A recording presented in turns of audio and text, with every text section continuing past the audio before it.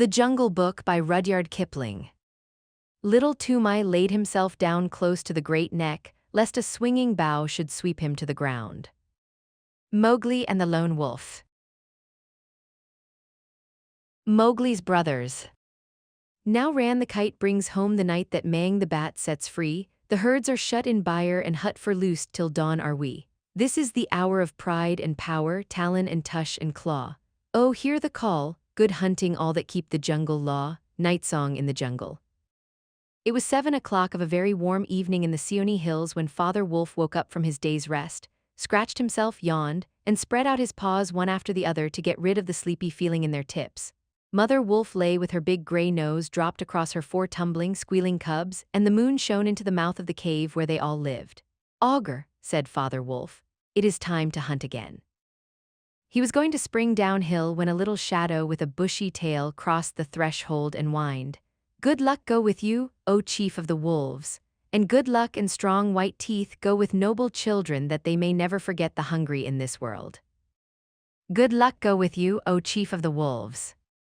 It was the jackal, Tabaqui, the dishlicker, and the wolves of India despise Tabaqui because he runs about making mischief, and telling tales and eating rags and pieces of leather from the village rubbish heaps.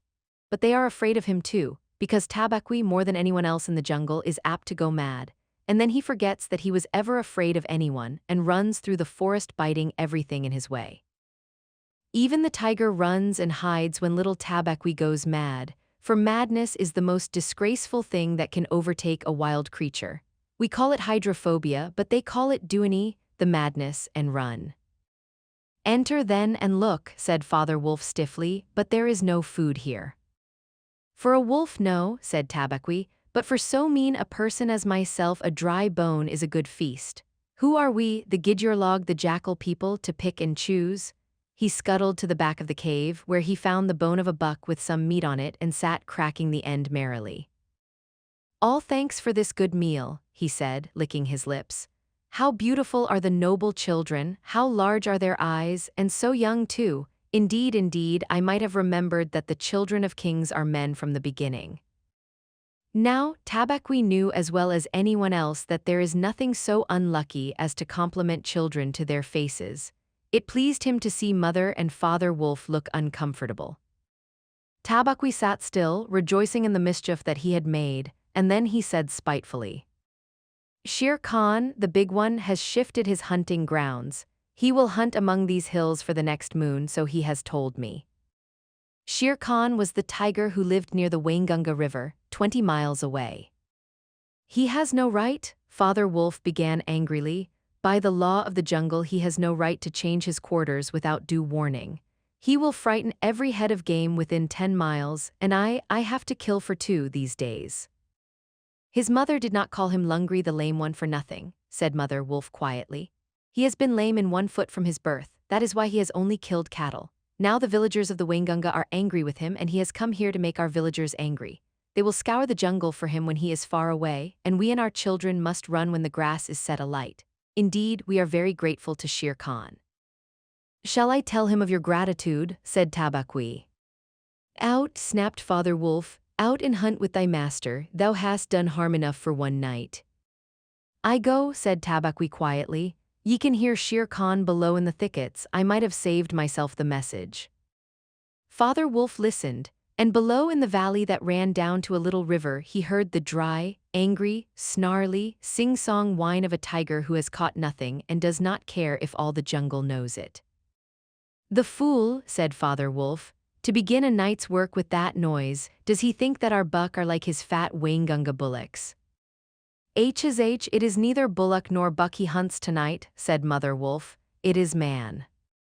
The whine had changed to a sort of humming purr that seemed to come from every quarter of the compass. It was the noise that bewilders woodcutters and gypsies sleeping in the open, and makes them run sometimes into the very mouth of the tiger. "Man," said Father Wolf, showing all his white teeth, "Faw, are there not enough beetles and frogs in the tanks that he must eat man and on our ground too?" The law of the jungle, which never orders anything without a reason, forbids every beast to eat man except when he is killing to show his children how to kill, and then he must hunt outside the hunting grounds of his pack or tribe. The real reason for this is that man-killing means, sooner or later, the arrival of white men on elephants with guns and hundreds of brown men with gongs and rockets and torches. Then everybody in the jungle suffers.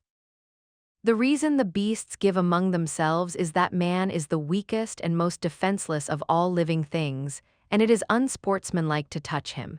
They say too, and it is true, that man-eaters become mangy and lose their teeth. The purr grew louder and ended in the full-throated "ah-ar" of the tiger's charge. Then there was a howl, an untigerish howl from Shere Khan. "He has missed," said Mother Wolf. "What is it?" Father Wolf ran out a few paces and heard Shere Khan muttering and mumbling savagely as he tumbled about in the scrub. "The fool has had no more sense than to jump at a woodcutter's campfire and has burned his feet," said Father Wolf with a grunt. "Tabaqui is with him." "Something is coming uphill," said Mother Wolf, twitching one ear. "Get ready."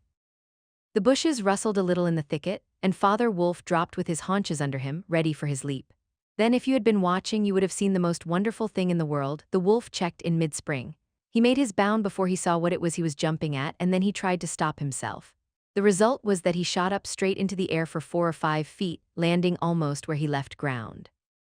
"Man," he snapped, "a man's cub, look."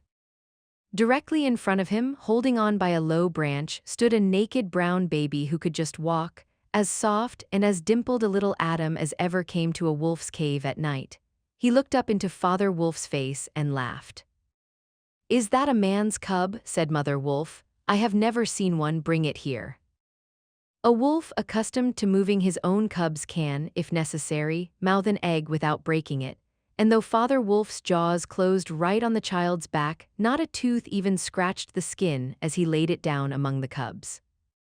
"How little, how naked, and how bold," said Mother Wolf softly. The baby was pushing his way between the cubs to get close to the warm hide. "Ahai, he is taking his meal with the others, and so this is a man's cub. Now, was there ever a wolf that could boast of a man's cub among her children?" "I have heard now and again of such a thing, but never in our pack or in my time," said Father Wolf. "He is altogether without hair, and I could kill him with a touch of my foot, but see, he looks up and is not afraid." The moonlight was blocked out of the mouth of the cave, for Shere Khan's great square head and shoulders were thrust into the entrance. Tabaqui behind him was squeaking, my lord, it went in here." "Shere Khan does us great honor," said Father Wolf, but his eyes were very angry. "What does Shere Khan need?" "My quarry, a man's cub, went this way," said Shere Khan. "Its parents have run off, give it to me." Shere Khan had jumped at a woodcutter's campfire, as Father Wolf had said, and was furious from the pain of his burned feet. But Father Wolf knew that the mouth of the cave was too narrow for a tiger to come in by. Even where he was, Shere Khan's shoulders and forepaws were cramped for want of room, as a man's would be if he tried to fight in a barrel. "The wolves are a free people," said Father Wolf. "They take orders from the head of the pack and not from any striped cattle killer. The man's cub is ours to kill if we choose." "Ye choose and ye do not choose. What talk is this of choosing? By the bull that I killed, am I to stand nosing into your dog's den for my fair dues? It is I, Shere Khan, who speak." The tiger's roar filled the cave with thunder. The tiger's roar filled the cave with thunder. Mother Wolf shook herself clear of the cubs and sprang forward, her eyes, like 2 green moons in the darkness, facing the blazing eyes of Shere Khan. "And it is I, Raksha the demon, who answers. The man's cub is mine, Lungri mine to me, he shall not be killed. He shall live to run with the pack and to hunt with the pack, and in the end, look you, hunter of little naked cubs, frog-eater, fish-killer, he shall hunt thee. Now get hence, or by the Sambhur that I killed, I eat no starved cattle. Back thou goest to thy mother, burned beast of the jungle, lamer than ever thou camest into the world. Go." Father Wolf looked on amazed. He had almost forgotten the days when he won Mother Wolf in fair fight from 5 other wolves, when she ran in the pack and was not called the demon for compliment's sake. Shere Khan might have faced Father Wolf, but he could not stand up against Mother Wolf, for he knew that where he was she had all the advantage of the ground and would fight to the death. So he backed out of the cave, mouth growling, and when he was clear he shouted, "Each dog barks in his own yard. We will see what the pack will say to this fostering of man-cubs. The cub is mine, and to my teeth he will come in the end, O bush-tailed thieves." Mother Wolf threw herself down panting among the cubs, and Father Wolf said to her gravely, Shere Khan speaks this much truth, the cub must be shown to the pack. Wilt thou still keep him, mother? Keep him, she gasped. He came naked, by night alone and very hungry, yet he was not afraid. Look, he has pushed one of my babes to one side already. And that lame butcher would have killed him and would have run off to the Waingunga while the villagers here hunted through all our lairs in revenge. Keep him? Assuredly I will keep him. Lie still, little frog. O thou Mowgli, for Mowgli the frog I will call thee. The time will come when thou wilt hunt Shere Khan as he has hunted thee. But what will our pack say? Said Father Wolf. The law of the jungle lays down very clearly that any wolf may, when he marries, withdraw from the pack he belongs to. But as soon as his cubs are old enough to stand on their feet, he must bring them to the pack council, which is generally held once a month at full moon, in order that the other wolves may identify them. After that inspection, the cubs are free to run where they please, and until they have killed their first buck, no excuse is accepted if a grown wolf of the pack kills one of them. The punishment is death where the murderer can be found, and if you think for a minute, you will see that this must be so. The Council Rock. Father Wolf waited till his cubs could run a little, and then on the night of the pack meeting took them and Mowgli and Mother Wolf to the Council Rock, a hilltop covered with stones and boulders where 100 wolves could hide. Akela, the great gray lone wolf who led all the pack by strength and cunning, lay out at full length on his rock, and below him sat 40 or more wolves of every size and color, from badger-colored veterans who could handle a buck alone to young black 3-year-olds who thought they could. The lone wolf had led them for a year now. He had fallen twice into a wolf trap in his youth, and once he had been beaten and left for dead, so he knew the manners and customs of men. There was very little talking at the rock. The cubs tumbled over each other in the center of the circle where their mothers and fathers sat, and now and again a senior wolf would go quietly up to a cub, look at him carefully, and return to his place on noiseless feet. Sometimes a mother would push her cub far out into the moonlight to be sure that he had not been overlooked. Akela from his rock would cry, Ye know the law, ye know the law. Look well, O wolves. And the anxious mothers would take up the call, Look, look well, O wolves. At last, and Mother Wolf's neck bristles lifted as the time came, Father Wolf pushed Mowgli the frog, as they called him, into the center, where he sat laughing and playing with some pebbles that glistened in the moonlight. Akela never raised his head from his paws but went on with the monotonous cry, Look well. A muffled roar came up from behind the rocks, the voice of Shere Khan crying, The cub is mine, give him to me. What have the free people to do with a man's cub? Akela never even twitched his ears. All he said was, Look well, O wolves, what have the free people to do with the orders of any save the free people? Look well. The meeting at the Council Rock. There was a chorus of deep growls, and a young wolf in his 4th year flung back Shere Khan's question to Akela. What have the free people to do with a man's cub? Now, the law of the jungle lays down that if there is any dispute as to the right of a cub to be accepted by the pack, he must be spoken for by at least 2 members of the pack who are not his father and mother. Who speaks for this cub? Said Akela. Among the free people who speaks? There was no answer, and Mother Wolf got ready for what she knew would be her last fight if things came to fighting. Then the only other creature who is allowed at the pack council, Baloo, the sleepy brown bear who teaches the wolf cubs the law of the jungle. Old Baloo, who can come and go where he pleases because he eats only nuts and roots and honey, rose upon his hind quarters and grunted. The man's cub, he said. I speak for the man's cub. There is no harm in a man's cub. I have no gift of words, but I speak the truth. Let him run with the pack and be entered with the others. I myself will teach him. We need yet another, said Akela. Baloo has spoken, and he is our teacher for the young cubs. Who speaks besides Baloo? A black shadow dropped down into the circle. It was Bagheera the Black Panther, inky black all over, but with the panther markings showing up in certain lights like the pattern of watered silk. Everybody knew Bagheera and nobody cared to cross his path, for he was as cunning as Tabaqui, as bold as the wild buffalo, and as reckless as the wounded elephant. But he had a voice as soft as wild honey dripping from a tree, and a skin softer than down. O Akela, and ye the free people, he purred, I have no right in your assembly, but the law of the jungle says that if there is a doubt which is not a killing matter in regard to a new cub, the life of that cub may be bought at a price. And the law does not say who may or may not pay that price. Am I right? Good, good, said the young wolves who are always hungry. Listen to Bagheera, the cub can be bought for a price, it is the law. Knowing that I have no right to speak here, I ask your leave. Speak then, cried 20 voices. To kill a naked cub is shame. Besides, he may make better sport for you when he is grown. Balu has spoken in his behalf. Now to Balu's word I will add one bull and a fat one newly killed, not half a mile from here, if you will accept the man's cub according to the law. Is it difficult? There was a clamor of scores of voices saying, "What matter, he will die in the winter rains, he will scorch in the sun. What harm can a naked frog do us? Let him run with the pack. Where is the bull, Bagheera? Let him be accepted." And then came Akla's deep bay, crying, look well, O wolves."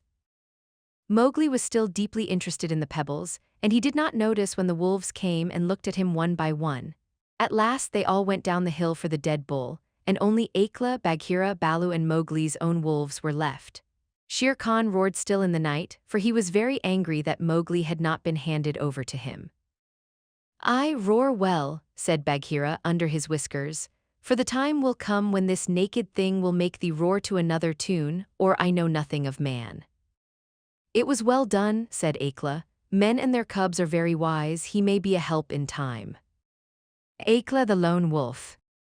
"Truly a help in time of need, for none can hope to lead the pack forever," said Bagheera. Akla said nothing. He was thinking of the time that comes to every leader of every pack when his strength goes from him and he gets feebler and feebler, till at last he is killed by the wolves and a new leader comes up, to be killed in his turn. "Take him away," he said to Father Wolf, "and train him as befits one of the free people." And that is how Mowgli was entered into the Seeonee wolf pack for the price of a bull, and on Balu's good word. Now you must be content to skip 10 or 11 whole years, and only guess at all the wonderful life that Mowgli led among the wolves, because if it were written out it would fill ever so many books. He grew up with the cubs, though they of course were grown wolves almost before he was a child. And Father Wolf taught him his business, and the meaning of things in the jungle, till every rustle in the grass, every breath of the warm night air, every note of the owls above his head, every scratch of a bat's claws as it roosted for a while in a tree, and every splash of every little fish jumping in a pool meant just as much to him as the work of his office means to a businessman. When he was not learning, he sat out in the sun and slept, and ate and went to sleep again. When he felt dirty or hot, he swam in the forest pools, and when he wanted honey, Balu told him that honey and nuts were just as pleasant to eat as raw meat. He climbed up for it, and that Bagheera showed him how to do. Bagheera would lie out on a branch and call, "Come along, little brother." Bagheera would lie out on a branch and call, "Come along, little brother," and at first Mowgli would cling like the sloth, but afterward he would fling himself through the branches almost as boldly as the gray ape. He took his place at the council rock too when the pack met, and there he discovered that if he stared hard at any wolf, the wolf would be forced to drop his eyes, and so he used to stare for fun. At other times he would pick the long thorns out of the pads of his friends, for wolves suffer terribly from thorns and burrs in their coats. He would go down the hillside into the cultivated lands by night, and look very curiously at the villagers in their huts, but he had a mistrust of men because Bagheera showed him a square box with a drop gate so cunningly hidden in the jungle that he nearly walked into it, and told him that it was a trap. He loved better than anything else to go with Bagheera into the dark warm heart of the forest, to sleep all through the drowsy day, and at night see how Bagheera did his killing. Bagheera killed right and left as he felt hungry, and so did Mowgli with one exception. As soon as he was old enough to understand things, Bagheera told him that he must never touch cattle because he had been bought into the pack at the price of a bull's life. "All the jungle is thine," said Bagheera, "and thou canst kill everything that thou art strong enough to kill, but for the sake of the bull that bought thee thou must never kill or eat any cattle young or old. That is the law of the jungle." Mowgli obeyed faithfully. And he grew and grew strong as a boy must grow who does not know that he is learning any lessons, and who has nothing in the world to think of except things to eat. Mother Wolf told him once or twice that Shere Khan was not a creature to be trusted, and that someday he must kill Shere Khan. But though a young wolf would have remembered that advice every hour, Mowgli forgot it because he was only a boy, though he would have called himself a wolf if he had been able to speak in any human tongue. Shere Khan was always crossing his path in the jungle, for as Akla grew older and feebler, the lame tiger had come to be great friends with the younger wolves of the pack, who followed him for scraps, a thing Akla would never have allowed if he had dared to push his authority to the proper bounds. Then Shere Khan would flatter them, and wonder that such fine young hunters were content to be led by a dying wolf and a man's cub. They tell me, Shere Khan would say, that at council ye dare not look him between the eyes. And the young wolves would growl and bristle. Bagheera, who had eyes and ears everywhere, knew something of this, and once or twice he told Mowgli in so many words that Shere Khan would kill him someday. Mowgli would laugh and answer, I have the pack and I have thee, and Baloo, though he is so lazy, might strike a blow or two for my sake. Why should I be afraid? It was one very warm day that a new notion came to Bagheera, born of something that he had heard. Perhaps Ikki the porcupine had told him, but he said to Mowgli when they were deep in the jungle, as the boy lay with his head on Bagheera's beautiful black skin, Little brother, how often have I told thee that Shere Khan is thy enemy? As many times as there are nuts on that palm, said Mowgli, who naturally could not count. What of it? I am sleepy, Bagheera, and Shere Khan is all long tail and loud talk like Mao the peacock. But this is no time for sleeping. Baloo knows it, I know it, the pack know it, and even the foolish, foolish deer know. Tabaqui has told thee too. Ho, ho, said Mowgli. Tabaqui came to me not long ago with some rude talk that I was a naked man's cub and not fit to dig pig nuts. But I caught Tabaqui by the tail and swung him twice against a palm tree to teach him better manners. That was foolishness, for though Tabaqui is a mischief maker, he would have told thee of something that concerned thee closely. Open those eyes, little brother. Shere Khan dare not kill thee in the jungle. But remember, Akela is very old, and soon the day comes when he cannot kill his buck, and then he will be leader no more. Many of the wolves that looked thee over when thou wast brought to the council first are old too, and the young wolves believe, as Shere Khan has taught them, that a man-cub has no place with the pack. In a little time thou wilt be a man. And what is a man that he should not run with his brothers? Said Mowgli. I was born in the jungle, I have obeyed the law of the jungle, and there is no wolf of ours from whose paws I have not pulled a thorn. Surely they are my brothers. Bagheera stretched himself at full length and half shut his eyes. Little brother, said he, feel under my jaw.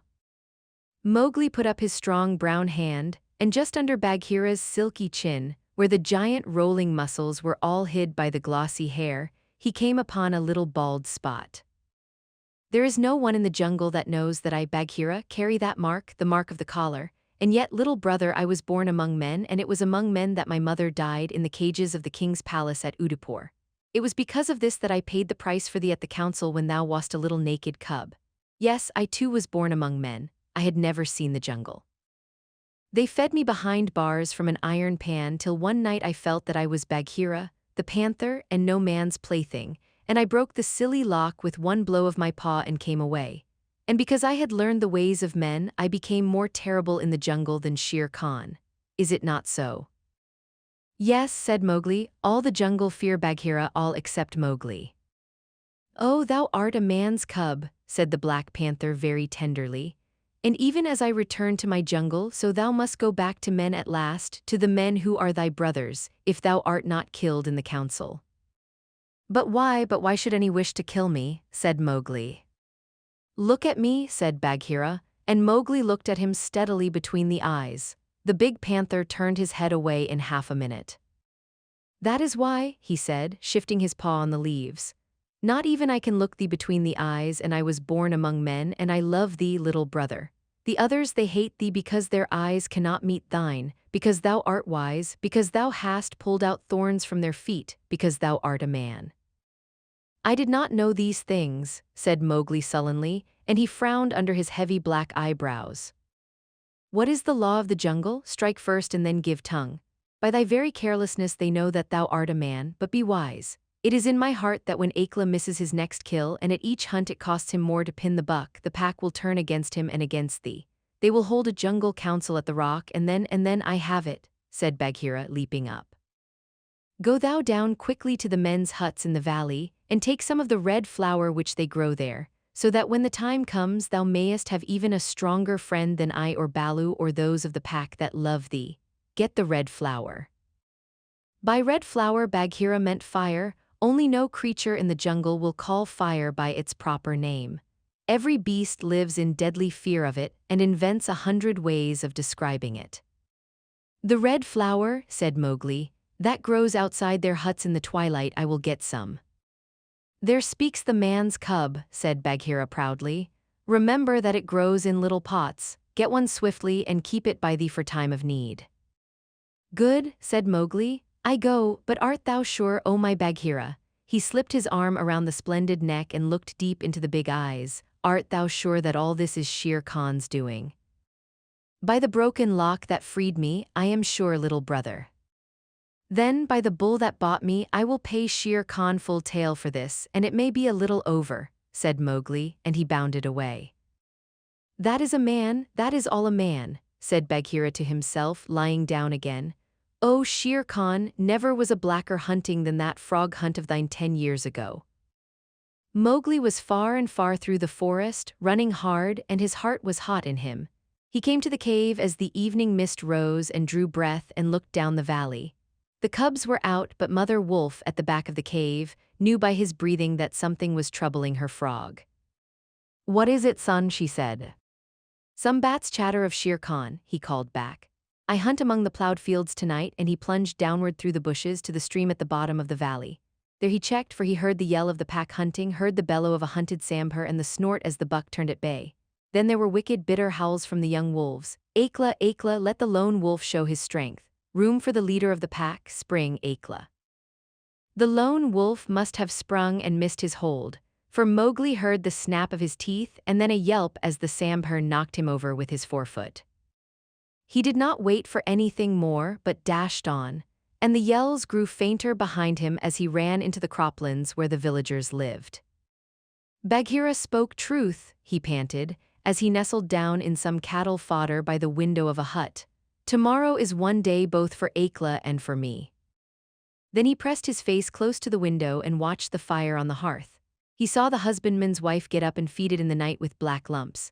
And when the morning came and the mists were all white and cold, he saw the man's child pick up a wicker pot plastered inside with earth, fill it with lumps of red-hot charcoal, put it under his blanket, and go out to tend the cows in the byre. Is that all? Said Mowgli. If a cub can do it, there is nothing to fear. So he strode round the corner and met the boy, took the pot from his hand, and disappeared into the mist while the boy howled with fear. They are very like me, said Mowgli, blowing into the pot as he had seen the woman do. This thing will die if I do not give it things to eat, and he dropped twigs and dried bark on the red stuff. Halfway up the hill he met Bagheera with the morning dew shining like moonstones on his coat. Akela has missed, said the panther. They would have killed him last night, but they needed thee also. They were looking for thee on the hill. I was among the plowed lands. I am ready, see. Mowgli held up the fire pot. Good, now I have seen men thrust a dry branch into that stuff, and presently the red flower blossomed at the end of it. Art thou not afraid? No, why should I fear? I remember now, if it is not a dream, how before I was a wolf I lay beside the red flower and it was warm and pleasant. All that day Mowgli sat in the cave tending his fire pot and dipping dry branches into it to see how they looked. He found a branch that satisfied him, and in the evening when Tabaqui came to the cave and told him rudely enough that he was wanted at the council rock, he laughed till Tabaqui ran away. Then Mowgli went to the council, still laughing. Mowgli and Bagheera. Akela the lone wolf lay by the side of his rock as a sign that the leadership of the pack was open, and Shere Khan with his following of scrap-fed wolves walked to and fro openly being flattered. Bagheera lay close to Mowgli, and the fire pot was between Mowgli's knees. When they were all gathered together, Shere Khan began to speak, a thing he would never have dared to do when Akela was in his prime. He has no right, whispered Bagheera. Say so, he is a dog's son, he will be frightened. Mowgli sprang to his feet. Free people, he cried. Does Shere Khan lead the pack? What has a tiger to do with our leadership? Seeing that the leadership is yet open and being asked to speak, Shere Khan began.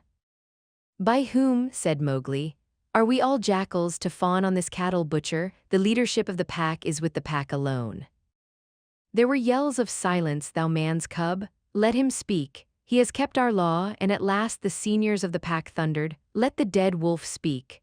When a leader of the pack has missed his kill, he is called the dead wolf as long as he lives, which is not long. Akela raised his old head wearily. Free people and ye too, jackals of Shere Khan, for 12 seasons I have led ye to and from the kill, and in all that time not one has been trapped or maimed. Now I have missed my kill, you know how that plot was made. You know how you brought me up to an untried buck to make my weakness known. It was cleverly done. Your right is to kill me here on the council rock now. Therefore I ask who comes to make an end of the lone wolf, for it is my right by the law of the jungle that ye come one by one. There was a long hush, for no single wolf cared to fight Akela to the death. Then Shere Khan roared, "Bah, what have we to do with this toothless fool? He is doomed to die. It is the man-cub who has lived too long. Free people, he was my meat from the first. Give him to me, I am weary of this man-wolf folly. He has troubled the jungle for 10 seasons. Give me the man-cub or I will hunt here always and not give you one bone. He is a man's child, and from the marrow of my bones I hate him." Then more than half the pack yelled, a man, what has a man to do with us? Let him go to his own place." "And turn all the people of the villages against us?" clamored Shere Khan. "No, give him to me. He is a man and none of us can look him between the eyes." Akela lifted his head again and said, "He has eaten our food, he has slept with us, he has driven game for us, he has broken no word of the law of the jungle. Also, I paid for him with a bull when he was accepted. The worth of a bull is little, but Bagheera's honor is something that he will perhaps fight for," said Bagheera in his gentlest voice. "A bull paid 10 years ago," the pack snarled. "What do we care for bones 10 years old?" "Or for a pledge," said Bagheera, his white teeth bared under his lip. "Well, are ye called the free people?" "No man's cub can run with the people of the jungle," howled Shere Khan. "Give him to me." "He is our brother in all but blood," Akela went on, "and you would kill him here? In truth, I have lived too long. Some of ye are eaters of cattle, and of others I have heard that under Shere Khan's teaching ye go by dark night and snatch children from the villagers' doorstep. Therefore I know ye to be cowards, and it is to cowards I speak. It is certain that I must die, and my life is of no worth, or I would offer that in the man-cub's place. But for the sake of the honor of the pack, a little matter that by being without a leader ye have forgotten. I promise that if ye let the man-cub go to his own place, I will not, when my time comes to die, bear one tooth against ye. I will die without fighting. That will at least save the pack 3 lives. More I cannot do, but if ye will, I can save ye the shame that comes of killing a brother against whom there is no fault, a brother spoken for and bought into the pack according to the law of the jungle." "He is a man, snarled the pack, and most of the wolves began to gather round Shere Khan, whose tail was beginning to switch. "Now the business is in thy hands," said Bagheera to Mowgli. "We can do no more except fight." Mowgli stood upright, the fire pot in his hands. Then he stretched out his arms and yawned in the face of the council, but he was furious with rage and sorrow, for wolf-like the wolves had never told him how they hated him. "Listen you," he cried. "There is no need for this dog's jabber. Ye have told me so often tonight that I am a man, and indeed I would have been a wolf with you to my life's end, that I feel your words are true. So I do not call ye my brothers any more, but sag dogs as a man should. What ye will do, and what ye will not do, is not yours to say. That matter is with me, and that we may see the matter more plainly, I the man have brought here a little of the red flower which ye, dogs, fear." He flung the fire pot on the ground, and some of the red coals lit a tuft of dried moss that flared up, as all the council drew back in terror before the leaping flames. Mowgli thrust his dead branch into the fire till the twigs lit and crackled, and whirled it above his head among the cowering wolves. "Thou art the master," said Bagheera in an undertone. "Save Akela from the death, he was ever thy friend." Akela, the grim old wolf who had never asked for mercy in his life, gave one piteous look at Mowgli as the boy stood all naked, his long black hair tossing over his shoulders in the light of the blazing branch that made the shadows jump and quiver. "Good," said Mowgli, staring round slowly. "I see that ye are dogs. I go from you to my own people if they be my own people. The jungle is shut to me, and I must forget your talk and your companionship. But I will be more merciful than ye are. Because I was all but your brother in blood, I promise that when I am a man among men, I will not betray ye to men as ye have betrayed me." He kicked the fire with his foot, and the sparks flew up. "There shall be no war between any of us in the pack. But here is a debt to pay before I go." He strode forward to where Shere Khan sat blinking stupidly at the flames and caught him by the tuft on his chin. Bagheera followed in case of accidents. "Up, dog," Mowgli cried. "Up when a man speaks, or I will set that coat ablaze." Shere Khan's ears lay flat back on his head, and he shut his eyes, for the blazing branch was very near. "This cattle killer said he would kill me in the council because he had not killed me when I was a cub. Thus and thus then do we beat dogs when we are men. Stir a whisker, Lungri, and I ram the red flower down thy gullet." He beat Shere Khan over the head with the branch, and the tiger whimpered and whined in an agony of fear. "Pa, Singe jungle cat go now. But remember, when next I come to the council rock as a man should come, it will be with Shere Khan's hide on my head. For the rest, Akela goes free to live as he pleases. You will not kill him because that is not my will. Nor do I think that you will sit here any longer, lolling out your tongues as though you were somebodies instead of dogs whom I drive out thus. Go. The fire was burning furiously at the end of the branch, and Mowgli struck right and left round the circle, and the wolves ran howling with the sparks burning their fur. At last there were only Akela, Bagheera, and perhaps 10 wolves that had taken Mowgli's part. Then something began to hurt Mowgli inside him as he had never been hurt in his life before, and he caught his breath and sobbed, and the tears ran down his face. "What is it? What is it?" he said. "I do not wish to leave the jungle, and I do not know what this is. Am I dying, Bagheera?" Mowgli leaving the jungle. "No, little brother, that is only tears such as men use," said Bagheera. "Now I know thou art a man and a man's cub no longer. The jungle is shut indeed to thee henceforward. Let them fall, Mowgli, they are only tears." So Mowgli sat and cried as though his heart would break, and he had never cried in all his life before. "Now," he said, "I will go to men, but first I must say farewell to my mother." And he went to the cave where she lived with Father Wolf, and he cried on her coat while the 4 cubs howled miserably. "You will not forget me," said Mowgli. "Never while we can follow a trail," said the cubs.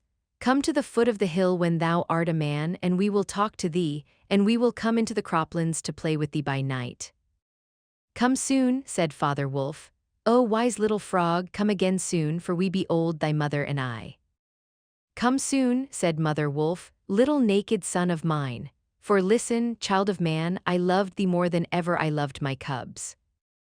"I will surely come," said Mowgli. "And when I come, it will be to lay out Shere Khan's hide upon the council rock. Do not forget me, tell them in the jungle never to forget me." The dawn was beginning to break when Mowgli went down the hillside alone, to meet those mysterious things that are called men. Hunting Song of the Seeonee Pack. As the dawn was breaking, the Sambhur belled once, twice, and again, and a doe leaped up, from the pond in the wood where the wild deer sup. This I, scouting alone, beheld once, twice, and again. As the dawn was breaking, the Sambhur belled once, twice, and again, and a wolf stole back, to carry the word to the waiting pack, and we sought and we found and we bayed on his track once, twice, and again. As the dawn was breaking, the wolf pack yelled once, twice, and again, feet in the jungle that leave no mark. Eyes that can see in the dark, tongue give tongue to it, hark, oh hark, once, twice, and again. Ka's hunting. His spots are the joy of the leopard, his horns are the buffalo's pride. Be clean, for the strength of the hunter is known by the gloss of his hide. If ye find that the bullock can toss you or the heavy-browed Sambhur can gore, ye need not stop work to inform us, we knew it 10 seasons before. Oppress not the cubs of the stranger, but hail them as sister and brother, for though they are little and fubsy, it may be the bear is their mother.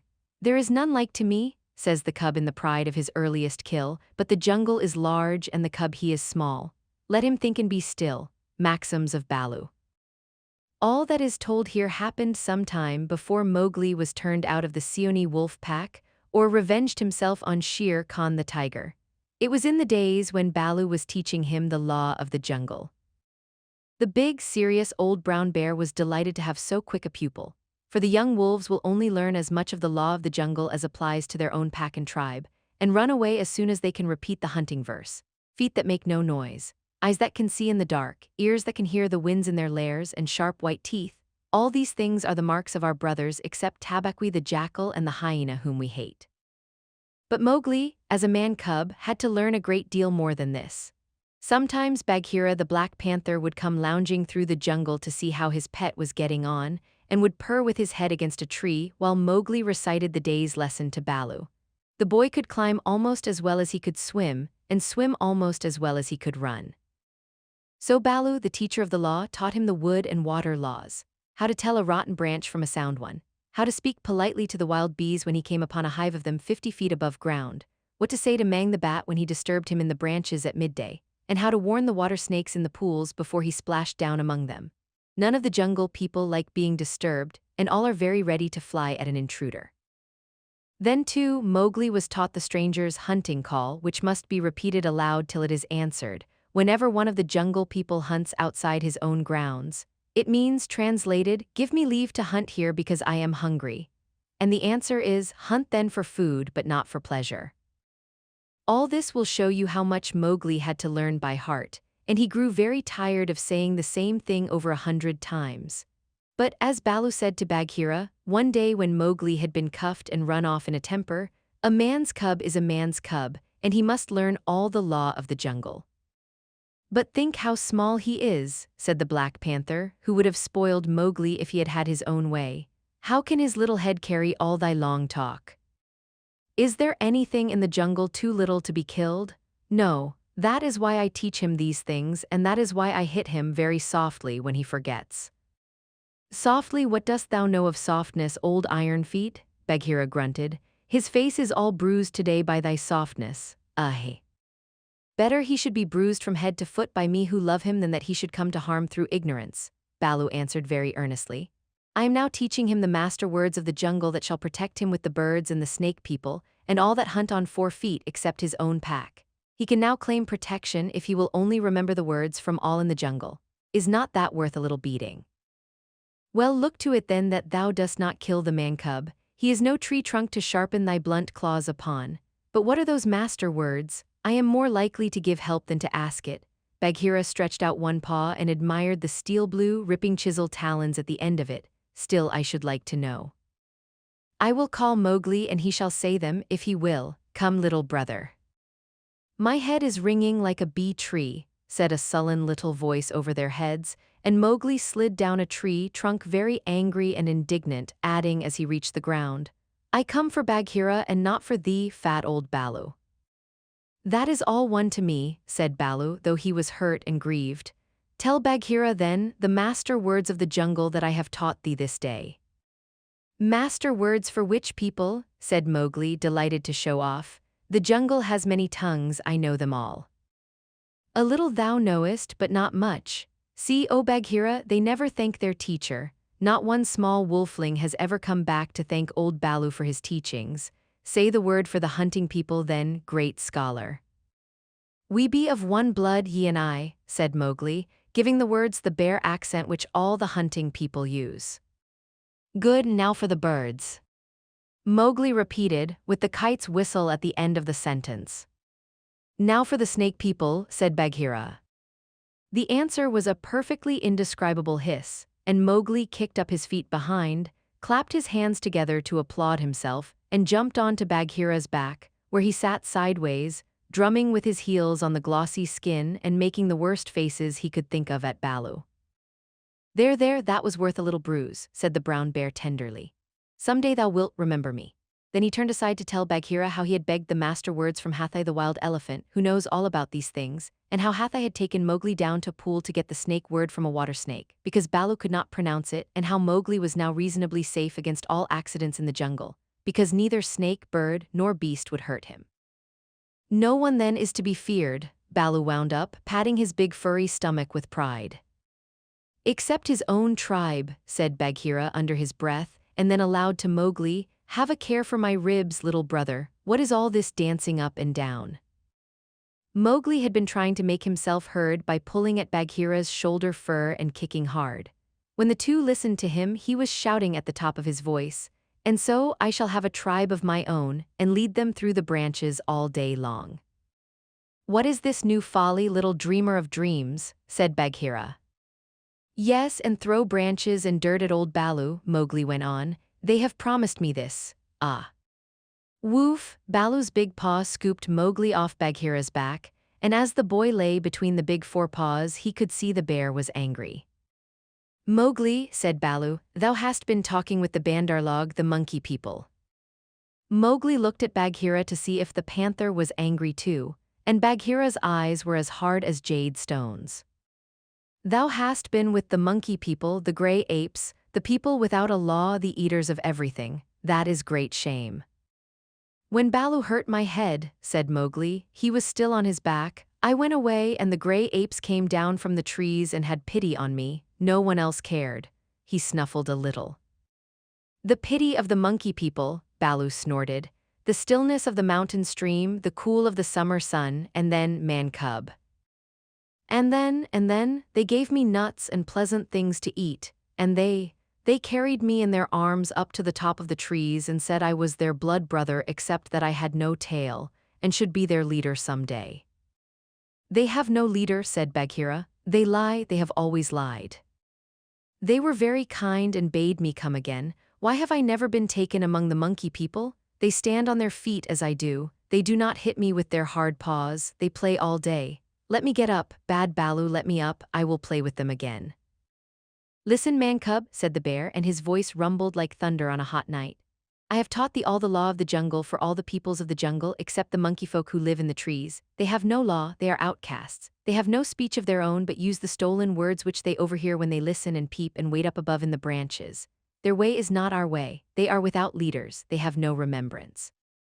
They boast and chatter and pretend that they are a great people about to do great affairs in the jungle, but the falling of a nut turns their minds to laughter and all is forgotten.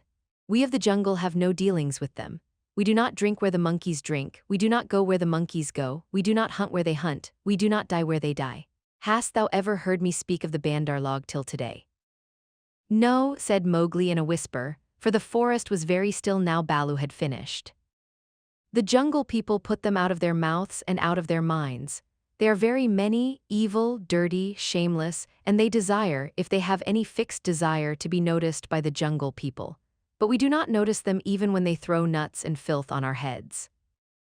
He had hardly spoken when a shower of nuts and twigs spattered down through the branches, and they could hear coughings and howlings and angry jumpings high up in the air among the thin branches. The monkey people are forbidden, said Baloo, forbidden to the jungle people, remember. Forbidden, said Bagheera, but I still think Baloo should have warned thee against them. Aye, how was I to guess he would play with such dirt? The monkey people faw.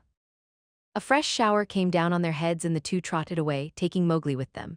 What Baloo had said about the monkeys was perfectly true. They belonged to the tree tops, and as beasts very seldom look up, there was no occasion for the monkeys and the jungle people to cross each other's path. But whenever they found a sick wolf or a wounded tiger or bear, the monkeys would torment him, and would throw sticks and nuts at any beast for fun and in the hope of being noticed. Then they would howl and shriek senseless songs, and invite the jungle people to climb up their trees and fight them, or would start furious battles over nothing among themselves, and leave the dead monkeys where the jungle people could see them. They were always just going to have a leader, and laws and customs of their own, but they never did because their memories would not hold over from day to day, and so they compromised things by making up a saying, what the Bandar log think now the jungle will think later, and that comforted them a great deal. None of the beasts could reach them, but on the other hand none of the beasts would notice them, and that was why they were so pleased when Mowgli came to play with them, and they heard how angry Baloo was. They never meant to do any more, the Bandar log never mean anything at all, but one of them invented what seemed to him a brilliant idea, and he told all the others that Mowgli would be a useful person to keep in the tribe, because he could weave sticks together for protection from the wind. So if they caught him, they could make him teach them. Of course Mowgli, as a woodcutter's child, inherited all sorts of instincts, and used to make little huts of fallen branches without thinking how he came to do it. The monkey people, watching in the trees, considered his play most wonderful. This time they said they were really going to have a leader and become the wisest people in the jungle, so wise that everyone else would notice and envy them. Therefore they followed Baloo and Bagheera and Mowgli through the jungle very quietly till it was time for the midday nap. And Mowgli, who was very much ashamed of himself, slept between the panther and the bear, resolving to have no more to do with the monkey people. The next thing he remembered was feeling hands on his legs and arms, hard, strong little hands, and then a swash of branches in his face, and then he was staring down through the swaying boughs as Baloo woke the jungle with his deep cries and Bagheera bounded up the trunk with every tooth bared. The Bandar log howled with triumph and scuffled away to the upper branches where Bagheera dared not follow, shouting, "He has noticed us. Bagheera has noticed us. All the jungle people admire us for our skill and our cunning." Then they began their flight, and the flight of the monkey people through tree land is one of the things nobody can describe. They have their regular roads and crossroads, up hills and down hills, all laid out from 50 to 70 or 100 feet above ground, and by these they can travel even at night if necessary. Two of the strongest monkeys caught Mowgli under the arms and swung off with him through the treetops, 20 feet at a bound. Had they been alone they could have gone twice as fast, but the boy's weight held them back. Sick and giddy as Mowgli was, he could not help enjoying the wild rush, though the glimpses of earth far down below frightened him, and the terrible check and jerk at the end of the swing over nothing but empty air brought his heart between his teeth.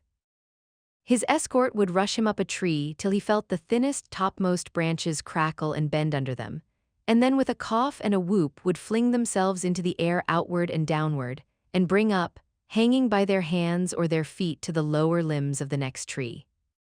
Sometimes he could see for miles and miles across the still green jungle, as a man on the top of a mast can see for miles across the sea, and then the branches and leaves would lash him across the face, and he and his 2 guards would be almost down to earth again.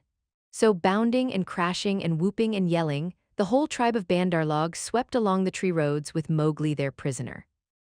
For a time he was afraid of being dropped. Then he grew angry but knew better than to struggle, and then he began to think. The first thing was to send back word to Baloo and Bagheera, for at the pace the monkeys were going he knew his friends would be left far behind.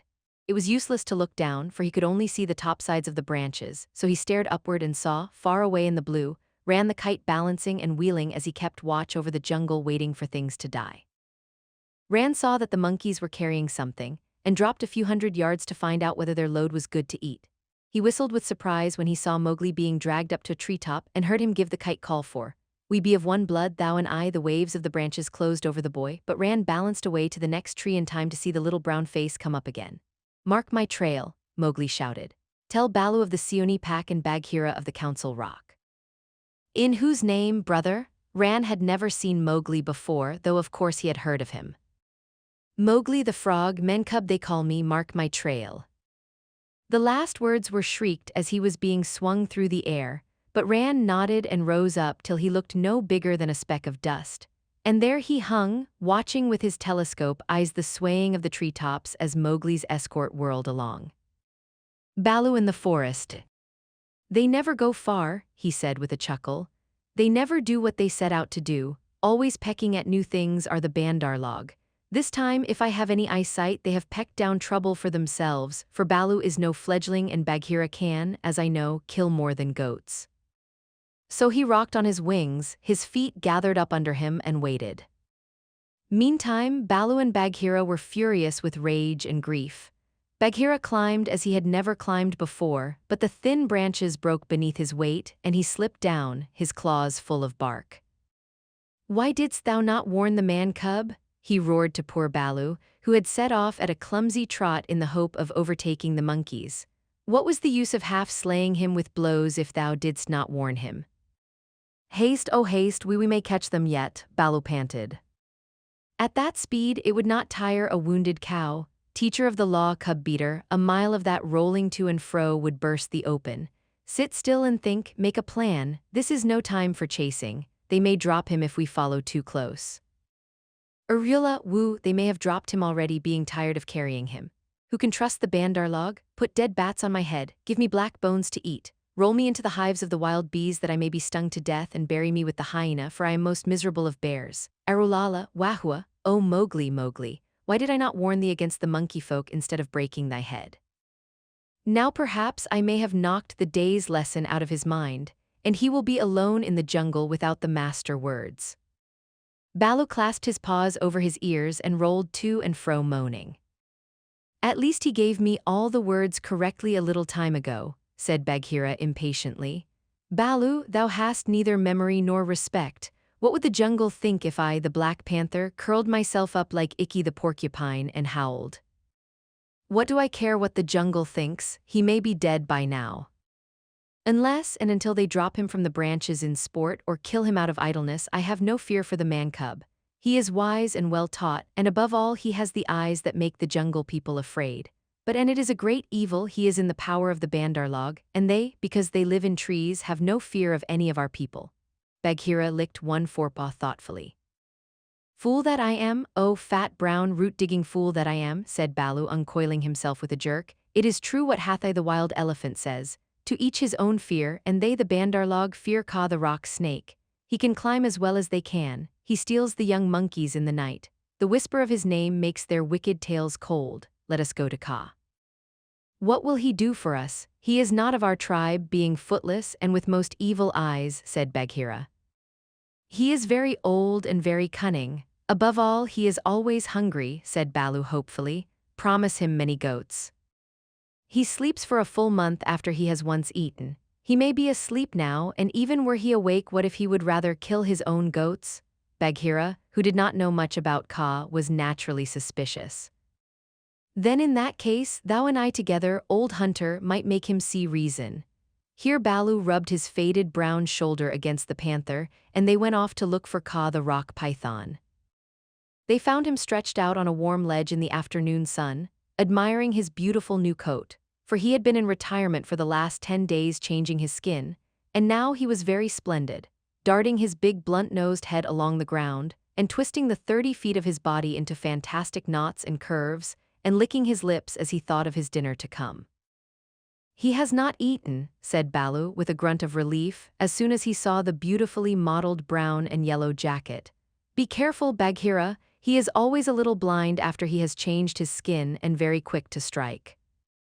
Kaa was not a poison snake, in fact he rather despised the poisoned snakes as cowards, but his strength lay in his hug, and when he had once lapped his huge coils round anybody there was no more to be said. Good hunting, cried Baloo sitting up on his haunches. Like all snakes of his breed, Kaa was rather deaf and did not hear the call at first.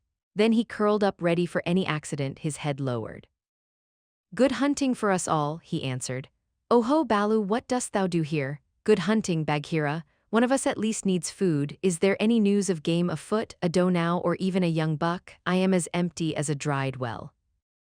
We are hunting, said Baloo carelessly. He knew that you must not hurry Kaa, he is too big. Give me permission to come with you, said Kaa. A blow more or less is nothing to thee, Bagheera or Baloo, but I have to wait and wait for days in a wood path and climb half a night on the mere chance of a young ape. P.S. Shaw, the branches are not what they were when I was young. Rotten twigs and dry boughs are they all. Maybe thy great weight has something to do with the matter, said Baloo. I am a fair length, said Kaa with a little pride. But for all that, it is the fault of this new-grown timber. I came very near to falling on my last hunt, very near indeed, and the noise of my slipping, for my tail was not tight wrapped around the tree, waked the Bandar log, and they called me most evil names. Footless, yellow earthworm, said Bagheera under his whiskers, as though he were trying to remember something. SSSSS, have they ever called me that? Said Kaa. Something of that kind it was that they shouted to us last moon, but we never noticed them. They will say anything, even that thou hast lost all thy teeth, and wilt not face anything bigger than a kid, because they are indeed shameless, these Bandar log, because thou art afraid of the he-goat's horns, Bagheera went on sweetly.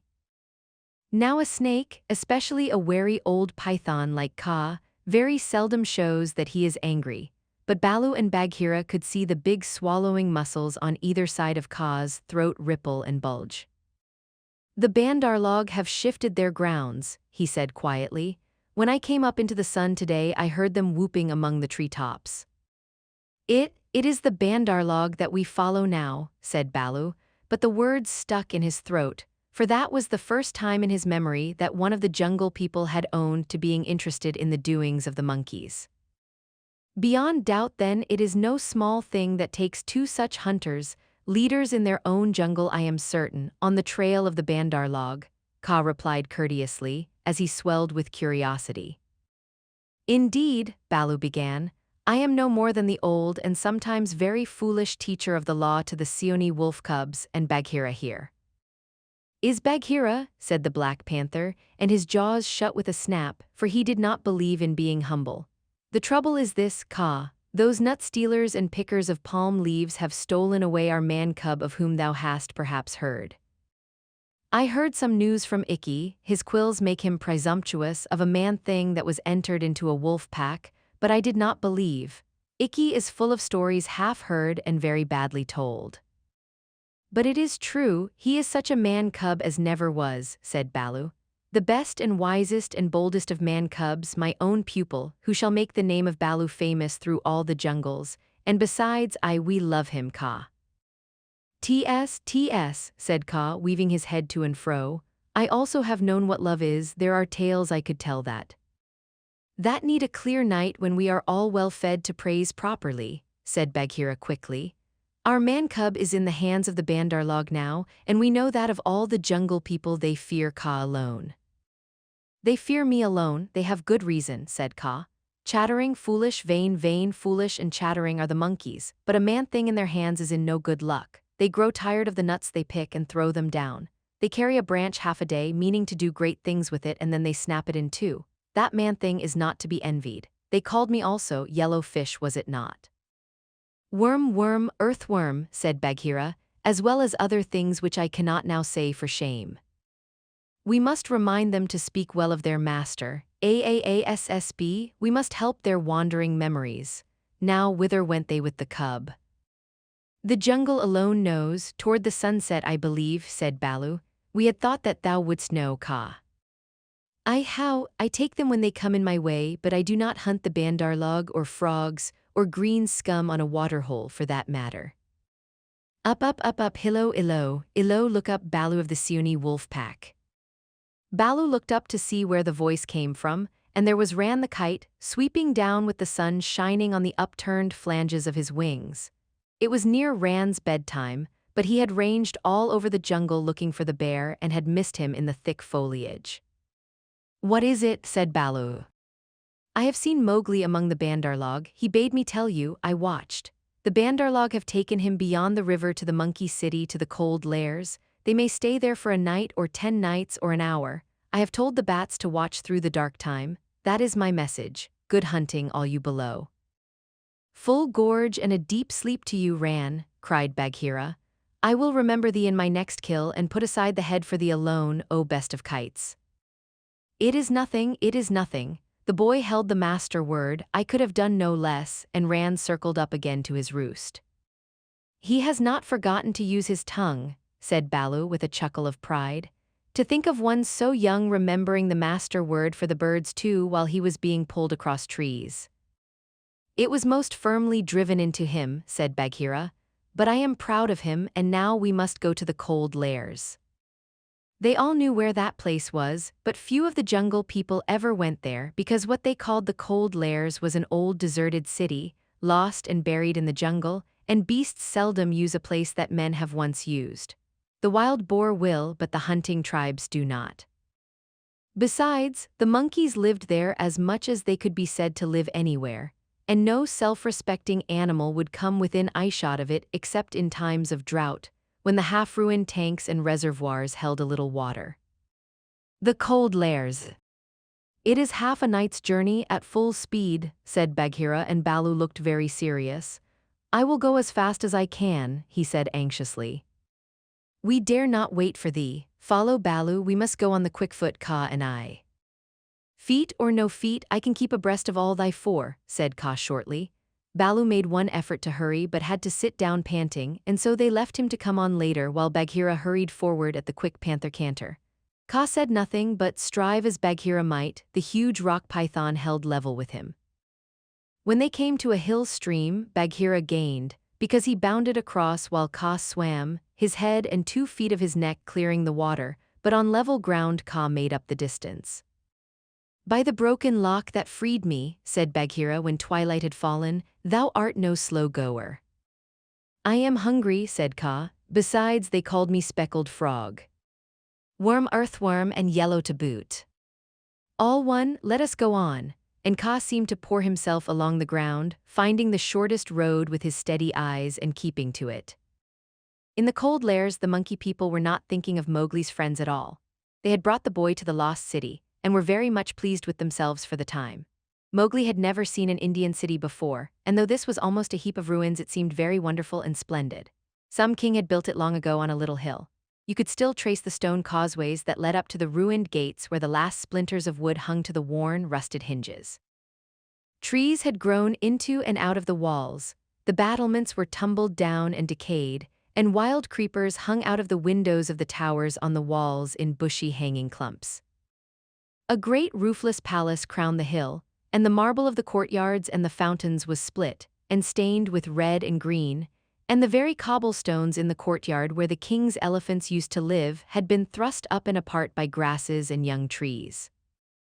From the palace you could see the rows and rows of roofless houses that made up the city looking like empty honeycombs filled with blackness. The shapeless block of stone that had been an idol in the square where 4 roads met, the pits and dimples at street corners where the public wells once stood, and the shattered domes of temples with wild figs sprouting on their sides. The monkeys called the place their city, and pretended to despise the jungle people because they lived in the forest. And yet, they never knew what the buildings were made for nor how to use them. They would sit in circles on the hall of the king's council chamber, and scratch for fleas and pretend to be men, or they would run in and out of the roofless houses and collect pieces of plaster and old bricks in a corner, and forget where they had hidden them, and fight and cry in scuffling crowds, and then break off to play up and down the terraces of the king's garden, where they would shake the rose trees and the oranges in sport to see the fruit and flowers fall.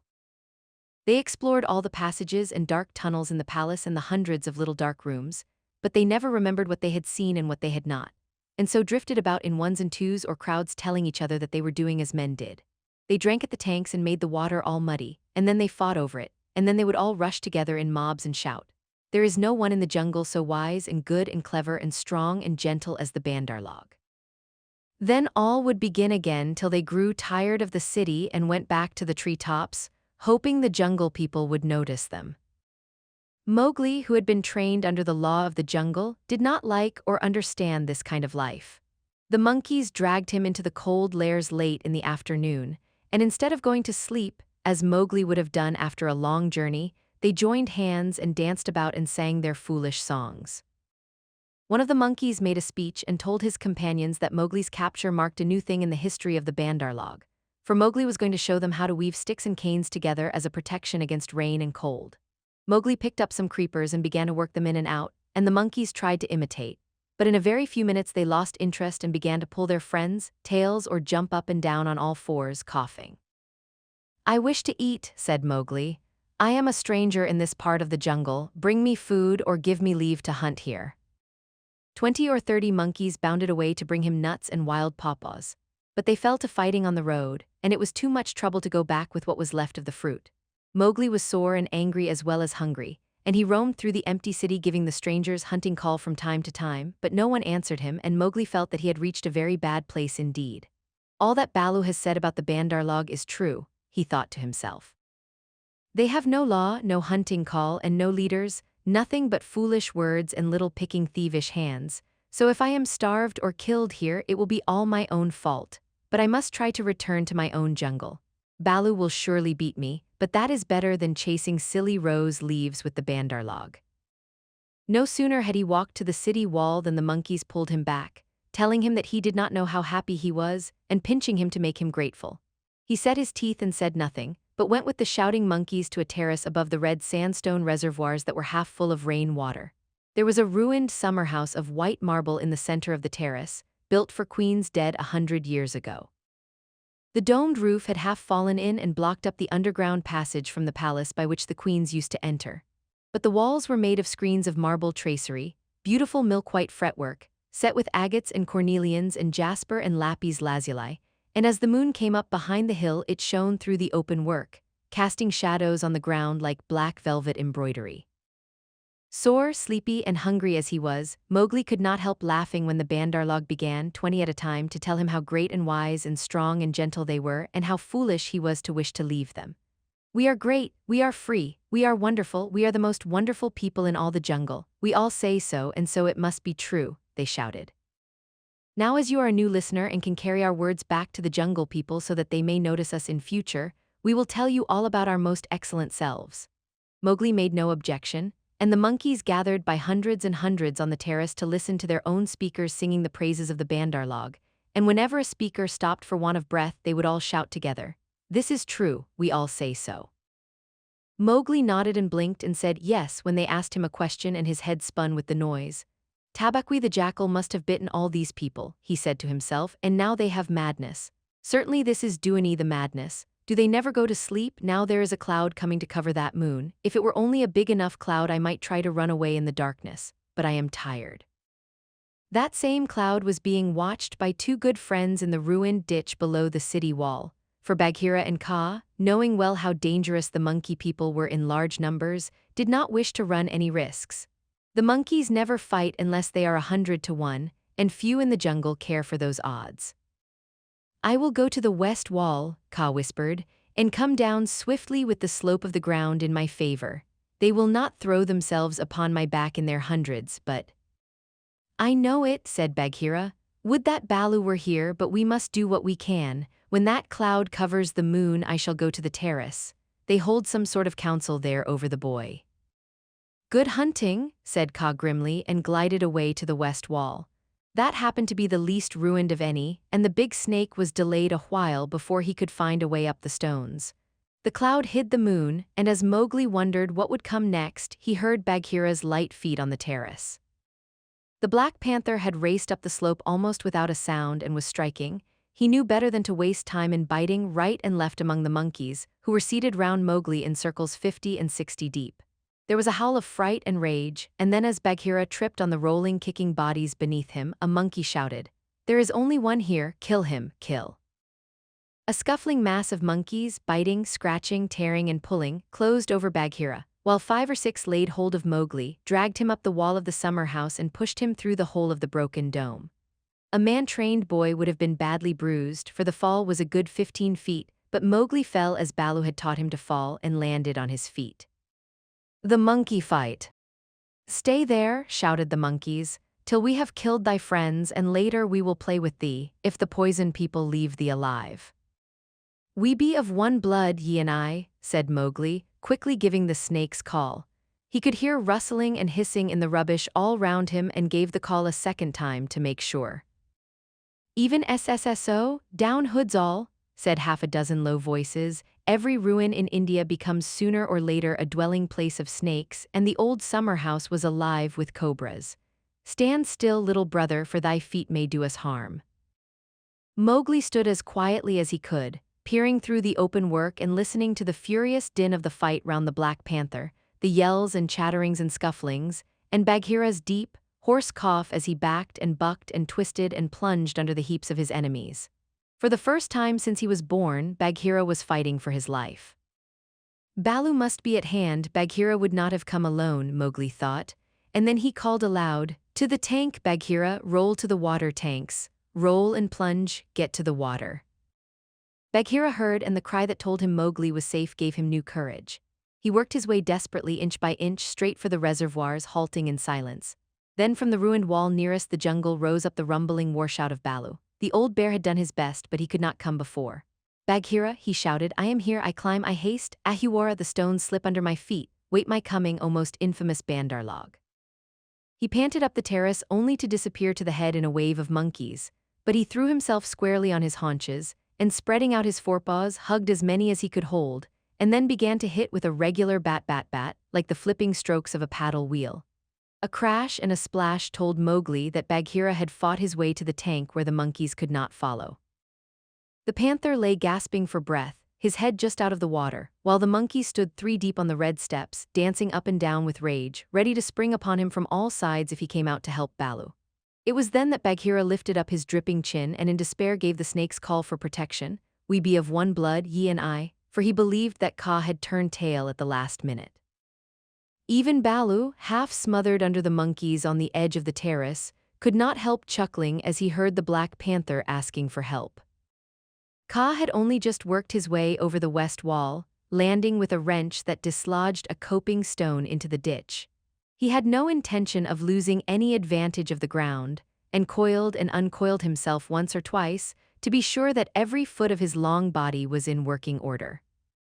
All that while the fight with Baloo went on, and the monkeys yelled in the tank round Bagheera, and Mang the bat, flying to and fro, carried the news of the great battle over the jungle, till even Hathai the wild elephant trumpeted, and far away scattered bands of the monkey folk woke and came leaping along the tree roads to help their comrades in the cold lairs, and the noise of the fight roused all the day birds for miles round. Then Kaa came straight, quickly, and anxious to kill. The fighting strength of a python is in the driving blow of his head backed by all the strength and weight of his body. If you can imagine a lance, or a battering ram, or a hammer weighing nearly half a ton driven by a cool, quiet mind living in the handle of it, you can roughly imagine what Kaa was like when he fought. A python 4 or 5 feet long can knock a man down if he hits him fairly in the chest, and Kaa was 30 feet long, as you know. His first stroke was delivered into the heart of the crowd round Baloo. It was sent home with shut mouth in silence, and there was no need of a second. The monkeys scattered with cries of, "Kaa, it is Kaa, run, run. Kaa the python." Generations of monkeys had been scared into good behavior by the stories their elders told them of Kaa, the night thief, who could slip along the branches as quietly as moss grows, and steal away the strongest monkey that ever lived. Of old Ka, who could make himself look so like a dead branch or a rotten stump that the wisest were deceived, till the branch caught them. Ka was everything that the monkeys feared in the jungle, for none of them knew the limits of his power, none of them could look him in the face, and none had ever come alive out of his hug. And so they ran, stammering with terror, to the walls and the roofs of the houses, and Balu drew a deep breath of relief. His fur was much thicker than Bagheera's, but he had suffered sorely in the fight. Then Ka opened his mouth for the first time and spoke one long hissing word, and the faraway monkeys, hurrying to the defense of the cold lairs, stayed where they were, cowering till the loaded branches bent and crackled under them. The monkeys on the walls and the empty houses stopped their cries, and in the stillness that fell upon the city, Mowgli heard Bagheera shaking his wet sides as he came up from the tank. Then the clamor broke out again. The monkeys leaped higher up the walls. They clung around the necks of the big stone idols and shrieked as they skipped along the battlements, while Mowgli, dancing in the summer house, put his eye to the screenwork and hooted owl fashion between his front teeth, to show his derision and contempt. "Get the man-cub out of that trap, I can do no more," Bagheera gasped. "Let us take the man-cub and go, they may attack again." "They will not move till I order them, stay USSSSO, Ka hissed, and the city was silent once more. "I could not come before, brother, but I think I heard thee call," this was to Bagheera. I may have cried out in the battle," Bagheera answered. "Balu, art thou hurt?" "I am not sure that they did not pull me into 100 little bearlings," said Balu, gravely shaking one leg after the other. "Wow, I am sore. Ka, we owe thee, I think, our lives, Bagheera and I." "No matter, where is the manling?" "Here in a trap, I cannot climb out," cried Mowgli. The curve of the broken dome was above his head. "Take him away, he dances like Mao the peacock. He will crush our young," said the cobras inside. "Ha," said Ka with a chuckle, "he has friends everywhere, this manling. Stand back, manling, and hide you, O poison people, I break down the wall." Ka looked carefully till he found a discolored crack in the marble tracery showing a weak spot, made 2 or 3 light taps with his head to get the distance, and then lifting up 6 feet of his body clear of the ground, sent home half a dozen full-power smashing blows, nose first. The screenwork broke and fell away in a cloud of dust and rubbish, and Mowgli leaped through the opening and flung himself between Balu and Bagheera, an arm around each big neck. "Art thou hurt?" said Balu, hugging him softly. "I am sore, hungry, and not a little bruised, but oh, they have handled ye grievously, my brothers, ye bleed." "Others also," said Bagheera, licking his lips and looking at the monkey dead on the terrace and round the tank. It is nothing, if thou art safe, O my pride of all little frogs," whimpered Balu. "Of that we shall judge later," said Bagheera, in a dry voice that Mowgli did not at all like. "But here is Ka, to whom we owe the battle, and thou owest thy life. Thank him according to our customs, Mowgli." Mowgli turned and saw the great python's head swaying a foot above his own. "So this is the manling," said Ka. "Very soft is his skin, and he is not unlike the bandar log. Have a care, manling, that I do not mistake thee for a monkey some twilight when I have newly changed my coat." "We be one blood, thou and I," Mowgli answered. "I take my life from thee tonight. My kill shall be thy kill if ever thou art hungry, O Ka." "All thanks, little brother," said Ka, though his eyes twinkled. "And what may so bold a hunter kill? I ask that I may follow when next he goes abroad." "I kill nothing, I am too little, but I drive goats toward such as can use them. When thou art empty, come to me and see if I speak the truth. I have some skill in these." He held out his hands, "and if ever thou art in a trap, I may pay the debt which I owe to thee, to Bagheera, and to Balu here. Good hunting to ye all, my masters." "Well said," growled Balu, for Mowgli had returned thanks very prettily. The python dropped his head lightly for a minute on Mowgli's shoulder. "A brave heart and a courteous tongue," said he. "They shall carry thee far through the jungle, manling, but now go hence quickly with thy friends. Go and sleep, for the moon sets, and what follows it is not well that thou shouldst see." The moon was sinking behind the hills, and the lines of trembling monkeys huddled together on the walls and battlements looked like ragged, shaky fringes of things. Balu went down to the tank for a drink, and Bagheera began to put his fur in order, as Ka glided out into the center of the terrace and brought his jaws together with a ringing snap that drew all the monkeys' eyes upon him. The moon sets, he said, is there yet light enough to see? From the walls came a moan like the wind in the treetops, we see, O Ka. Good begins now the dance of the hunger of Ka, sit still and watch. He turned twice or thrice in a big circle, weaving his head from right to left. Then he began making loops and figures of 8 with his body, and soft, oozy triangles that melted into squares and 5-sided figures, and coiled mounds, never resting, never hurrying, and never stopping his low humming song. It grew darker and darker, till at last the dragging, shifting coils disappeared, but they could hear the rustle of the scales. Balu and Bagheera stood still as stone, growling in their throats, their neck hair bristling, and Mowgli watched and wondered. Bandarlog, said the voice of Ka at last, can ye stir foot or hand without my order? Speak. Without thy order we cannot stir foot or hand, O Ka. Good, come all one pace nearer to me. The lines of the monkeys swayed forward helplessly, and Balu and Bagheera took one stiff step forward with them.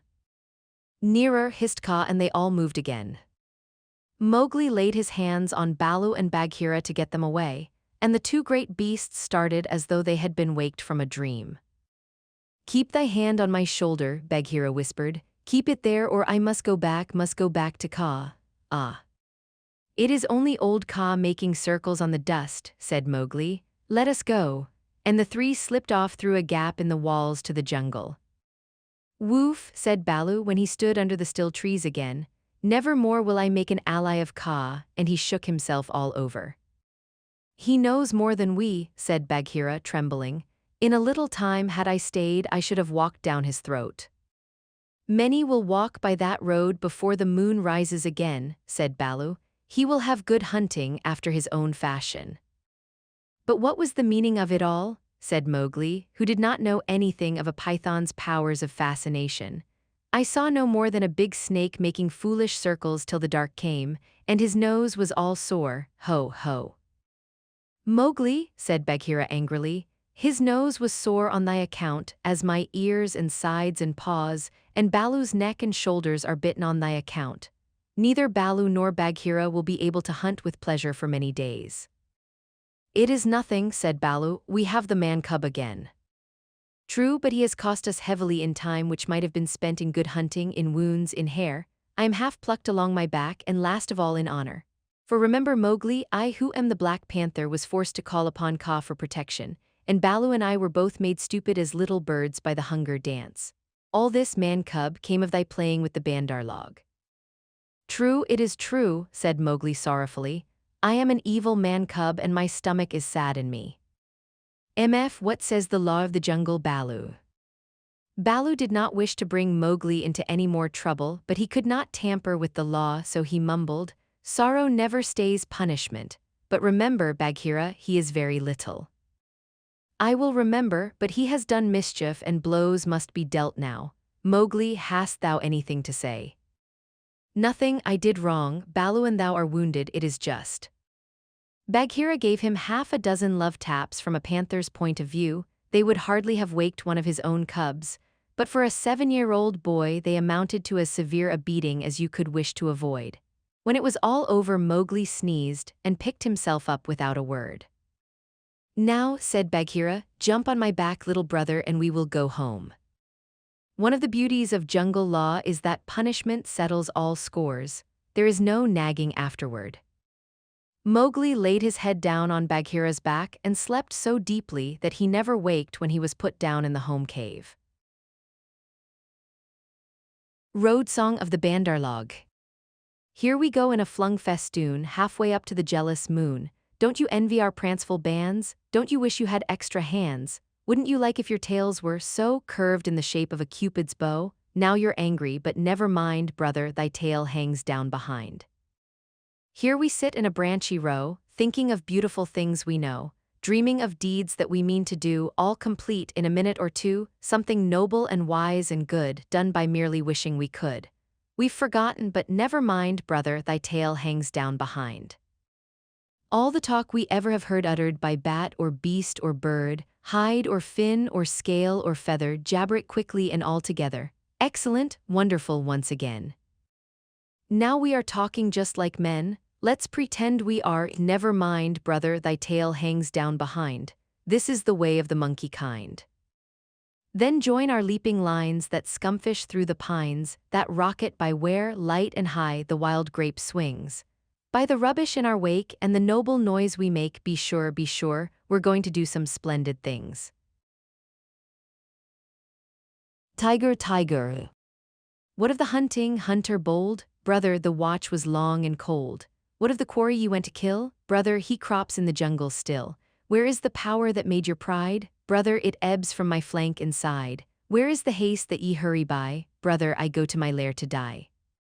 Now we must go back to the first tale. When Mowgli left the wolf's cave after the fight with the pack at the Council Rock, he went down to the plowed lands where the villagers lived, but he would not stop there because it was too near to the jungle, and he knew that he had made at least one bad enemy at the council. So he hurried on, keeping to the rough road that ran down the valley, and followed it at a steady jog trot for nearly 20 miles, till he came to a country that he did not know. The valley opened out into a great plain dotted over with rocks and cut up by ravines.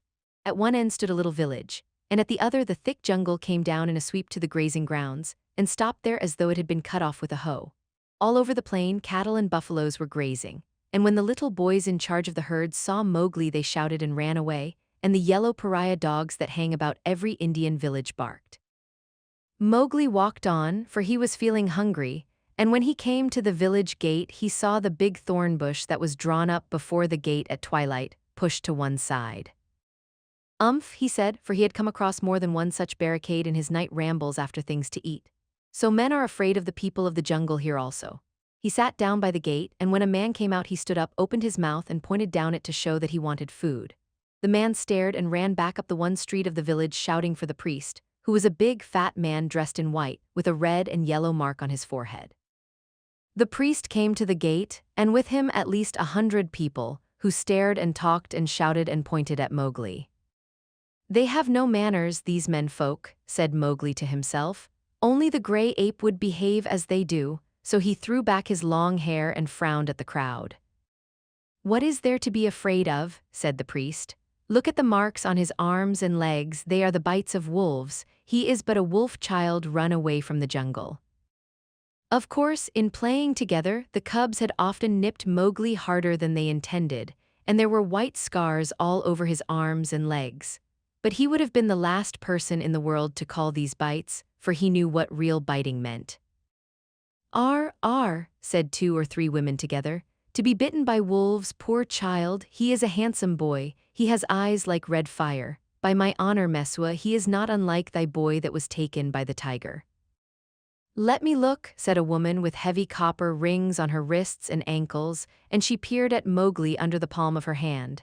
Indeed he is not. He is thinner, but he has the very look of my boy.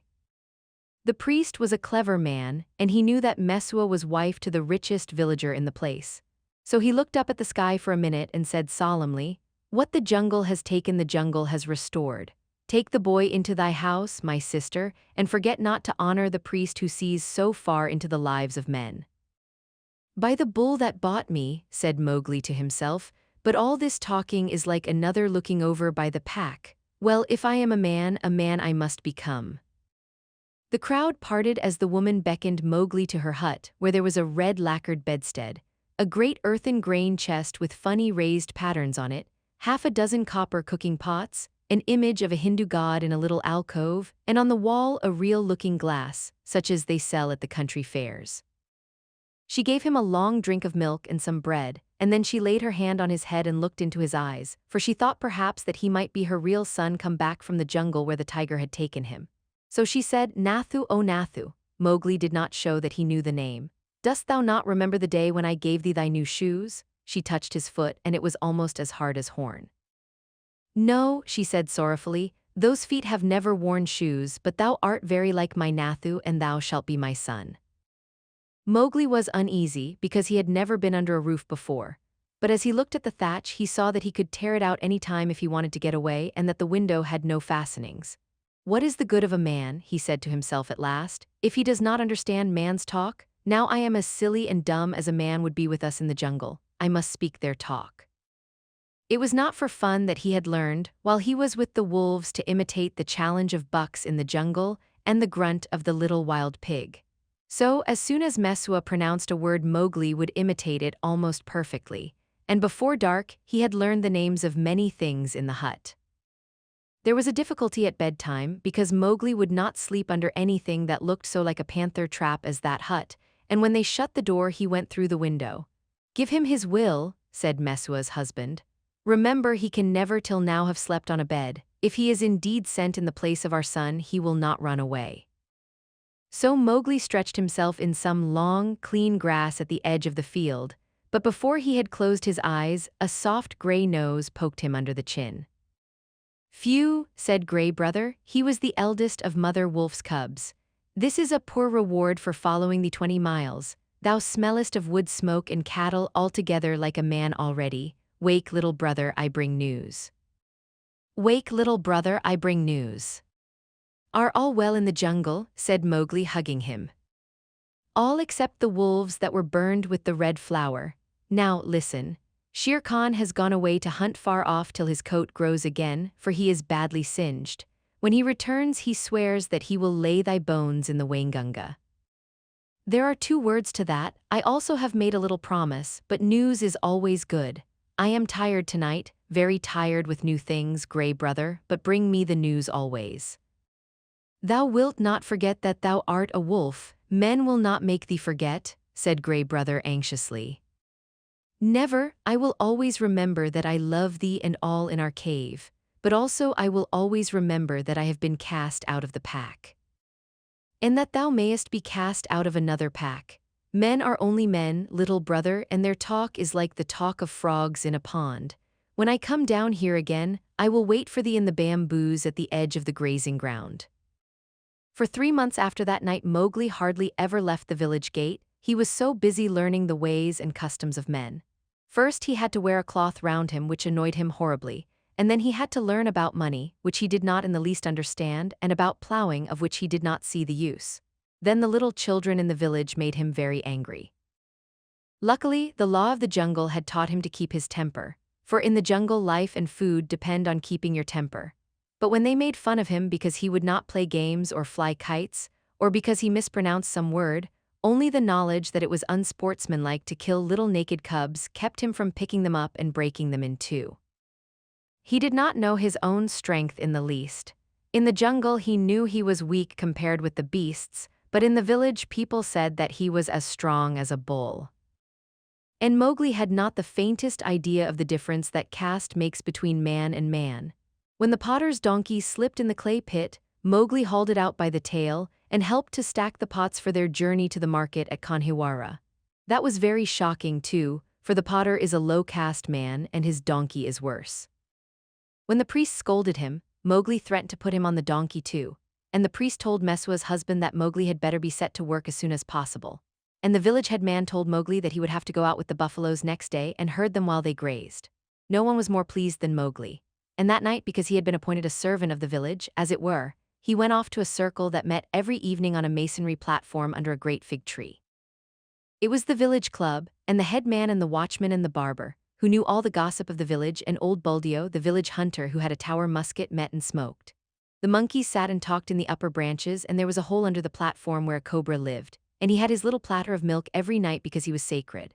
And the old men sat around the tree and talked and pulled at the big hukas, the water pipes, till far into the night.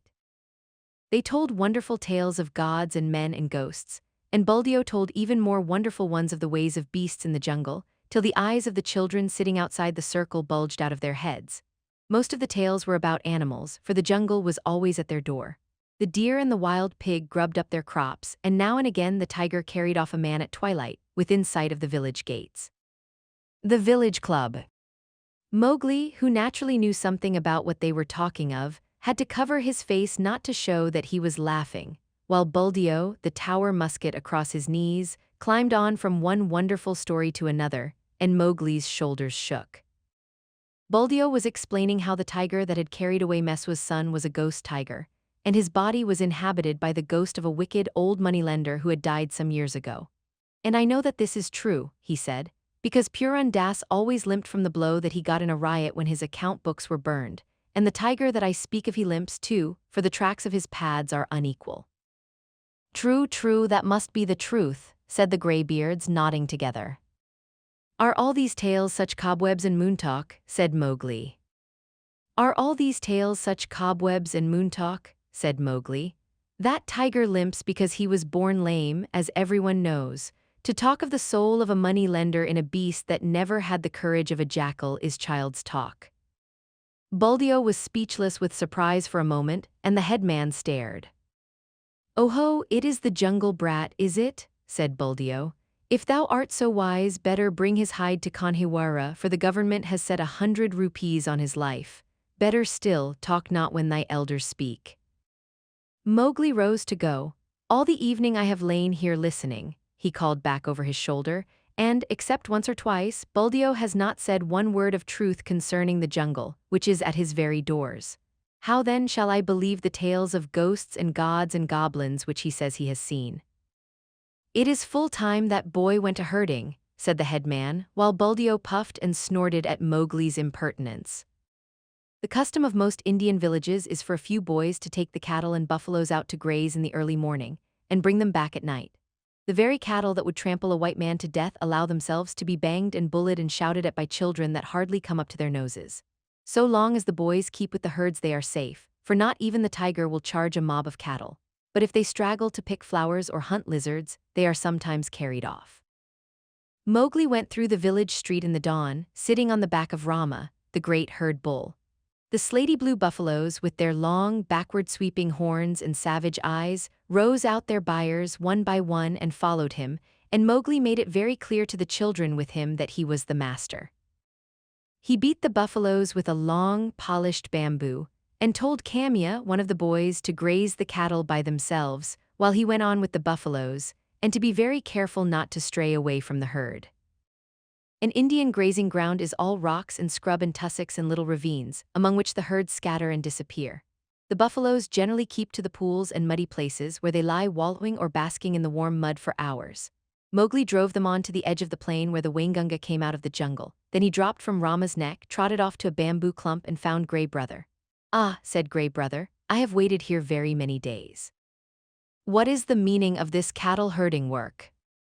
"It is an order," said Mowgli. "I am a village herd for a while. What news of Shere Khan?" "He has come back to this country and has waited here a long time for thee. Now he has gone off again, for the game is scarce, but he means to kill thee." "Very good," said Mowgli. "So long as he is away, do thou or one of the 4 brothers sit on that rock, so that I can see thee as I come out of the village.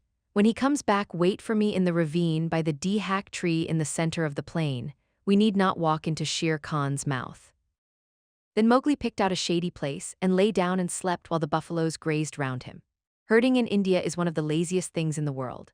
The cattle move and crunch and lie down and move on again, and they do not even low. They only grunt, and the buffaloes very seldom say anything but get down into the muddy pools one after another and work their way into the mud till only their noses and staring china-blue eyes show above the surface, and then they lie like logs. The sun makes the rocks dance in the heat, and the herd children hear one kite, never any more, whistling almost out of sight overhead, and they know that if they died or a cow died, that kite would sweep down, and the next kite miles away would see him drop and follow, and the next, and almost before they were dead there would be a score of hungry kites come out of nowhere. Then they sleep and wake and sleep again and weave little baskets of dried grass and put grasshoppers in them, or catch 2 praying mantises and make them fight, or string a necklace of red and black jungle nuts, or watch a lizard basking on a rock or a snake hunting a frog near the wallows. Then they sing long, long songs with odd native quavers at the end of them, and the day seems longer than most people's whole lives, and perhaps they make a mud castle with mud figures of men and horses and buffaloes, and put reeds into the men's hands, and pretend that they are kings and the figures are their armies, or that they are gods to be worshipped. Then evening comes, and the children call, and the buffaloes lumber up out of the sticky mud with noises like gunshots going off one after the other, and they all string across the gray plain back to the twinkling village lights. Day after day Mowgli would lead the buffaloes out to their wallows, and day after day he would see Gray Brothers back 1.5 miles away across the plain, so he knew that Shere Khan had not come back, and day after day he would lie on the grass listening to the noises round him and dreaming of old days in the jungle.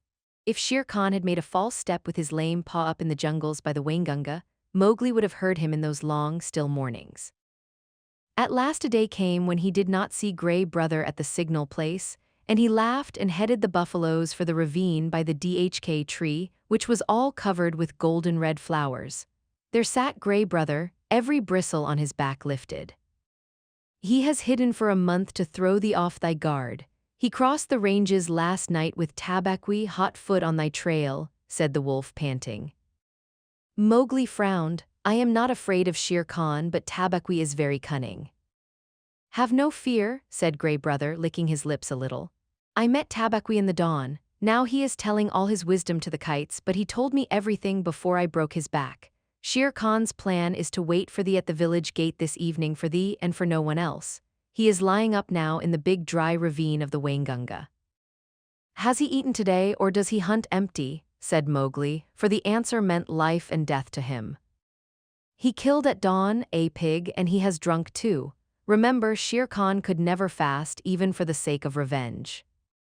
Oh fool, fool, what a cub's cub it is. Eaten and drunk too, and he thinks that I shall wait till he has slept. Now where does he lie up? If there were but 10 of us we might pull him down as he lies. These buffaloes will not charge unless they wind him, and I cannot speak their language. Can we get behind his track so that they may smell it? He swam far down the Waingunga to cut that off, said Gray Brother. Tabaqui told him that, I know, he would never have thought of it alone. Mowgli stood with his finger in his mouth, thinking, the big ravine of the Waingunga, that opens out on the plain not half a mile from here. I can take the herd round through the jungle to the head of the ravine and then sweep down, but he would slink out at the foot. We must block that end. Gray Brother, canst thou cut the herd in two for me? Not I perhaps, but I have brought a wise helper. Gray Brother trotted off and dropped into a hole. Then there lifted up a huge gray head that Mowgli knew well, and the hot air was filled with the most desolate cry of all the jungle, the hunting howl of a wolf at midday. Akla, Akla, said Mowgli, clapping his hands. I might have known that thou wouldst not forget me. We have a big work in hand. Cut the herd in two, Akla. Keep the cows and calves together and the bulls and the plow buffaloes by themselves.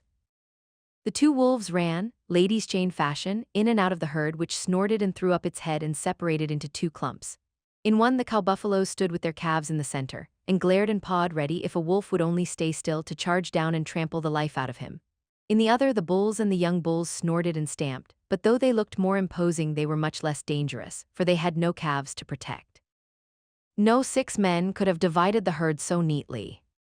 What orders, panted Akla, they are trying to join again. Mowgli slipped on to Rama's back. Drive the bulls away to the left, Akla. Gray Brother, when we are gone, hold the cows together and drive them into the foot of the ravine. How far? Said Gray Brother, panting and snapping. Till the sides are higher than Shere Khan can jump, shouted Mowgli. Keep them there till we come down. The bulls swept off as Akla bade, and Gray Brother stopped in front of the cows. They charged down on him, and he ran just before them to the foot of the ravine as Akla drove the bulls far to the left. Well done, another charge and they are fairly started. Careful now, careful, Akla. A snap too much and the bulls will charge. Huja, this is wilder work than driving blackbuck. Didst thou think these creatures could move so swiftly? Mowgli called. I have hunted these two in my time, gasped Akla in the dust. Shall I turn them into the jungle? I turn, swiftly turn them. Rama is mad with rage. Oh, if I could only tell him what I need of him today. The bulls were turned, to the right this time, and crashed into the standing thicket. The other herd children, watching with the cattle half a mile away, hurried to the village as fast as their legs could carry them, crying that the buffaloes had gone mad and run away. But Mowgli's plan was simple enough. All he wanted to do was to make a big circle uphill and get at the head of the ravine, and then take the bulls down it and catch Shere Khan between the bulls and the cows. For he knew that after a meal and a full drink Shere Khan would not be in any condition to fight or to clamber up the sides of the ravine. He was soothing the buffaloes now by voice, and Akla had dropped far to the rear, only whimpering once or twice to hurry the rear guard. It was a long, long circle, for they did not wish to get too near the ravine and give Shere Khan warning. At last Mowgli rounded up the bewildered herd at the head of the ravine on a grassy patch that sloped steeply down to the ravine itself. From that height you could see across the tops of the trees down to the plain below. But what Mowgli looked at was the sides of the ravine, and he saw with a great deal of satisfaction that they ran nearly straight up and down, while the vines and creepers that hung over them would give no foothold to a tiger who wanted to get out. "Let them breathe, Akela," he said, holding up his hand. "They have not winded him yet, let them breathe. I must tell Shere Khan who comes, we have him in the trap." He put his hands to his mouth and shouted down the ravine. It was almost like shouting down a tunnel, and the echoes jumped from rock to rock. After a long time there came back the drawling, sleepy snarl of a full-fed tiger just wakened. "Who calls?" said Shere Khan, and a splendid peacock fluttered up out of the ravine screeching. "I, Mowgli, cattle thief, it is time to come to the council rock. Down, hurry them down, Akela, down, Rama, down." The herd paused for an instant at the edge of the slope, but Akela gave tongue in the full hunting yell, and they pitched over one after the other just as steamers shoot rapids, the sand and stones spurting up round them. Once started, there was no chance of stopping, and before they were fairly in the bed of the ravine, Rama winded Shere Khan and bellowed. "Shere Khan in the jungle." "Ha ha," said Mowgli on his back.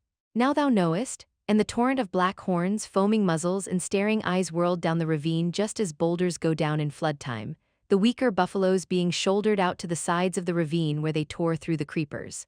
They knew what the business was before them, the terrible charge of the buffalo herd against which no tiger can hope to stand. Shere Khan heard the thunder of their hoofs, picked himself up, and lumbered down the ravine, looking from side to side for some way of escape, but the walls of the ravine were straight and he had to hold on, heavy with his dinner and his drink, willing to do anything rather than fight. The herd splashed through the pool he had just left, bellowing till the narrow cut rang. Mowgli heard an answering bellow from the foot of the ravine, saw Shere Khan turn. The tiger knew if the worst came to the worst it was better to meet the bulls than the cows with their calves. And then Rama tripped, stumbled, and went on again over something soft, and with the bulls at his heels crashed full into the other herd, while the weaker buffaloes were lifted clean off their feet by the shock of the meeting. That charge carried both herds out into the plain, goring and stamping and snorting. Mowgli watched his time and slipped off Rama's neck, laying about him right and left with his stick. "Quick, Akela, break them up, scatter them, or they will be fighting one another. Drive them away, Akela. Hi, Rama, hi, hi, hi, my children, softly now, softly, it is all over." Akela and Gray Brother ran to and fro nipping the buffalo's legs, and though the herd wheeled once to charge up the ravine again, Mowgli managed to turn Rama, and the others followed him to the wallows. Shere Khan needed no more trampling. He was dead, and the kites were coming for him already. "Brothers, that was a dog's death," said Mowgli, feeling for the knife he always carried in a sheath round his neck now that he lived with men. "But he would never have shown fight. His hide will look well on the council rock. We must get to work swiftly." A boy trained among men would never have dreamed of skinning a 10-foot tiger alone, but Mowgli knew better than anyone else how an animal's skin is fitted on and how it can be taken off. But it was hard work, and Mowgli slashed and tore and grunted for an hour, while the wolves lolled out their tongues or came forward and tugged as he ordered them. Presently a hand fell on his shoulder, and looking up he saw Buldeo with the Tower musket. The children had told the village about the buffalo stampede, and Buldeo went out angrily, only too anxious to correct Mowgli for not taking better care of the herd. The wolves dropped out of sight as soon as they saw the man coming. "What is this folly?" said Buldeo angrily. "To think that thou canst skin a tiger, where did the buffaloes kill him? It is the lame tiger too, and there is 100 rupees on his head. Well, well, we will overlook thy letting the herd run off, and perhaps I will give thee one of the rupees of the reward when I have taken the skin to Kanhiwara." He fumbled in his waistcloth for flint and steel and stooped down to singe Shere Khan's whiskers. Most native hunters always singe a tiger's whiskers to prevent his ghost from haunting them. "Hum," said Mowgli half to himself as he ripped back the skin of a forepaw. "So thou wilt take the hide to Kanhiwara for the reward and perhaps give me 1 rupee? Now it is in my mind that I need the skin for my own use. Heh, old man, take away that fire. What talk is this to the chief hunter of the village? Thy luck and the stupidity of thy buffaloes have helped thee to this kill. The tiger has just fed, or he would have gone 20 miles by this time. Thou canst not even skin him properly, little beggar brat, and forsooth I, Buldeo, must be told not to singe his whiskers. Mowgli, I will not give thee 1 anna of the reward, but only a very big beating. Leave the carcass." "By the bull that bought me," said Mowgli, who was trying to get at the shoulder, Must I stay babbling to an old ape all noon? Here, Akela, this man plagues me. Buldeo, who was still stooping over Shere Khan's head, found himself sprawling on the grass with a gray wolf standing over him, while Mowgli went on skinning as though he were alone in all India. "Yees," he said between his teeth. "Thou art altogether right, Buldeo. Thou wilt never give me one anna of the reward. There is an old war between this lame tiger and myself, a very old war, and I have won." To do Buldeo justice, if he had been 10 years younger, he would have taken his chance with Akela had he met the wolf in the woods. But a wolf who obeyed the orders of this boy who had private wars with man-eating tigers was not a common animal. It was sorcery, magic of the worst kind, thought Buldeo, and he wondered whether the amulet round his neck would protect him. He lay as still, expecting every minute to see Mowgli turn into a tiger too. Buldeo lay as still, expecting every minute to see Mowgli turn into a tiger too. "Maharaj, great king," he said at last in a husky whisper. "Yes," said Mowgli, without turning his head, chuckling a little. "I am an old man. I did not know that thou wast anything more than a herdsboy. May I rise up and go away, or will thy servant tear me to pieces?" "Go, and peace go with thee. Only another time do not meddle with my game. Let him go, Akela." Buldeo hobbled away to the village as fast as he could, looking back over his shoulder in case Mowgli should change into something terrible. When he got to the village, he told a tale of magic and enchantment and sorcery that made the priest look very grave. Mowgli went on with his work, but it was nearly twilight before he and the wolves had drawn the great gay skin clear of the body. The return of the buffalo herd. "Now we must hide this and take the buffaloes home. Help me to herd them, Akela." The herd rounded up in the misty twilight, and when they got near the village, Mowgli saw lights and heard the conches and bells in the temple blowing and banging. Half the village seemed to be waiting for him by the gate. "That is because I have killed Shere Khan," he said to himself. But a shower of stones whistled about his ears, and the villagers shouted, "Sorcerer, wolf's brat, jungle demon, go away, get hence quickly, or the priest will turn thee into a wolf again. Shoot, Buldeo, shoot." The old tower musket went off with a bang, and a young buffalo bellowed in pain. "More sorcery," shouted the villagers. "He can turn bullets, Buldeo, that was thy buffalo." "Now what is this?" said Mowgli, bewildered as the stones flew thicker. "They are not unlike the pack, these brothers of thine," said Akela, sitting down composedly. "It is in my head that, if bullets mean anything, they would cast thee out." "Wolf, wolf's cub, go away," shouted the priest, waving a sprig of the sacred tulsi plant. "Again, last time it was because I was a man. This time it is because I am a wolf. Let us go, Akela." A woman, it was Mesua, ran across to the herd and cried, "Oh, my son, they say thou art a sorcerer who can turn himself into a beast at will. I do not believe, but go away or they will kill thee. Buldeo says thou art a wizard, but I know thou hast avenged Nathu's death." "Come back, Mesua," shouted the crowd. "Come back or we will stone thee." Mowgli laughed a little short, ugly laugh, for a stone had hit him in the mouth. "Run back, Mesua. This is one of the foolish tales they tell under the big tree at dusk. I have at least paid for thy son's life. Farewell, and run quickly, for I shall send the herd in more swiftly than their brickbats. I am no wizard, Mesua. Farewell." "Now once more, Akela," he cried, "bring the herd in." The buffaloes were anxious enough to get to the village. They hardly needed Akela's yell, but charged through the gate like a whirlwind, scattering the crowd right and left. "Keep count," shouted Mowgli scornfully. "It may be that I have stolen one of them. Keep count, for I will do your herding no more. Fare you well, children of men, and thank Mesua that I do not come in with my wolves and hunt you up and down your street." He turned on his heel and walked away with the lone wolf, and, as he looked up at the stars, he felt happy. "No more sleeping in traps for me, Akela. Let us get Shere Khan's skin and go away. No, we will not hurt the village, for Mesua was kind to me." When the moon rose over the plain, the villagers saw Mowgli trotting across, with 2 wolves at his heels. When the moon rose over the plain, making it look all milky, the horrified villagers saw Mowgli, with 2 wolves at his heels and a bundle on his head, trotting across at the steady wolf's trot that eats up the long miles like fire. Then they banged the temple bells and blew the conches louder than ever. And Mesua cried, and Buldeo embroidered the story of his adventures in the jungle, till he ended by saying that Akela stood up on his hind legs and talked like a man. The moon was just going down when Mowgli and the two wolves came to the hill of the Council Rock, and they stopped at Mother Wolf's cave. "They have cast me out from the Man-Pack, Mother," shouted Mowgli, "but I come with the hide of Shere Khan to keep my word." Mother Wolf walked stiffly from the cave with the cubs behind her, and her eyes glowed as she saw the skin.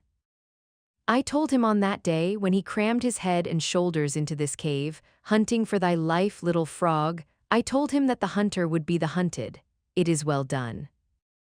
"Little brother, it is well done," said a deep voice in the thicket. "We were lonely in the jungle without thee." And Bagheera came running to Mowgli's bare feet. They clambered up the Council Rock together, and Mowgli spread the skin out on the flat stone where Akela used to sit and pegged it down with 4 slivers of bamboo, and Akela lay down upon it and called the old call to the council. "Look, look well, O wolves," exactly as he had called when Mowgli was first brought there. They clambered up the Council Rock together, and Mowgli spread the skin out on the flat stone. Ever since Akela had been deposed, the pack had been without a leader, hunting and fighting at their own pleasure. But they answered the call from habit, and some of them were lame from the traps they had fallen into, and some limp from shot wounds, and some were mangy from eating bad food, and many were missing. But they came to the Council Rock, all that were left of them, and saw Shere Khan's striped hide on the rock, and the huge claws dangling at the end of the empty dangling feet. It was then that Mowgli made up a song that came up into his throat all by itself, and he shouted it aloud, leaping up and down on the rattling skin, and beating time with his heels till he had no more breath left, while Gray Brother and Akela howled between the verses.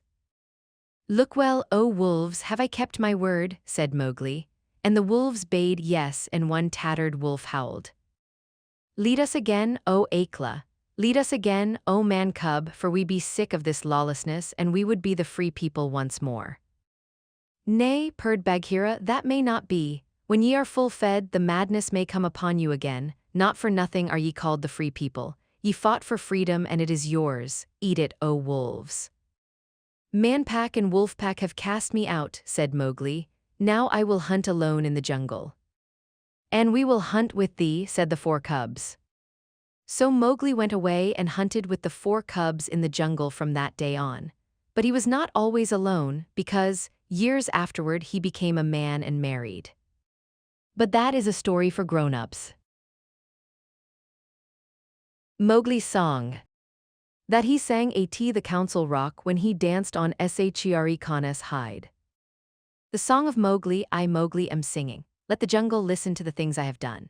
Shere Khan said he would kill. At the gates in the twilight he would kill Mowgli the frog. He ate and he drank. Drink deep, Shere Khan, for when wilt thou drink again? Sleep and dream of the kill. I am alone on the grazing grounds. Gray Brother, come to me, lone wolf, for there is big game afoot. Bring up the great bull buffaloes, the blue-skinned herd bulls with the angry eyes.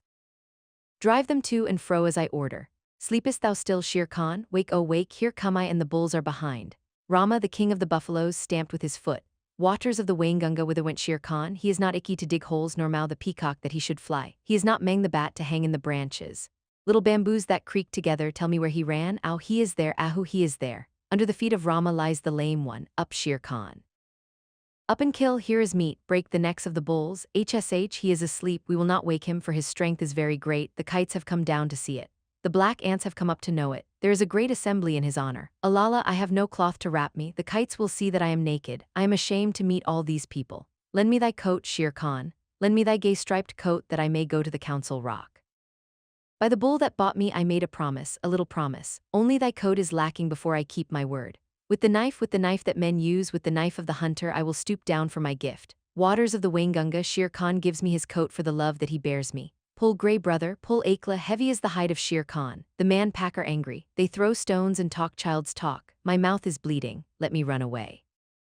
Through the night, through the hot night, run swiftly with me, my brothers. We will leave the lights of the village and go to the low moon. Waters of the Waingunga, the Man-Pack have cast me out. I did them no harm, but they were afraid of me. Why, Wolf-Pack, ye have cast me out too. The jungle is shut to me and the village gates are shut. Why, as Mang flies between the beasts and birds, so fly I between the village and the jungle. Why, I dance on the hide of Shere Khan, but my heart is very heavy. My mouth is cut and wounded with the stones from the village, but my heart is very light because I have come back to the jungle. Why, these two things fight together in me as the snakes fight in the spring. The water comes out of my eyes, yet I laugh while it falls. Why, I am 2 Mowglis, but the hide of Shere Khan is under my feet. All the jungle knows that I have killed Shere Khan. Look, look well, O wolves, ahi, my heart is heavy with the things that I do not understand. The white seal. Oh, hush thee, my baby, the night is behind us, and black are the waters that sparkled so green. The moon o'er the combers looks downward to find us at rest in the hollows that rustle between. Where billow meets billow, then soft be thy pillow, ah, weary wee flipperling, curl at thy ease. The storm shall not wake thee, nor shark overtake thee, asleep in the arms of the slow-swinging seas. Seal Lullaby. All these things happened several years ago at a place called Novastashna, or Northeast Point, on the island of St. Paul, away and away in the Bering Sea. Limmershin, the winter wren, told me the tale when he was blown onto the rigging of a steamer going to Japan, and I took him down into my cabin and warmed and fed him for a couple of days till he was fit to fly back to St. Paul's again. Limmershin is a very quaint little bird, but he knows how to tell the truth. Nobody comes to Novastashna except on business, and the only people who have regular business there are the seals. They come in the summer months by hundreds and hundreds of thousands out of the cold gray sea. For Novastashna Beach has the finest accommodation for seals of any place in all the world. Sea Catch knew that, and every spring would swim from whatever place he happened to be in, would swim like a torpedo boat straight for Novastashna, and spend a month fighting with his companions for a good place on the rocks as close to the sea as possible. Sea Catch was 15 years old, a huge gray fur seal with almost a mane on his shoulders and long, wicked dog teeth. When he heaved himself up on his front flippers, he stood more than 4 feet clear of the ground, and his weight, if anyone had been bold enough to weigh him, was nearly 700 pounds. He was scarred all over with the marks of savage fights, but he was always ready for just one fight more. He would put his head on one side as though he were afraid to look his enemy in the face. Then he would shoot it out like lightning, and when the big teeth were firmly fixed on the other seal's neck, the other seal might get away if he could, but Sea Catch would not help him. Yet Sea Catch never chased a beaten seal, for that was against the rules of the beach. He only wanted room by the sea for his nursery. But as there were 40 or 50,000 other seals hunting for the same thing each spring, the whistling, bellowing, roaring, and blowing on the beach was something frightful. From a little hill called Hutchinson's Hill, you could look over 3.5 miles of ground covered with fighting seals, and the surf was dotted all over with the heads of seals hurrying to land and begin their share of the fighting.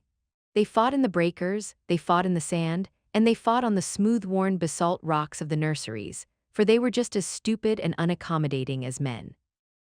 Their wives never came to the island until late in May or early in June, for they did not care to be torn to pieces.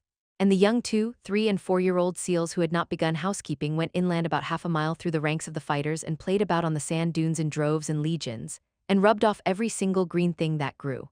They were called the Holoskiki, the bachelors, and there were perhaps 200,000 or 300,000 of them at Novastashna alone. Sea Catch had just finished his 45th fight one spring when Matka, his soft, sleek, gentle-eyed wife, came up out of the sea, and he caught her by the scruff of the neck and dumped her down on his reservation, saying gruffly, "Late as usual, where have you been?" It was not the fashion for Sea Catch to eat anything during the 4 months he stayed on the beaches, and so his temper was generally bad. Matka knew better than to answer back. She looked round and cooed, "How thoughtful of you, you've taken the old place again." "I should think I had," said Sea Catch. "Look at me." He was scratched and bleeding in 20 places, one eye was almost out, and his sides were torn to ribbons. "Oh, you men, Matka said, fanning herself with her hind flipper. "Why can't you be sensible and settle your places quietly? You look as though you had been fighting with the killer whale."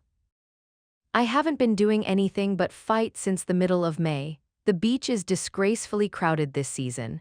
I've met at least 100 seals from Lukannon Beach house hunting. Why can't people stay where they belong?"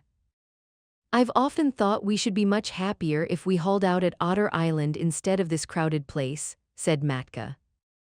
"Bah, only the Holoskiki go to Otter Island. If we went there they would say we were afraid. We must preserve appearances, my dear." Sea Catch sunk his head proudly between his fat shoulders and pretended to go to sleep for a few minutes, but all the time he was keeping a sharp lookout for a fight. Now that all the seals and their wives were on the land, you could hear their clamor miles out to sea above the loudest gales. At the lowest counting there were over 1 million seals on the beach, Old seals, mother seals, tiny babies and holoskiki, fighting, scuffling, bleeding, crawling, and playing together. Going down to the sea and coming up from it in gangs and regiments. Lying over every foot of ground as far as the eye could reach and skirmishing about in brigades through the fog. It is nearly always foggy at Novastashna, except when the sun comes out and makes everything look all pearly and rainbow-colored for a little while. Kodik, Matka's baby, was born in the middle of that confusion, and he was all head and shoulders with pale, watery blue eyes, as tiny seals must be, but there was something about his coat that made his mother look at him very closely. "See, Ketch," she said at last, "our baby's going to be white." "Empty clamshells and dry seaweed," snorted Sea Ketch. "There never has been such a thing in the world as a white seal." "I can't help that," said Matka. "There's going to be now." And she sang the low, crooning seal song that all the mother seals sing to their babies. "You mustn't swim till you're 6 weeks old, or your head will be sunk by your heels, and summer gales and killer whales are bad for baby seals." "Are bad for baby seals, dear rat, as bad can be, but splash and grow strong and you can't be wrong, child of the open sea." Of course the little fellow did not understand the words at first. He paddled and scrambled about by his mother's side, and learned to scuffle out of the way when his father was fighting with another seal, and the two rolled and roared up and down the slippery rocks. Matka used to go to sea to get things to eat, and the baby was fed only once in 2 days, but then he ate all he could and throve upon it. The first thing he did was to crawl inland, and there he met tens of thousands of babies of his own age, and they played together like puppies, went to sleep on the clean sand and played again. The old people in the nurseries took no notice of them, and the holoskiki kept to their own grounds, and the babies had a beautiful playtime. When Matka came back from her deep-sea fishing, she would go straight to their playground and call as a sheep calls for a lamb, and wait until she heard Kodik bleat. Then she would take the straightest of straight lines in his direction, striking out with her 4 flippers and knocking the youngster's head over heels right and left. There were always a few hundred mothers hunting for their children through the playgrounds, and the babies were kept lively. But as Matka told Kodik, so long as you don't lie in muddy water and get mange, or rub the hard sand into a cut or scratch, and so long as you never go swimming when there is a heavy sea, nothing will hurt you here. Little seals can no more swim than little children, but they are unhappy till they learn. The first time that Kodik went down to the sea, a wave carried him out beyond his depth, and his big head sank and his little hind flippers flew up exactly as his mother had told him in the song, and if the next wave had not thrown him back again, he would have drowned. After that, he learned to lie in a beach pool and let the wash of the waves just cover him and lift him up while he paddled, but he always kept his eye open for big waves that might hurt. He was 2 weeks learning to use his flippers, and all that while he floundered in and out of the water, and coughed and grunted and crawled up the beach and took cat naps on the sand, and went back again, until at last he found that he truly belonged to the water. Then you can imagine the times that he had with his companions, ducking under the rollers, or coming in on top of a comber and landing with a swash and a splutter as the big wave went whirling far up the beach, or standing up on his tail and scratching his head as the old people did, or playing "I'm the king of the castle" on slippery, weedy rocks that just stuck out of the wash. Now and then he would see a thin fin like a big shark's fin drifting along close to shore, and he knew that that was the killer whale, the grampus, who eats young seals when he can get them. And Kodik would head for the beach like an arrow, and the fin would jig off slowly as if it were looking for nothing at all. Late in October, the seals began to leave St. Paul's for the deep sea by families and tribes, and there was no more fighting over the nurseries, and the holoskiki played anywhere they liked. "Next year," said Matka to Kodik, "you will be a holoskiki, but this year you must learn how to catch fish." They set out together across the Pacific, and Matka showed Kodik how to sleep on his back with his flippers tucked down by his side and his little nose just out of the water. No cradle is so comfortable as the long, rocking swell of the Pacific. When Kodik felt his skin tingle all over, Matka told him he was learning the feel of the water, and that tingly, prickly feelings meant bad weather coming, and he must swim hard and get away. 10 fathoms deep. "In a little time," she said, "you'll know where to swim to, but just now we'll follow Sea Pig the porpoise, for he is very wise." A school of porpoises were ducking and tearing through the water, and little Kodik followed them as fast as he could. "How do you know where to go to?" he panted. The leader of the school rolled his white eye and ducked under. "My tail tingles, youngster," he said. "That means there's a gale behind me. Come along." When you're south of the sticky water, he meant the equator, and your tail tingles, that means there's a gale in front of you and you must head north. Come along, the water feels bad here. This was one of very many things that Kotick learned, and he was always learning. Matka taught him to follow the cod and the halibut along the undersea banks and wrench the rockling out of his hole among the weeds. How to skirt the wrecks lying 100 fathoms below water and dart like a rifle bullet in at one porthole and out at another as the fishes ran. How to dance on the top of the waves when the lightning was racing all over the sky, and wave his flipper politely to the stumpy-tailed albatross and the man-o'-war hawk as they went down the wind. How to jump 3 or 4 feet clear of the water like a dolphin, flippers close to the side and tail curved. To leave the flying fish alone because they are all bony. To take the shoulder piece out of a cod at full speed 10 fathoms deep, and never to stop and look at a boat or a ship, but particularly a rowboat. At the end of 6 months, what Kotick did not know about deep-sea fishing was not worth the knowing. And all that time he never set flipper on dry ground.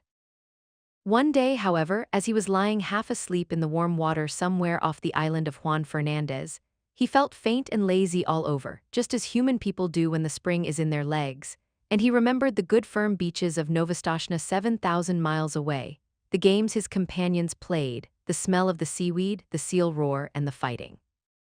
That very minute he turned north, swimming steadily, and as he went on he met scores of his mates, all bound for the same place, and they said, "Greeting, Kotick. This year we are all Halaskiki, and we can dance the fire dance in the breakers off Lukannon and play on the new grass. But where did you get that coat?" Kotick's fur was almost pure white now, and though he felt very proud of it, he only said, "Swim quickly, my bones are aching for the land." And so they all came to the beaches where they had been born and heard the old seals, their fathers, fighting in the rolling mist. That night Kotick danced the fire dance with the yearling seals. The sea is full of fire on summer nights all the way down from Novastoshnah to Lukannon, and each seal leaves a wake like burning oil behind him and a flaming flash when he jumps, and the waves break in great phosphorescent streaks and swirls. Then they went inland to the Halaskiki grounds and rolled up and down in the new wild wheat, and told stories of what they had done while they had been at sea. They talked about the Pacific as boys would talk about a wood that they had been nutting in, and if anyone had understood them he could have gone away and made such a chart of that ocean as never was. The 3- and 4-year-old Halaskiki romped down from Hutchinson's Hill crying, "Out of the way, youngsters, the sea is deep and you don't know all that's in it yet. Wait till you've rounded the Horn. Hi, you yearling, where did you get that white coat?" "I didn't get it," said Kotick. "It grew." And just as he was going to roll the speaker over, a couple of black-haired men with flat red faces came from behind a sand dune, and Kotick, who had never seen a man before, coughed and lowered his head. The Halaskiki just bundled off a few yards and sat staring stupidly. The men were no less than Carrick Buterin, the chief of the seal hunters on the island, and Patalaman, his son. They came from the little village not half a mile from the sea nurseries, and they were deciding what seals they would drive up to the killing pens, for the seals were driven just like sheep, to be turned into sealskin jackets later on. "Ho," said Patalaman, "look, there's a white seal." Carrick Buterin turned nearly white under his oil and smoke, for he was an Aleut, and Aleuts are not clean people. Then he began to mutter a prayer. "Don't touch him, Patalaman. There has never been a white seal since I was born. Perhaps it is old Zaharoff's ghost. He was lost last year in the big gale." "I'm not going near him," said Patalaman. "He's unlucky. Do you really think he is old Zaharoff come back? I owe him for some gulls' eggs." "Don't look at him," said Carrick. "Head off that drove of 4-year-olds. The men ought to skin 200 today, but it's the beginning of the season and they are new to the work. 100 will do, quick." Patalaman rattled a pair of seal's shoulder bones in front of a herd of Halaskiki and they stopped dead, puffing and blowing. Then he stepped near and the seals began to move, and Carrick headed them inland, and they never tried to get back to their companions. Hundreds and hundreds of thousands of seals watched them being driven, but they went on playing just the same. Kotick was the only one who asked questions, and none of his companions could tell him anything, except that the men always drove seals in that way for 6 weeks or 2 months of every year. "I am going to follow," he said, and his eyes nearly popped out of his head as he shuffled along in the wake of the herd. "The white seal is coming after us," cried Patalaman. "That's the first time a seal has ever come to the killing grounds alone." "HSH, don't look behind you," said Carrick. "It is Zaharoff's ghost. I must speak to the priest about this." The distance to the killing grounds was only half a mile, but it took an hour to cover, because if the seals went too fast, Carrick knew that they would get heated and then their fur would come off in patches when they were skinned. So they went on very slowly past Sea Lion's Neck, past Webster House, till they came to the salt house just beyond the sight of the seals on the beach. Kotick followed, panting and wondering. He thought that he was at the world's end, but the roar of the seal nurseries behind him sounded as loud as the roar of a train in a tunnel. Then Carrick sat down on the moss and pulled out a heavy pewter watch and let the drove cool off for 30 minutes, and Kotick could hear the fog dew dripping off the brim of his cap. Then 10 or 12 men, each with an iron-bound club 3 or 4 feet long, came up, and Carrick pointed out 1 or 2 of the drove that were bitten by their companions or too hot, and the men kicked those aside with their heavy boots made of the skin of a walrus's throat, and then Carrick said, "Let go." And then the men clubbed the seals on the head as fast as they could. 10 minutes later, little Kotick did not recognize his friends anymore, for their skins were ripped off from the nose to the hind flippers, whipped off and thrown down on the ground in a pile. That was enough for Kotick. He turned and galloped. A seal can gallop very swiftly for a short time back to the sea, his little new mustache bristling with horror. At Sea Lion's Neck, where the great sea lions sit on the edge of the surf, he flung himself flipper overhead into the cool water and rocked there, gasping miserably. "What's here?" said a sea lion gruffly, for as a rule the sea lions keep themselves to themselves. "Scoochnie, Ocean Scoochnie, I'm lonesome, very lonesome," said Kotick. "They're killing all the holoskiki on all the beaches." The sea lion turned his head inshore. "Nonsense," he said. "Your friends are making as much noise as ever. You must have seen old Carrick polishing off a drove. He's done that for 30 years. "It's horrible," said Kotick, backing water as a wave went over him, and steadying himself with a screw stroke of his flippers that brought him all standing within 3 inches of a jagged edge of rock. "Well done for a yearling," said the sea lion, who could appreciate good swimming. "I suppose it is rather awful from your way of looking at it, but if you seals will come here year after year, of course the men get to know of it, and unless you can find an island where no men ever come, you will always be driven." "Isn't there any such island?" began Kotick. "I've followed the poltoos, the halibut, for 20 years and I can't say I've found it yet. But look here, you seem to have a fondness for talking to your betters. Suppose you go to Walrus Islet and talk to Sea Vitch. He may know something. Don't flounce off like that. It's a 6-mile swim, and if I were you I should haul out and take a nap first, little one." Kotick thought that that was good advice, so he swam round to his own beach, hauled out and slept for half an hour, twitching all over as seals will. Then he headed straight for Walrus Islet, a little low sheet of rocky island almost due northeast from Novastoshnah, all ledges and rock and gulls' nests, where the walrus herded by themselves. He landed close to old Sea Vitch, the big, ugly, bloated, pimpled, fat-necked, long-tusked walrus of the North Pacific, who has no manners except when he is asleep, as he was then, with his hind flippers half in and half out of the surf. "Wake up," barked Kotick, for the gulls were making a great noise. "Ha-ho, HMPH, what's that?" said Sea Vitch, and he struck the next walrus a blow with his tusks and waked him up, and the next struck the next, and so on till they were all awake and staring in every direction but the right one. They were all awake and staring in every direction but the right one. "Hi, it's me," said Kotick, bobbing in the surf and looking like a little white slug. "Well, may I be skinned," said Sea Vitch, and they all looked at Kotick as you can fancy a club full of drowsy old gentlemen would look at a little boy. Kotick did not care to hear any more about skinning just then. He had seen enough of it. So he called out, "Isn't there any place for seals to go where men don't ever come?" "Go and find out," said Sea Vitch, shutting his eyes. "Run away, we're busy here." Kotick made his dolphin jump in the air and shouted as loud as he could, "Clam eater, clam eater." He knew that Sea Vitch never caught a fish in his life but always rooted for clams and seaweed, though he pretended to be a very terrible person. Naturally, the chickies and the guvaruskis and the epatkas, the burgomaster gulls and the kittiwakes and the puffins, who are always looking for a chance to be rude, took up the cry, and so Limmershin told me, for nearly 5 minutes you could not have heard a gun fired on Walrus Islet. All the population was yelling and screaming, "Clam eater, Starik old man," while Sea Vitch rolled from side to side grunting and coughing. "Now will you tell?" said Kotick, all out of breath. Go and ask Sea Cow, said Sea Vitch. If he is living still, he'll be able to tell you. How shall I know Sea Cow when I meet him, said Kotick, sheering off. He's the only thing in the sea uglier than Sea Vitch, screamed a burgomaster gull, wheeling under Sea Vitch's nose. Uglier and with worse manners, Starik. Kotick swam back to Novastoshnah, leaving the gulls to scream. There he found that no one sympathized with him in his little attempt to discover a quiet place for the seals. They told him that men had always driven the Holoskiki, it was part of the day's work, and that if he did not like to see ugly things he should not have gone to the killing grounds. But none of the other seals had seen the killing, and that made the difference between him and his friends. Besides, Kotick was a white seal. What you must do, said old Sea Ketch after he had heard his son's adventures, is to grow up and be a big seal like your father and have a nursery on the beach, and then they will leave you alone. In another 5 years you ought to be able to fight for yourself. Even gentle Matka, his mother, said, you will never be able to stop the killing. Go and play in the sea, Kotick. And Kotick went off and danced the fire dance with a very heavy little heart.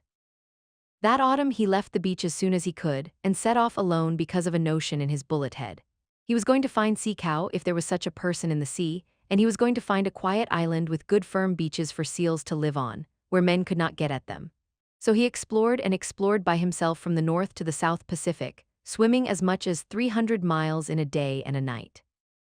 He met with more adventures than can be told, and narrowly escaped being caught by the basking shark, and the spotted shark and the hammerhead, and he met all the untrustworthy ruffians that loaf up and down the seas and the heavy polite fish, and the scarlet-spotted scallops that are moored in one place for hundreds of years and grow very proud of it. But he never met Sea Cow, and he never found an island that he could fancy. If the beach was good and hard, with a slope behind it for seals to play on, there was always the smoke of a whaler on the horizon, boiling down blubber, and Kotick knew what that meant. Or else he could see that seals had once visited the island and been killed off, and Kotick knew that where men had come once they would come again. He picked up with an old stumpy-tailed albatross, who told him that Kerguelen Island was the very place for peace and quiet, and when Kotick went down there, he was all but smashed to pieces against some wicked black cliffs in a heavy sleet storm with lightning and thunder.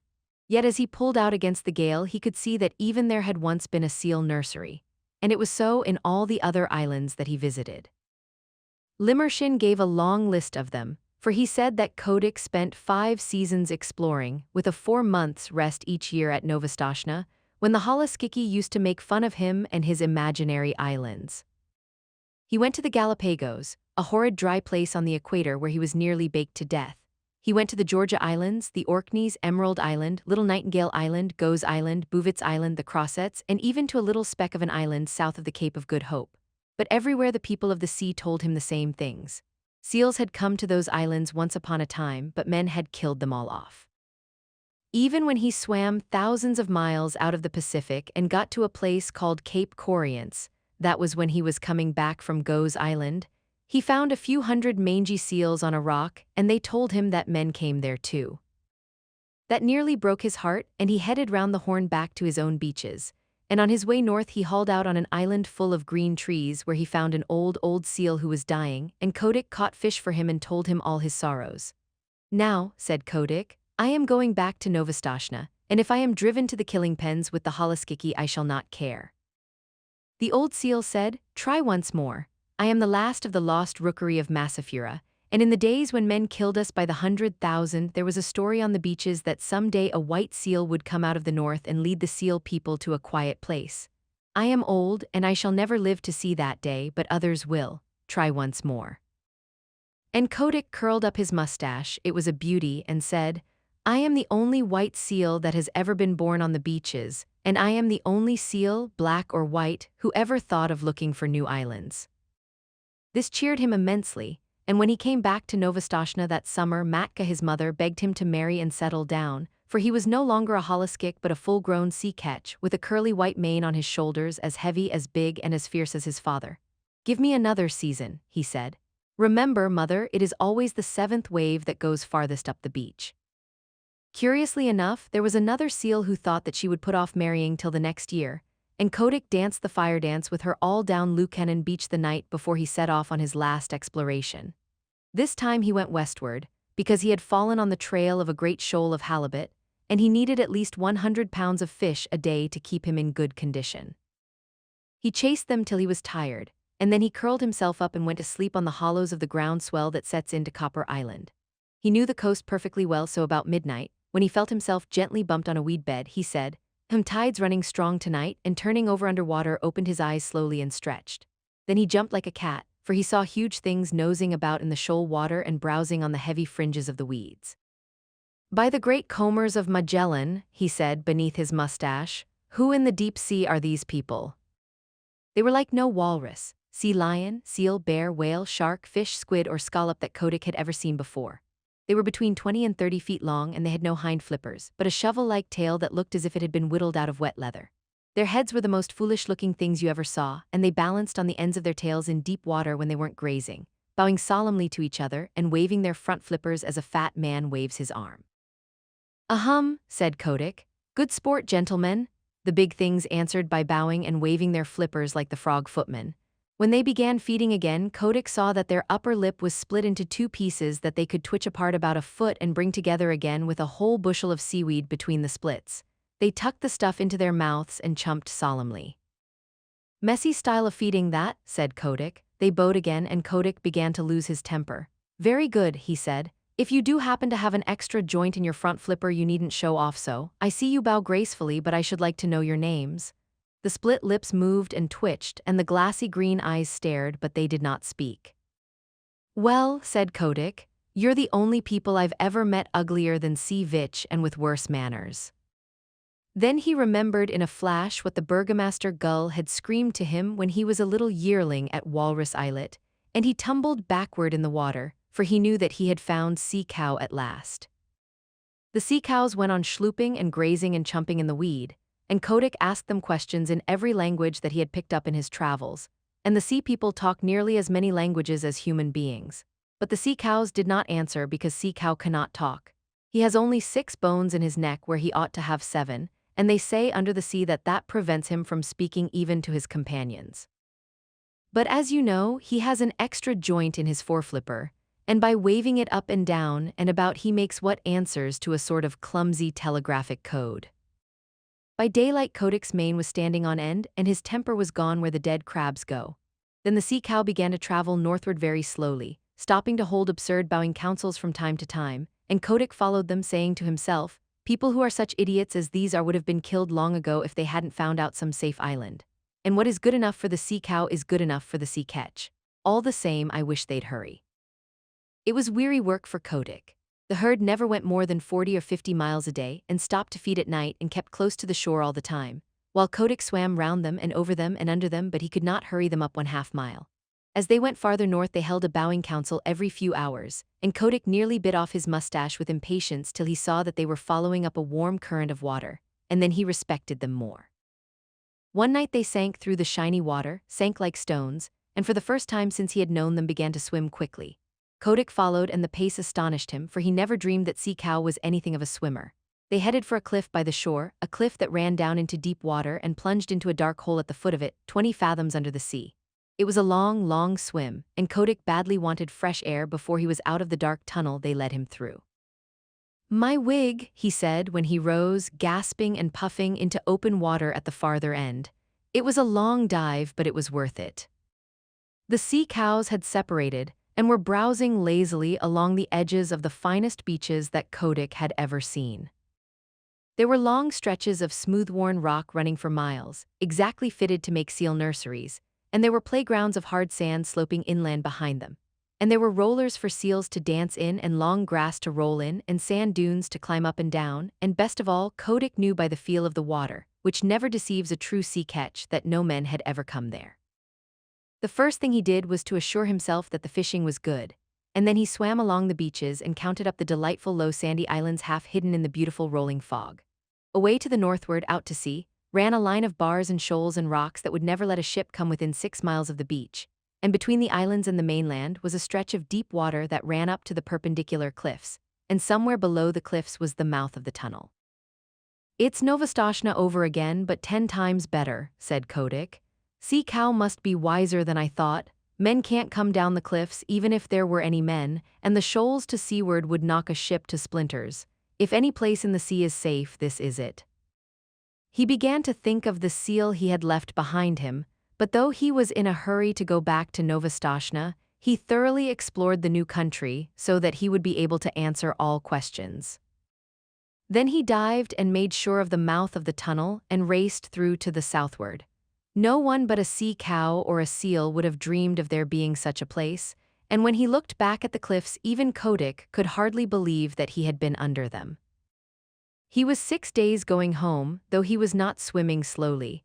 And when he hauled out just above Sea Lion's neck, the first person he met was the seal who had been waiting for him, and she saw by the look in his eyes that he had found his island at last. But the Halaskiki and Sea Ketch, his father, and all the other seals laughed at him when he told them what he had discovered, and a young seal about his own age said, "This is all very well, Kotick, but you can't come from no one knows where and order us off like this. Remember, we've been fighting for our nurseries, and that's a thing you never did. You preferred prowling about in the sea." The other seals laughed at this, and the young seal began twisting his head from side to side. He had just married that year and was making a great fuss about it. "I've no nursery to fight for," said Kotick. "I only want to show you all a place where you will be safe. What's the use of fighting?" "Oh, if you're trying to back out, of course I've no more to say," said the young seal with an ugly chuckle. "Will you come with me if I win?" said Kotick, and a green light came into his eye, for he was very angry at having to fight at all. "Very good," said the young seal carelessly. "If you win, I'll come." He had no time to change his mind, for Kotick's head was out and his teeth sunk in the blubber of the young seal's neck. Then he threw himself back on his haunches and hauled his enemy down the beach, shook him and knocked him over. Then Kotick roared to the seals, "I've done my best for you these 5 seasons past. I've found you the island where you'll be safe, but unless your heads are dragged off your silly necks you won't believe. I'm going to teach you now. Look out for yourselves." Limmershin told me that never in his life, and Limmershin sees 10,000 big seals fighting every year, never in all his little life did he see anything like Kotick's charge into the nurseries. He flung himself at the biggest sea catch he could find, caught him by the throat, choked him and bumped him and banged him till he grunted for mercy, and then threw him aside and attacked the next. You see, Kotick had never fasted for 4 months as the big seals did every year, and his deep-sea swimming trips kept him in perfect condition, and best of all, he had never fought before. His curly white mane stood up with rage and his eyes flamed, and his big dog teeth glistened, and he was splendid to look at. Old Sea Ketch, his father, saw him tearing past, hauling the grizzled old seals about as though they had been halibut, and upsetting the young bachelors in all directions, and Sea Ketch gave a roar and shouted, "He may be a fool, but he is the best fighter on the beaches. Don't tackle your father, my son, he's with you." Kotick roared in answer, and old Sea Ketch waddled in with his mustache on end, blowing like a locomotive, while Matka and the seal that was going to marry Kotick cowered down and admired their menfolk. It was a gorgeous fight, for the two fought as long as there was a seal that dared lift up his head, and when there were none they paraded grandly up and down the beach side by side, bellowing.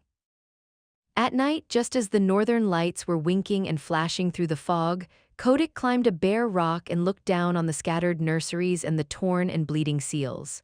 "Now," he said, "I've taught you your lesson."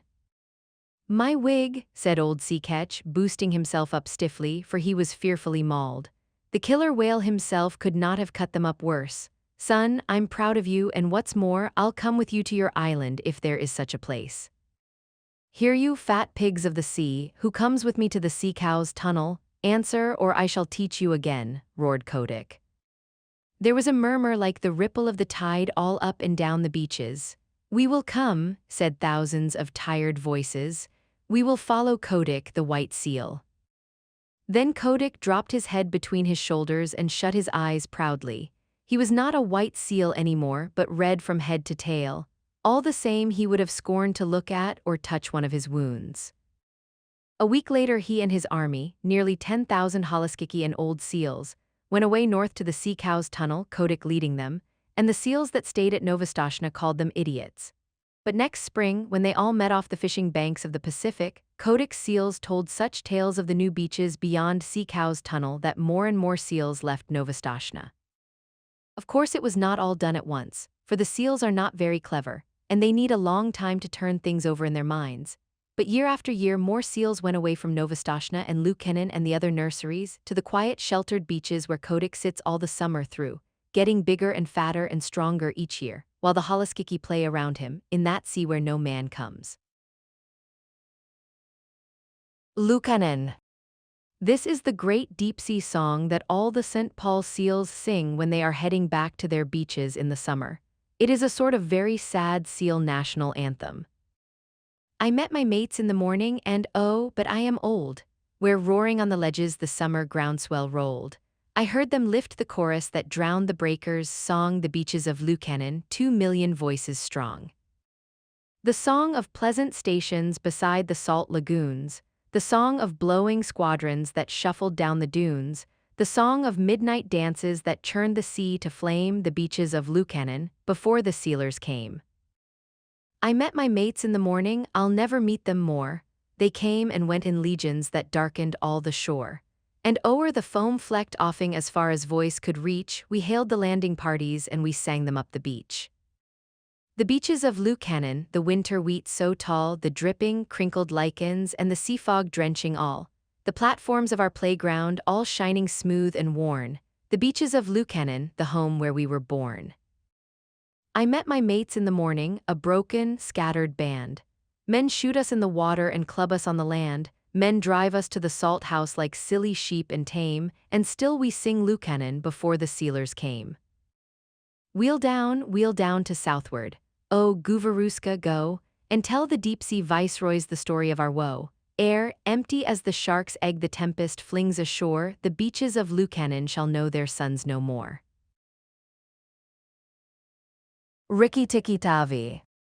At the hole where he went in Red-Eye called to Wrinkleskin, hear what little Red-Eye saith, nag, come up and dance with death.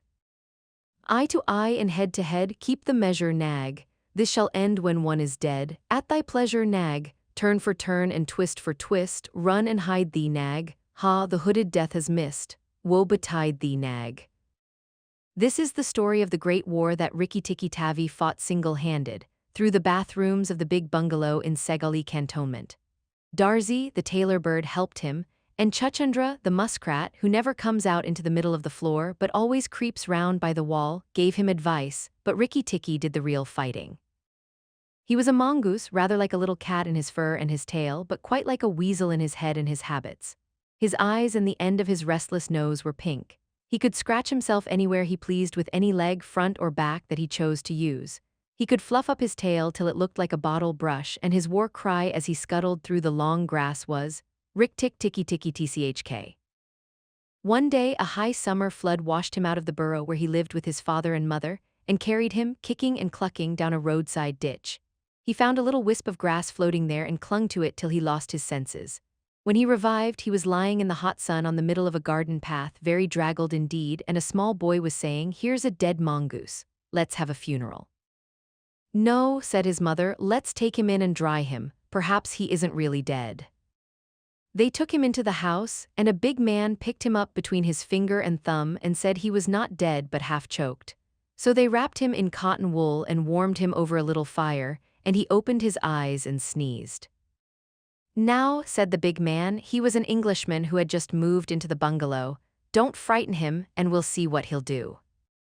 It is the hardest thing in the world to frighten a mongoose because he is eaten up from nose to tail with curiosity. The motto of all the mongoose family is run and find out, and Rikki-tikki was a true mongoose. He looked at the cotton wool, decided that it was not good to eat, ran all round the table, sat up and put his fur in order, scratched himself, and jumped on the small boy's shoulder. Rikki-tikki looked down between the boy's collar and neck. "Don't be frightened, Teddy," said his father. "That's his way of making friends." "Ouch, he's tickling under my chin," said Teddy. Rikki-tikki looked down between the boy's collar and neck, snuffed at his ear, and climbed down to the floor where he sat rubbing his nose. "Good gracious," said Teddy's mother, "and that's a wild creature. I suppose he's so tame because we've been kind to him." "All mongooses are like that," said her husband. "If Teddy doesn't pick him up by the tail or try to put him in a cage, he'll run in and out of the house all day long. Let's give him something to eat." They gave him a little piece of raw meat. Rikki-tikki liked it immensely, and when it was finished he went out into the veranda and sat in the sunshine and fluffed up his fur to make it dry to the roots. Then he felt better. He put his nose into the ink. There are more things to find out about in this house, he said to himself, than all my family could find out in all their lives. I shall certainly stay and find out. He spent all that day roaming over the house. He nearly drowned himself in the bathtubs, put his nose into the ink on a writing table, and burned it on the end of the big man's cigar, for he climbed up in the big man's lap to see how writing was done. At nightfall, he ran into Teddy's nursery to watch how kerosene lamps were lighted, and when Teddy went to bed, Rikki-Tikki climbed up too. But he was a restless companion because he had to get up and attend to every noise all through the night and find out what made it. Teddy's mother and father came in the last thing to look at their boy, and Rikki-Tikki was awake on the pillow. "I don't like that," said Teddy's mother. "He may bite the child." "He'll do no such thing," said the father. "Teddy's safer with that little beast than if he had a bloodhound to watch him. If a snake came into the nursery now." Rikki-Tikki was awake on the pillow. But Teddy's mother wouldn't think of anything so awful. Early in the morning, Rikki-Tikki came to early breakfast in the veranda riding on Teddy's shoulder, and they gave him banana and some boiled egg. He sat on all their laps one after the other, because every well-brought-up mongoose always hopes to be a house mongoose someday and have rooms to run about in. And Rikki-Tikki's mother, she used to live in the general's house at Segali, had carefully told Rikki what to do if ever he came across white men. He came to breakfast riding on Teddy's shoulder. Then Rikki-Tikki went out into the garden to see what was to be seen. It was a large garden, only half cultivated, with bushes as big as summer houses of Mohan.L roses, lime and orange trees, clumps of bamboos and thickets of high grass. Rikki-Tikki licked his lips. "This is a splendid hunting ground," he said, and his tail grew bottle-brushy at the thought of it, and he scuttled up and down the garden, snuffing here and there till he heard very sorrowful voices in a thorn bush. It was Darzee, the tailor bird, and his wife. They had made a beautiful nest by pulling two big leaves together and stitching them up the edges with fibers, and had filled the hollow with cotton and downy fluff. The nest swayed to and fro as they sat on the rim and cried. "We are very miserable," said Darzee. "What is the matter?" asked Rikki-Tikki. "We are very miserable," said Darzee. "One of our babies fell out of the nest yesterday and Nag ate him." Said Rikki-Tikki, "That is very sad, but I am a stranger here. Who is Nag?" Darzee and his wife only cowered down in the nest without answering, for from the thick grass at the foot of the bush there came a low hiss, a horrid cold sound that made Rikki-Tikki jump back 2 clear feet. Then inch by inch out of the grass rose up the head and spread hood of Nag, the big black cobra, and he was 5 feet long from tongue to tail. When he had lifted 1/3 of himself clear of the ground, he stayed balancing to and fro exactly as a dandelion tuft balances in the wind, and he looked at Rikki-Tikki with the wicked snake's eyes that never change their expression, whatever the snake may be thinking of. "Who is Nag?" said he. "I am Nag. The great god Brahm put his mark upon all our people when the first cobra spread his hood to keep the sun off Brahm as he slept. Look and be afraid." "I am Nag," said the cobra. "Look and be afraid." But at the bottom of his cold heart he was afraid. He spread out his hood more than ever, and Rikki-Tikki saw the spectacle mark on the back of it that looks exactly like the eye part of a hook and eye fastening. He was afraid for the minute, but it is impossible for a mongoose to stay frightened for any length of time, and though Rikki-Tikki had never met a live cobra before, his mother had fed him on dead ones, and he knew that all a grown mongoose's business in life was to fight and eat snakes. Nag knew that too, and at the bottom of his cold heart he was afraid. Rikki-Tikki Tavi and Nag. "Well," said Rikki-Tikki, and his tail began to fluff up again, "marks or no marks, do you think it is right for you to eat fledglings out of a nest?" Nag was thinking to himself, and watching the least little movement in the grass behind Rikki-Tikki. He knew that mongooses in the garden meant death sooner or later for him and his family, but he wanted to get Rikki-Tikki off his guard. So he dropped his head a little and put it on one side. "Let us talk," he said. "You eat eggs, why should not I eat birds?"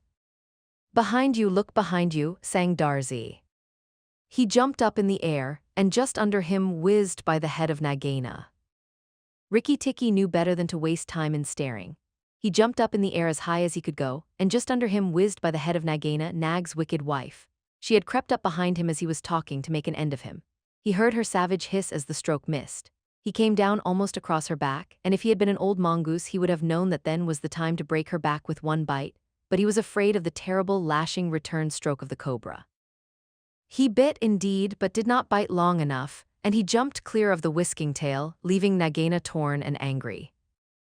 "Wicked, wicked Darzy," said Nag, lashing up as high as he could reach toward the nest in the thorn bush. But Darzy had built it out of reach of snakes, and it only swayed to and fro. Rikki-Tikki felt his eyes growing red and hot.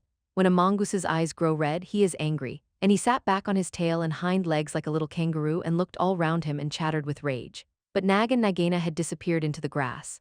When a snake misses its stroke, it never says anything or gives any sign of what it means to do next.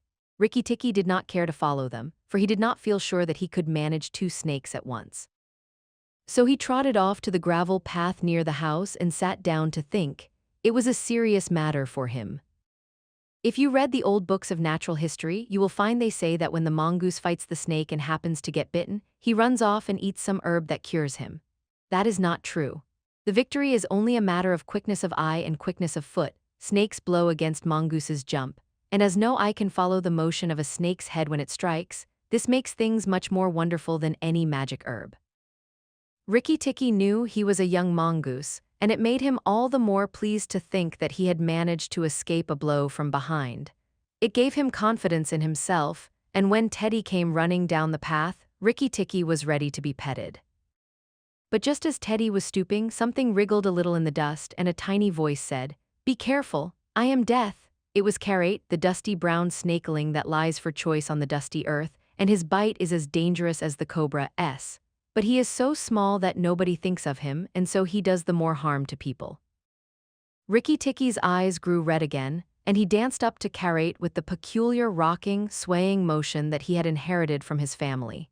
It looks very funny, but it is so perfectly balanced a gait that you can fly off from it at any angle you please, and in dealing with snakes this is an advantage. If Rikki-Tikki had only known, he was doing a much more dangerous thing than fighting Nag, for Karate is so small and can turn so quickly that unless Rikki bit him close to the back of the head, he would get the return stroke in his eye or his lip. But Rikki did not know. His eyes were all red and he rocked back and forth looking for a good place to hold. Karate struck out. Rikki jumped sideways and tried to run in, but the wicked little dusty gray head lashed within a fraction of his shoulder, and he had to jump over the body, and the head followed his heels close. Teddy shouted to the house, "Oh, look here, our mongoose is killing a snake." And Rikki-Tikki heard a scream from Teddy's mother. His father ran out with a stick, but by the time he came up, Karate had lunged out once too far, and Rikki-Tikki had sprung, jumped on the snake's back, dropped his head far between his forelegs, bitten as high up the back as he could get hold, and rolled away. That bite paralyzed Karate, and Rikki-Tikki was just going to eat him up from the tail, after the custom of his family at dinner, when he remembered that a full meal makes a slow mongoose, and if he wanted all his strength and quickness ready, he must keep himself thin. He went away for a dust bath under the castrol bushes while Teddy's father beat the dead Karate. "What is the use of that?" thought Rikki-Tikki. "I have settled it all," and then Teddy's mother picked him up from the dust and hugged him, crying that he had saved Teddy from death, and Teddy's father said that he was a providence, and Teddy looked on with big scared eyes.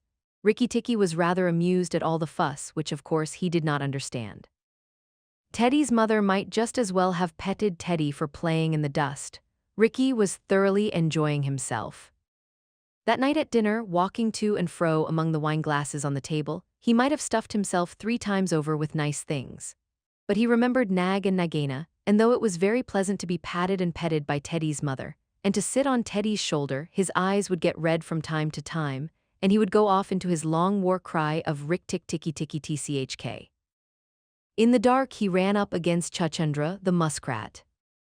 Teddy carried him off to bed, and insisted on Rikki-Tikki sleeping under his chin. Rikki-Tikki was too well bred to bite or scratch, but as soon as Teddy was asleep he went off for his nightly walk round the house, and in the dark he ran up against Chuchundra the muskrat creeping around by the wall.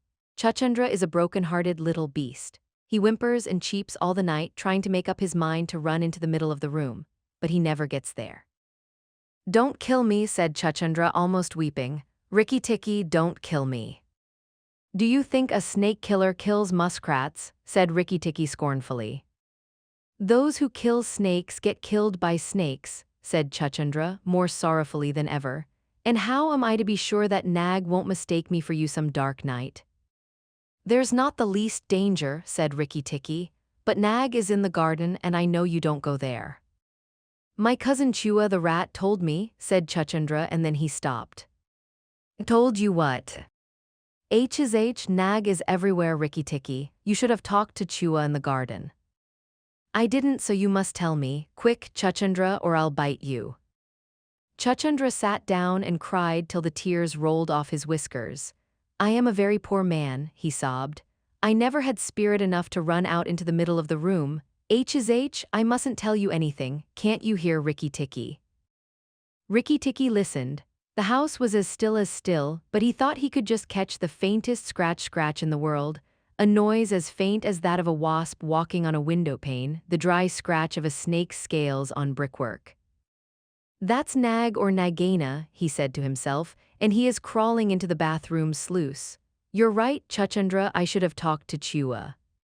He stole off to Teddy's bathroom, but there was nothing there, and then to Teddy's mother's bathroom. At the bottom of the smooth plaster wall there was a brick pulled out to make a sluice for the bath water, and as Rikki Tikki stole in by the masonry curb where the bath is put, he heard Nag and Nagaina whispering together outside in the moonlight. When the house is emptied of people, said Nagaina to her husband, he will have to go away and then the garden will be our own again. Go in quietly and remember that the big man who killed Karate is the first one to bite. Then come out and tell me and we will hunt for Rikki Tikki together. But are you sure that there is anything to be gained by killing the people, said Nag. Everything? When there were no people in the bungalow, did we have any mongoose in the garden?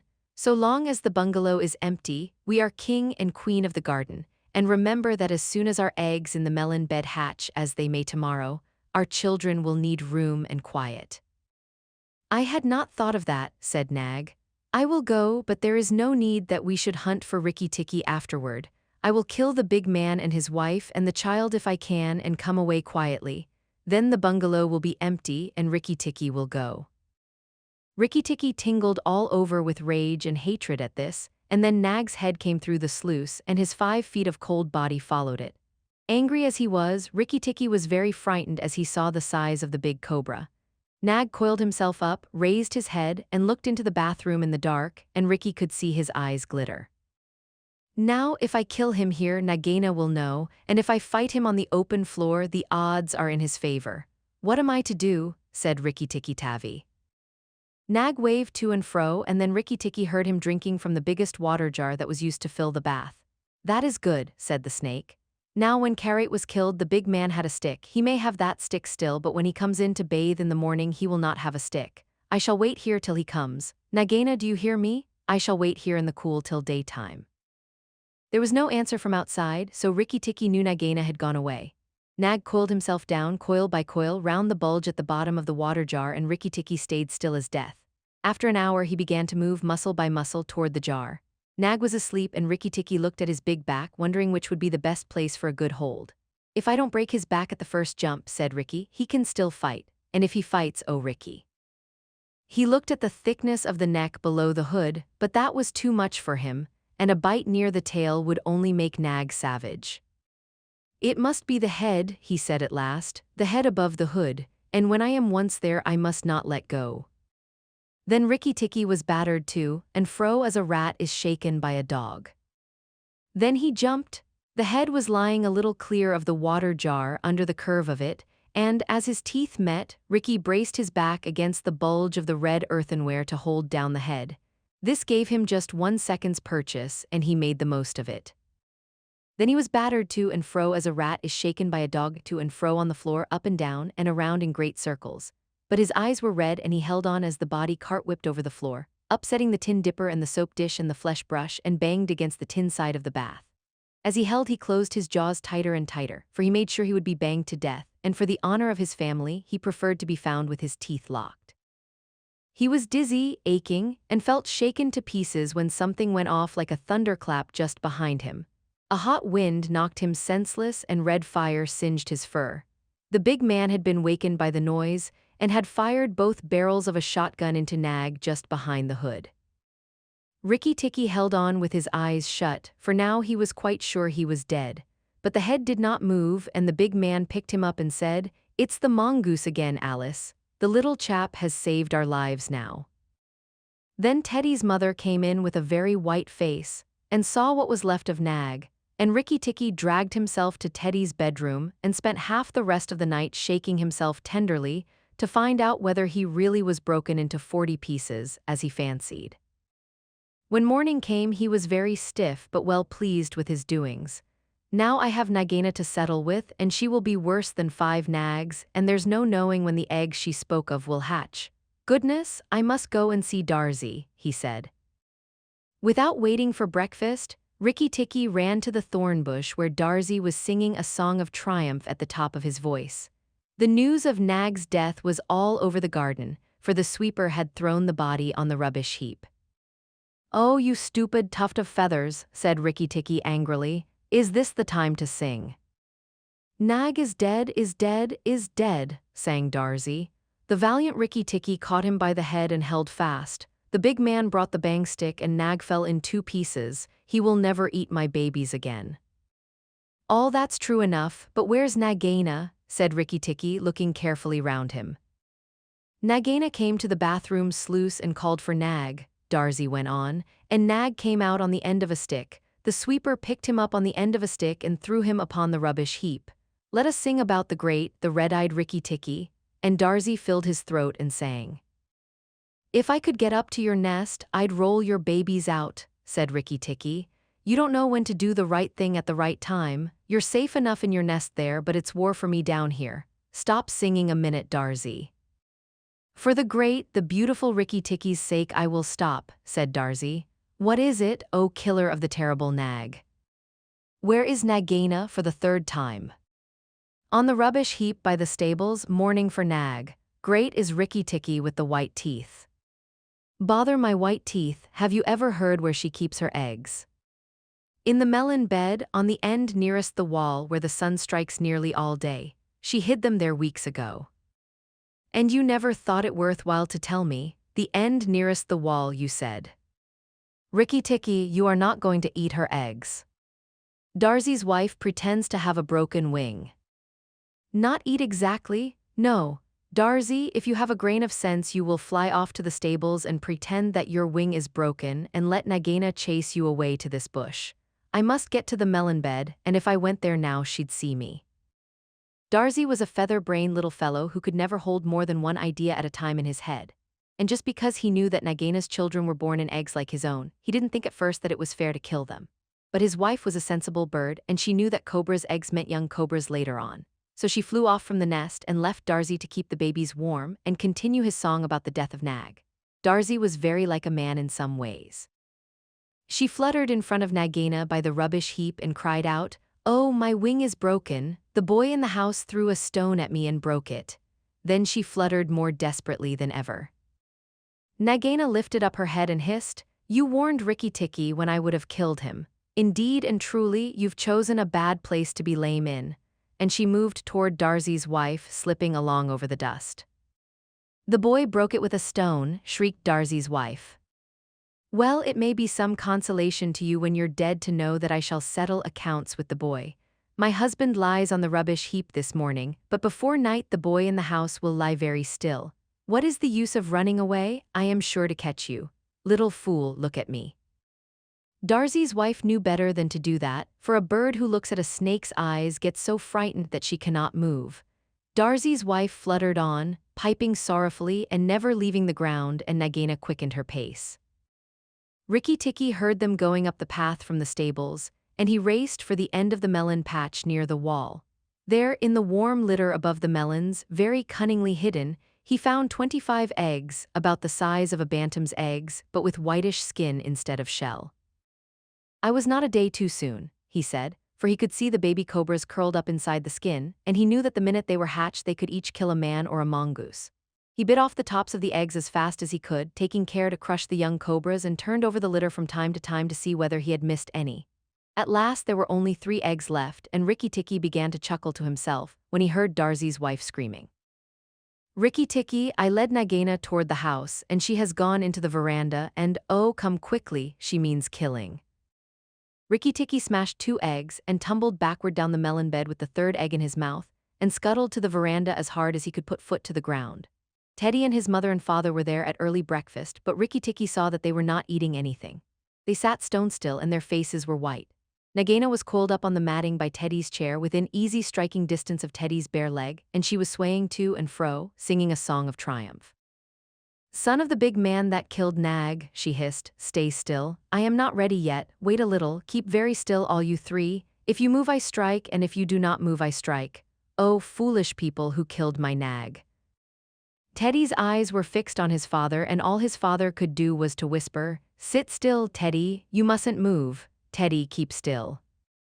Then Rikki-Tikki came up and cried, "Turn round, Nagaina, turn and fight." "All in good time," said she without moving her eyes. "I will settle my account with you presently. Look at your friends, Rikki-Tikki. They are still and white, they are afraid, they dare not move, and if you come a step nearer I strike." "Look at your eggs," said Rikki-Tikki, "in the melon bed near the wall. Go and look, Nagaina." The big snake turned half around and saw the egg on the veranda. Give it to me," she said. Rikki-Tikki put his paws one on each side of the egg and his eyes were blood red. "What price for a snake's egg? For a young cobra? For a young king cobra? For the last, the very last of the brood? The ants are eating all the others down by the melon bed." Nagaina spun clear round, forgetting everything for the sake of the one egg. Rikki-Tikki saw Teddy's father shoot out a big hand, catch Teddy by the shoulder, and drag him across the little table with the teacups, safe and out of reach of Nagaina. Tricked, Rick-TCK, chuckled Rikki-Tikki. "The boy is safe, and it was I that caught Nag by the hood last night in the bathroom." Then he began to jump up and down, all 4 feet together, his head close to the floor. "He threw me to and fro, but he could not shake me off. He was dead before the big man blew him in two. I did it, Rikki-Tikki TCK. Come then, Nagaina, come and fight with me. You shall not be a widow long." Nagaina saw that she had lost her chance of killing Teddy, and the egg lay between Rikki-Tikki's paws. "Give me the egg, Rikki-Tikki. Give me the last of my eggs and I will go away and never come back," she said, lowering her hood. "Yes, you will go away and you will never come back, for you will go to the rubbish heap with Nag. Fight, widow, the big man has gone for his gun, fight." Nagaina flew down the path, with Rikki-Tikki behind her. Rikki-Tikki was bounding all round Nagaina, keeping just out of reach of her stroke, his little eyes like hot coals. Nagaina gathered herself together and flung out at him. Rikki-Tikki jumped up and backward. Again and again and again she struck, and each time her head came with a whack on the matting of the veranda, and she gathered herself together like a watch spring. Then Rikki-Tikki danced in a circle to get behind her, and Nagaina spun round to keep her head to his head, so that the rustle of her tail on the matting sounded like dry leaves blown along by the wind. He had forgotten the egg. It still lay on the veranda, and Nagaina came nearer and nearer to it, till at last, while Rikki-Tikki was drawing breath, she caught it in her mouth, turned to the veranda steps and flew like an arrow down the path with Rikki-Tikki behind her. When the cobra runs for her life, she goes like a whiplash flicked across a horse's neck. Rikki-Tikki knew that he must catch her or all the trouble would begin again. She headed straight for the long grass by the thorn bush, and as he was running, Rikki-Tikki heard Darzee still singing his foolish little song of triumph. But Darzee's wife was wiser. She flew off her nest as Nagaina came along and flapped her wings about Nagaina's head. If Darzee had helped, they might have turned her, but Nagaina only lowered her hood and went on. Still, the instant's delay brought Rikki-Tikki up to her, and as she plunged into the rat hole where she and Nag used to live, his little white teeth were clenched on her tail, and he went down with her. And very few mongooses, however wise and old they may be, care to follow a cobra into its hole. It was dark in the hole, and Rikki-Tikki never knew when it might open out and give Nagaina room to turn and strike at him. He held on savagely and stuck out his feet to act as brakes on the dark slope of the hot, moist earth. Then the grass by the mouth of the hole stopped waving, and Darzee said, "It is all over with Rikki-Tikki. We must sing his death song. Valiant Rikki-Tikki is dead, for Nagaina will surely kill him underground." So he sang a very mournful song that he made up on the spur of the minute, and just as he got to the most touching part, the grass quivered again, and Rikki-Tikki, covered with dirt, dragged himself out of the hole leg by leg, licking his whiskers. Darzee stopped with a little shout. Rikki-Tikki shook some of the dust out of his fur and sneezed. "It is all over," he said. "The widow will never come out again." And the red ants that live between the grass stems heard him, and began to troop down one after another to see if he had spoken the truth. Rikki-Tikki curled himself up in the grass and slept where he was, slept and slept till it was late in the afternoon, for he had done a hard day's work. Now, he said when he awoke, I will go back to the house, tell the coppersmith Darzy, and he will tell the garden that Nagaina is dead. It is all over.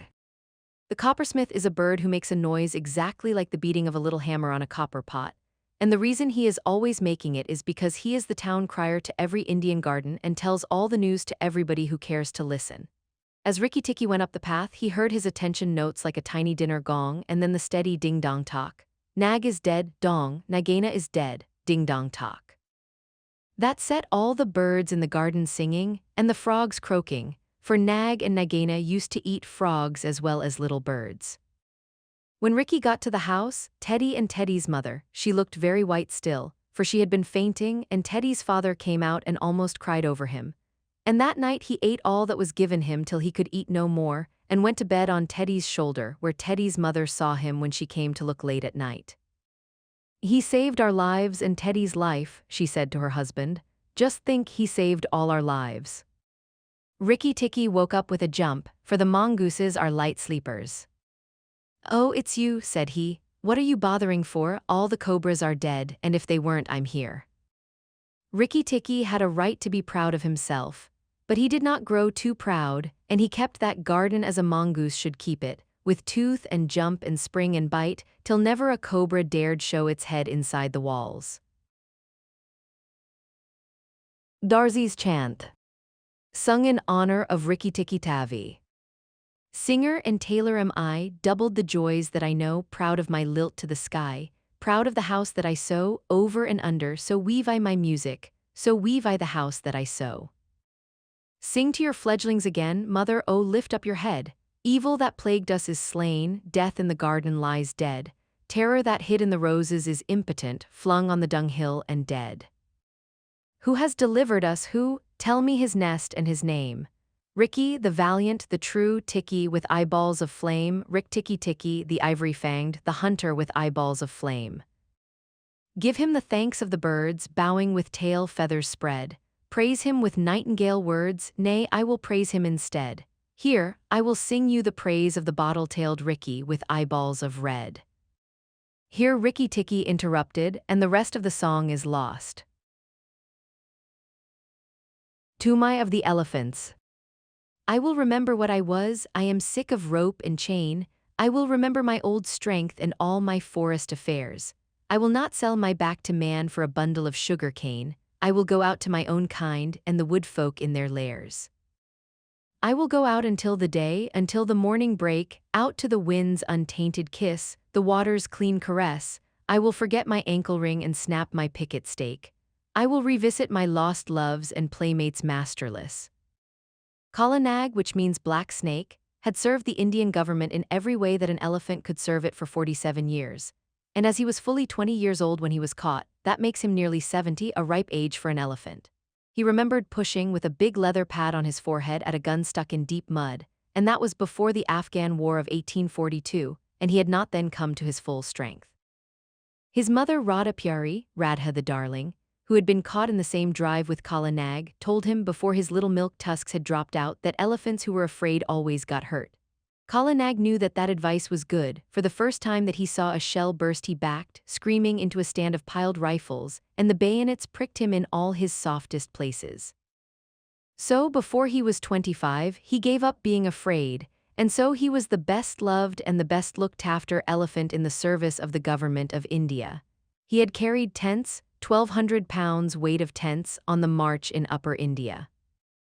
He had been hoisted into a ship at the end of a steam crane and taken for days across the water, and made to carry a mortar on his back in a strange and rocky country very far from India, and had seen the Emperor Theodore lying dead in Magdala, and had come back again in the steamer entitled, so the soldiers said, to the Abyssinian war medal. He had seen his fellow elephants die of cold and epilepsy and starvation, and sunstroke up at a place called Ali Masjid, 10 years later. And afterward he had been sent down thousands of miles south to haul and pile big bulks of teak in the timberyards at Moulmein.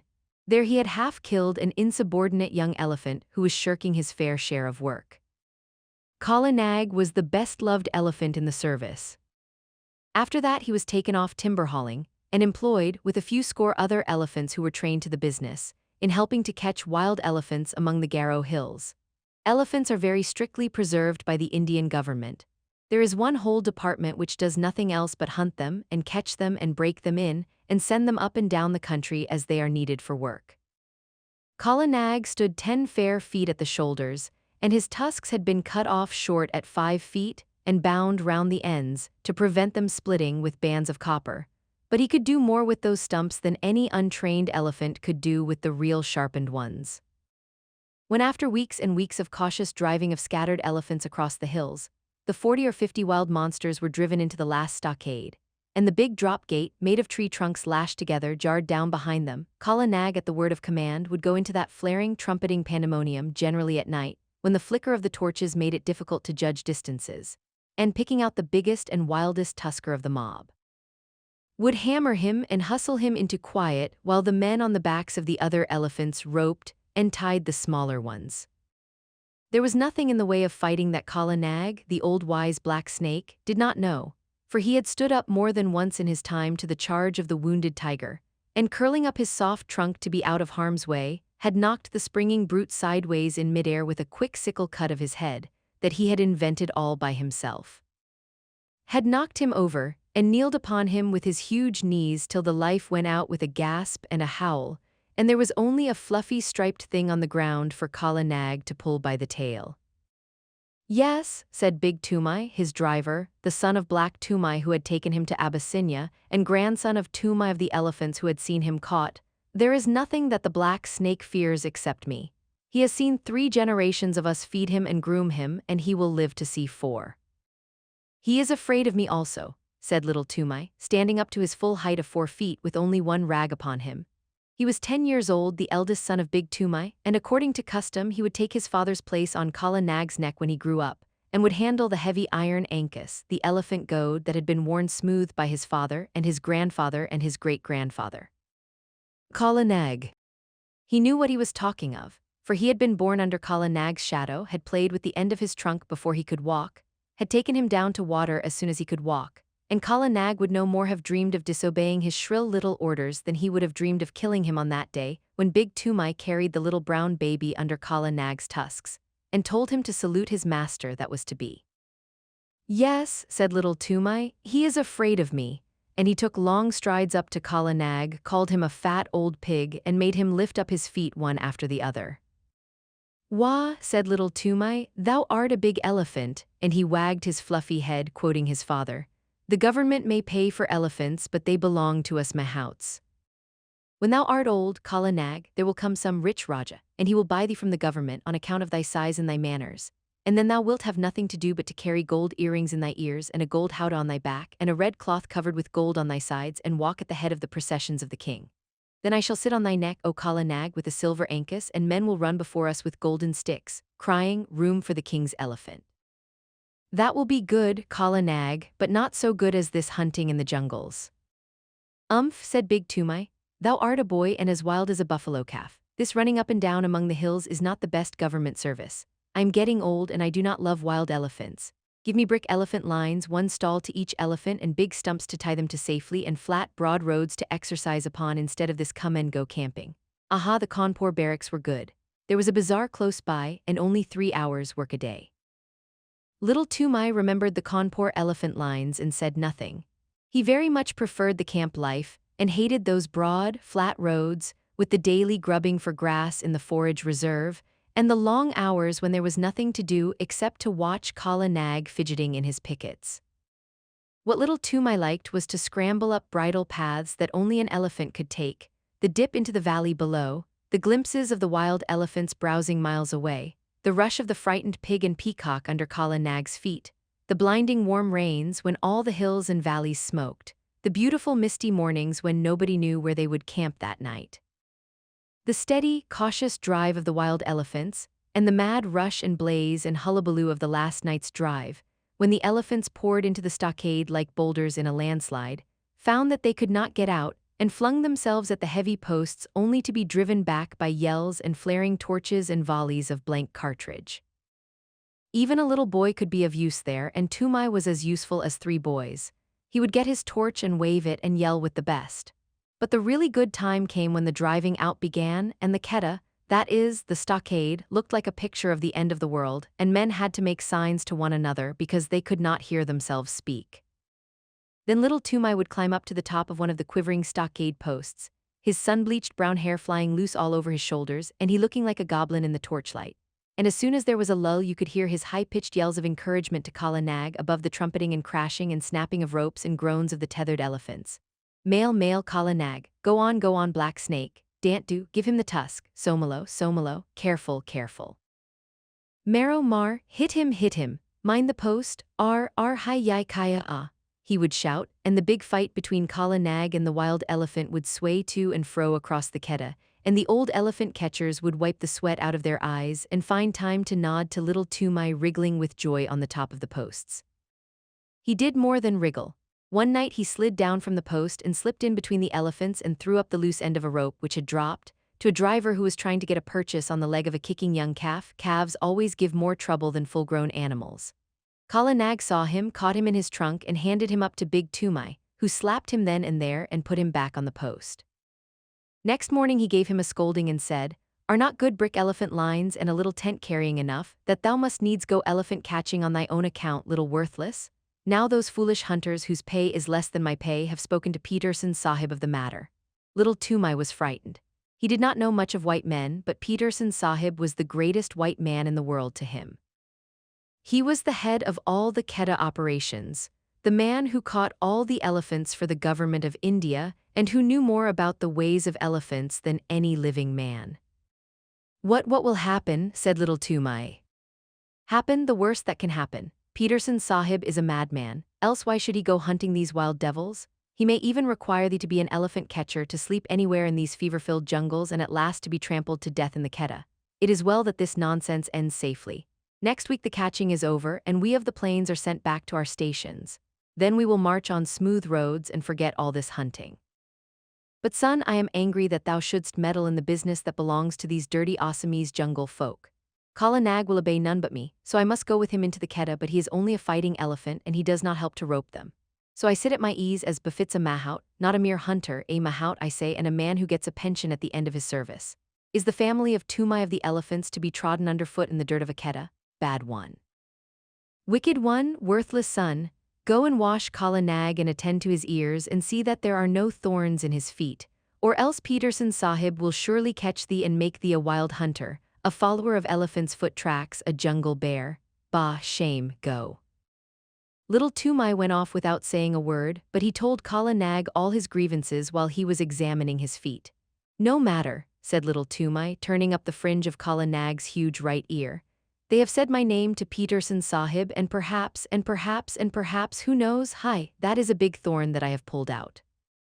The next few days were spent in getting the elephants together, in walking the newly caught wild elephants up and down between a couple of tame ones to prevent them giving too much trouble on the downward march to the plains, and in taking stock of the blankets and ropes and things that had been worn out or lost in the forest. Peterson Sahib came in on his clever she-elephant Padmini. He had been paying off other camps among the hills, for the season was coming to an end, and there was a native clerk sitting at a table under a tree to pay the drivers their wages. As each man was paid, he went back to his elephant and joined the line that stood ready to start.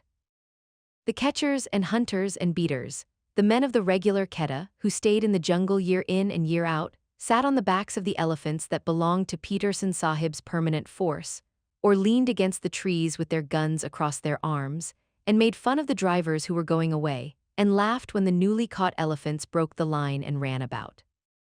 Big Tumai went up to the clerk with little Tumai behind him, and Matua Appa, the head tracker, said in an undertone to a friend of his, "There goes one piece of good elephant stuff at least. 'Tis a pity to send that young jungle cock to molt in the plains." Now Peterson Sahib had ears all over him, as a man must have who listens to the most silent of all living things, the wild elephant.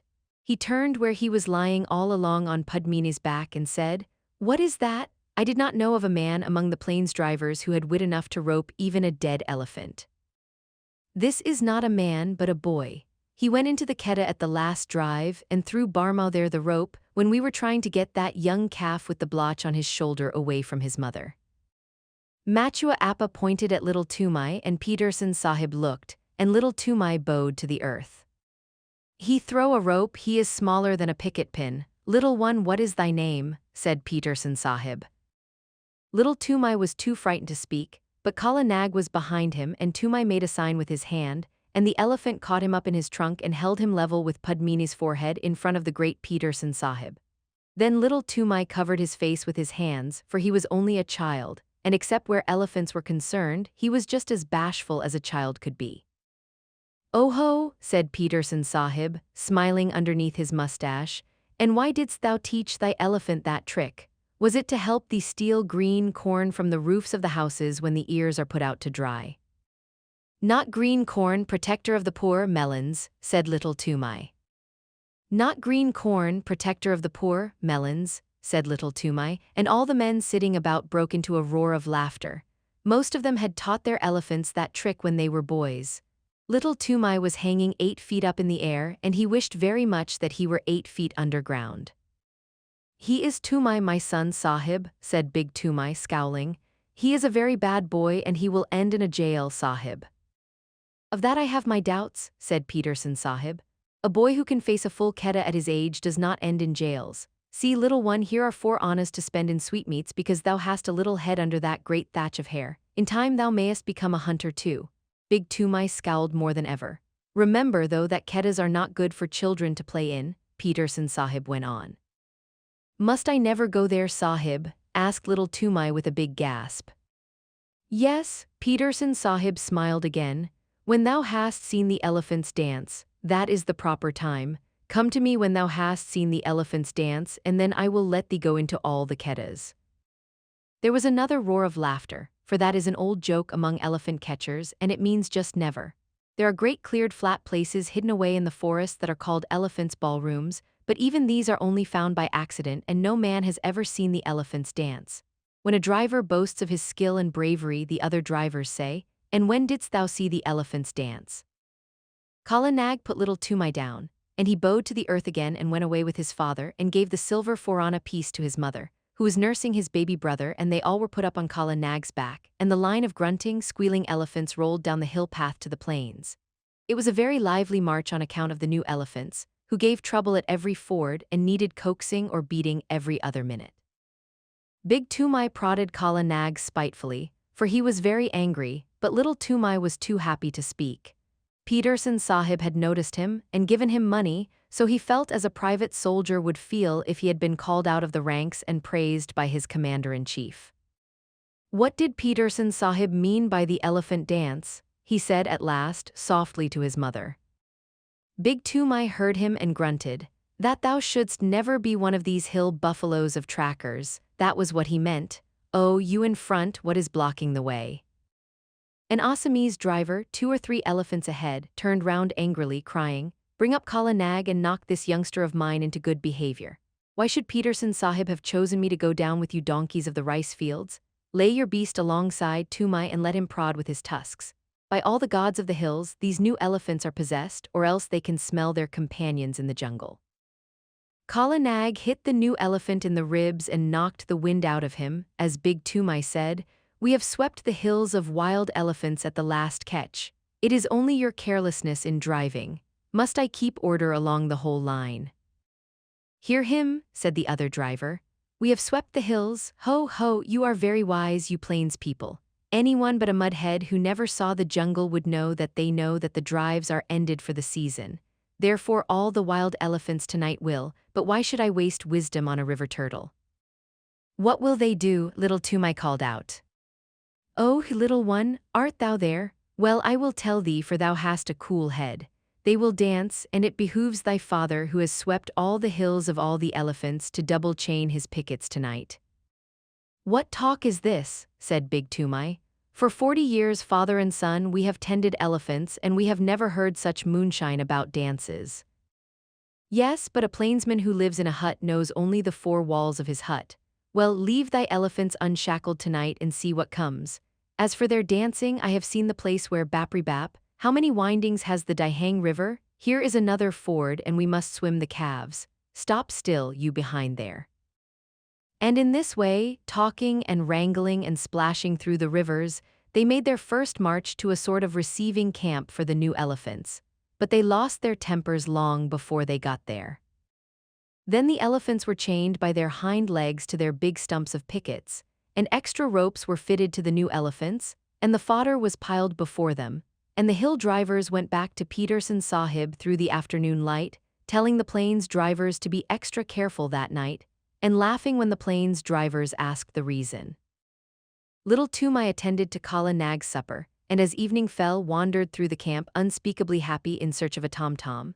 When an Indian child's heart is full, he does not run about and make a noise in an irregular fashion. He sits down to a sort of revel all by himself, and little Tumai had been spoken to by Peterson Sahib. If he had not found what he wanted, I believe he would have been ill. But the sweetmeat seller in the camp lent him a little tom-tom, a drum beaten with the flat of the hand, and he sat down, cross-legged, before Kala Nag as the stars began to come out, the tom-tom in his lap, and he thumped and he thumped and he thumped, and the more he thought of the great honor that had been done to him, the more he thumped, all alone among the elephant fodder. There was no tune and no words, but the thumping made him happy. The new elephants strained at their ropes and squealed and trumpeted from time to time, and he could hear his mother in the camp hut putting his small brother to sleep with an old, old song about the great god Shiv, who once told all the animals what they should eat.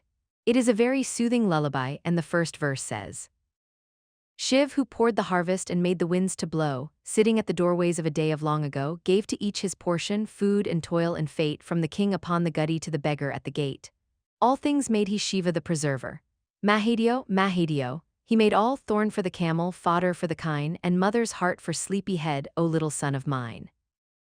Little Tumai came in with a joyous tunk-a-tunk at the end of each verse, till he felt sleepy and stretched himself on the fodder at Kala Nag's side. At last the elephants began to lie down one after another as is their custom, till only Kala Nag at the right of the line was left standing up, and he rocked slowly from side to side, his ears put forward to listen to the night wind as it blew very slowly across the hills. The air was full of all the night noises that taken together make one big silence, the click of one bamboo stem against the other, the rustle of something alive in the undergrowth, the scratch and squawk of a half-waked bird. Birds are awake in the night much more often than we imagine, and the fall of water ever so far away. Little Tumai slept for some time, and when he waked it was brilliant moonlight, and Kala Nag was still standing up with his ears cocked. Little Tumai turned, rustling in the fodder, and watched the curve of his big back against half the stars in heaven, and while he watched he heard, so far away that it sounded no more than a pinhole of noise pricked through the stillness, the hoot-toot of a wild elephant. All the elephants in the lines jumped up as if they had been shot, and their grunts at last waked the sleeping mahouts, and they came out and drove in the picket pegs with big mallets, and tightened this rope and knotted that till all was quiet. One new elephant had nearly grubbed up his picket, and Big Tumai took off Kala Nag's leg chain and shackled that elephant forefoot to hindfoot, but slipped a loop of grass string round Kala Nag's leg, and told him to remember that he was tied fast. He knew that he and his father and his grandfather had done the very same thing hundreds of times before. Kala Nag did not answer to the order by gurgling as he usually did. He stood still, looking out across the moonlight, his head a little raised and his ears spread like fans, up to the great folds of the Garo hills. Tend to him if he grows restless in the night, said Big Tumai to Little Tumai, and he went into the hut and slept.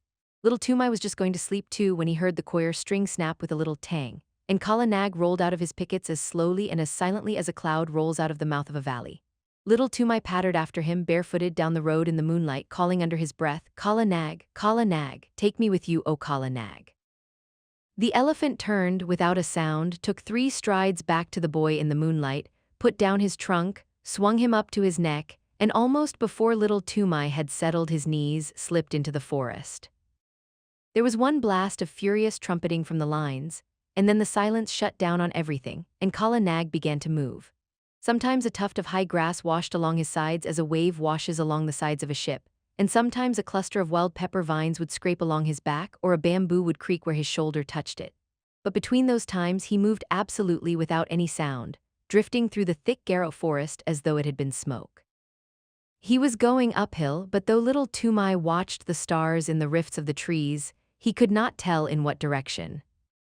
Then Kala Nag reached the crest of the ascent and stopped for a minute, and Little Tumai could see the tops of the trees lying all speckled and furry under the moonlight for miles and miles, and the blue-white mist over the river in the hollow.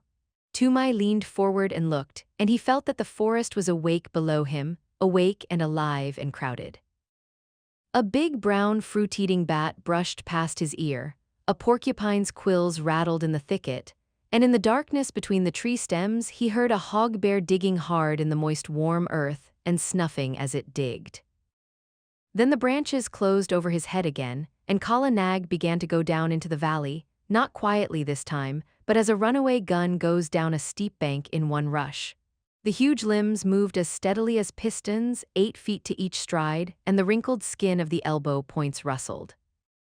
The undergrowth on either side of him ripped with a noise like torn canvas, and the saplings that he heaved away right and left with his shoulders sprang back again and banged him on the flank, and great trails of creepers, all matted together, hung from his tusks as he threw his head from side to side and plowed out his pathway. Then little Tumai laid himself down close to the great neck lest a swinging bough should sweep him to the ground, and he wished that he were back in the lines again. The grass began to get squashy, and Kala Nag's feet sucked and squelched as he put them down, and the night mist at the bottom of the valley chilled little Tumai. There was a splash and a trample, and the rush of running water, and Kala Nag strode through the bed of a river, feeling his way at each step. Above the noise of the water as it swirled round the elephant's legs, little Tumai could hear more splashing and some trumpeting both upstream and down, great grunts and angry snortings, and all the mist about him seemed to be full of rolling, wavy shadows. "Ai," he said half aloud, his teeth chattering, "the elephant folk are out tonight, it is the dance then." Kala Nag swashed out of the water, blew his trunk clear and began another climb. But this time he was not alone and he had not to make his path. That was made already, 6 feet wide in front of him, where the bent jungle grass was trying to recover itself and stand up. Many elephants must have gone that way only a few minutes before. Little Tumai looked back, and behind him a great wild tusker with his little pig's eyes glowing like hot coals was just lifting himself out of the misty river. Then the trees closed up again and they went on and up with trumpetings and crashings, and the sound of breaking branches on every side of them. Elephant dance. At last Kala Nag stood still between 2 tree trunks at the very top of the hill. They were part of a circle of trees that grew round an irregular space of some 3 or 4 acres, and in all that space, as little Tumai could see, the ground had been trampled down as hard as a brick floor. Some trees grew in the center of the clearing, but their bark was rubbed away, and the white wood beneath showed all shiny and polished in the patches of moonlight. There were creepers hanging from the upper branches, and the bells of the flowers of the creepers, great waxy white things like convolvuluses, hung down fast asleep. But within the limits of the clearing there was not a single blade of green, nothing but the trampled earth. The moonlight showed it all iron gray, except where some elephants stood upon it, and their shadows were inky black. Little Tumai looked, holding his breath with his eyes starting out of his head, and as he looked more and more elephants swung out into the open from between the tree trunks. Little Tumai could only count up to 10, and he counted again and again on his fingers till he lost count of the tens, and his head began to swim.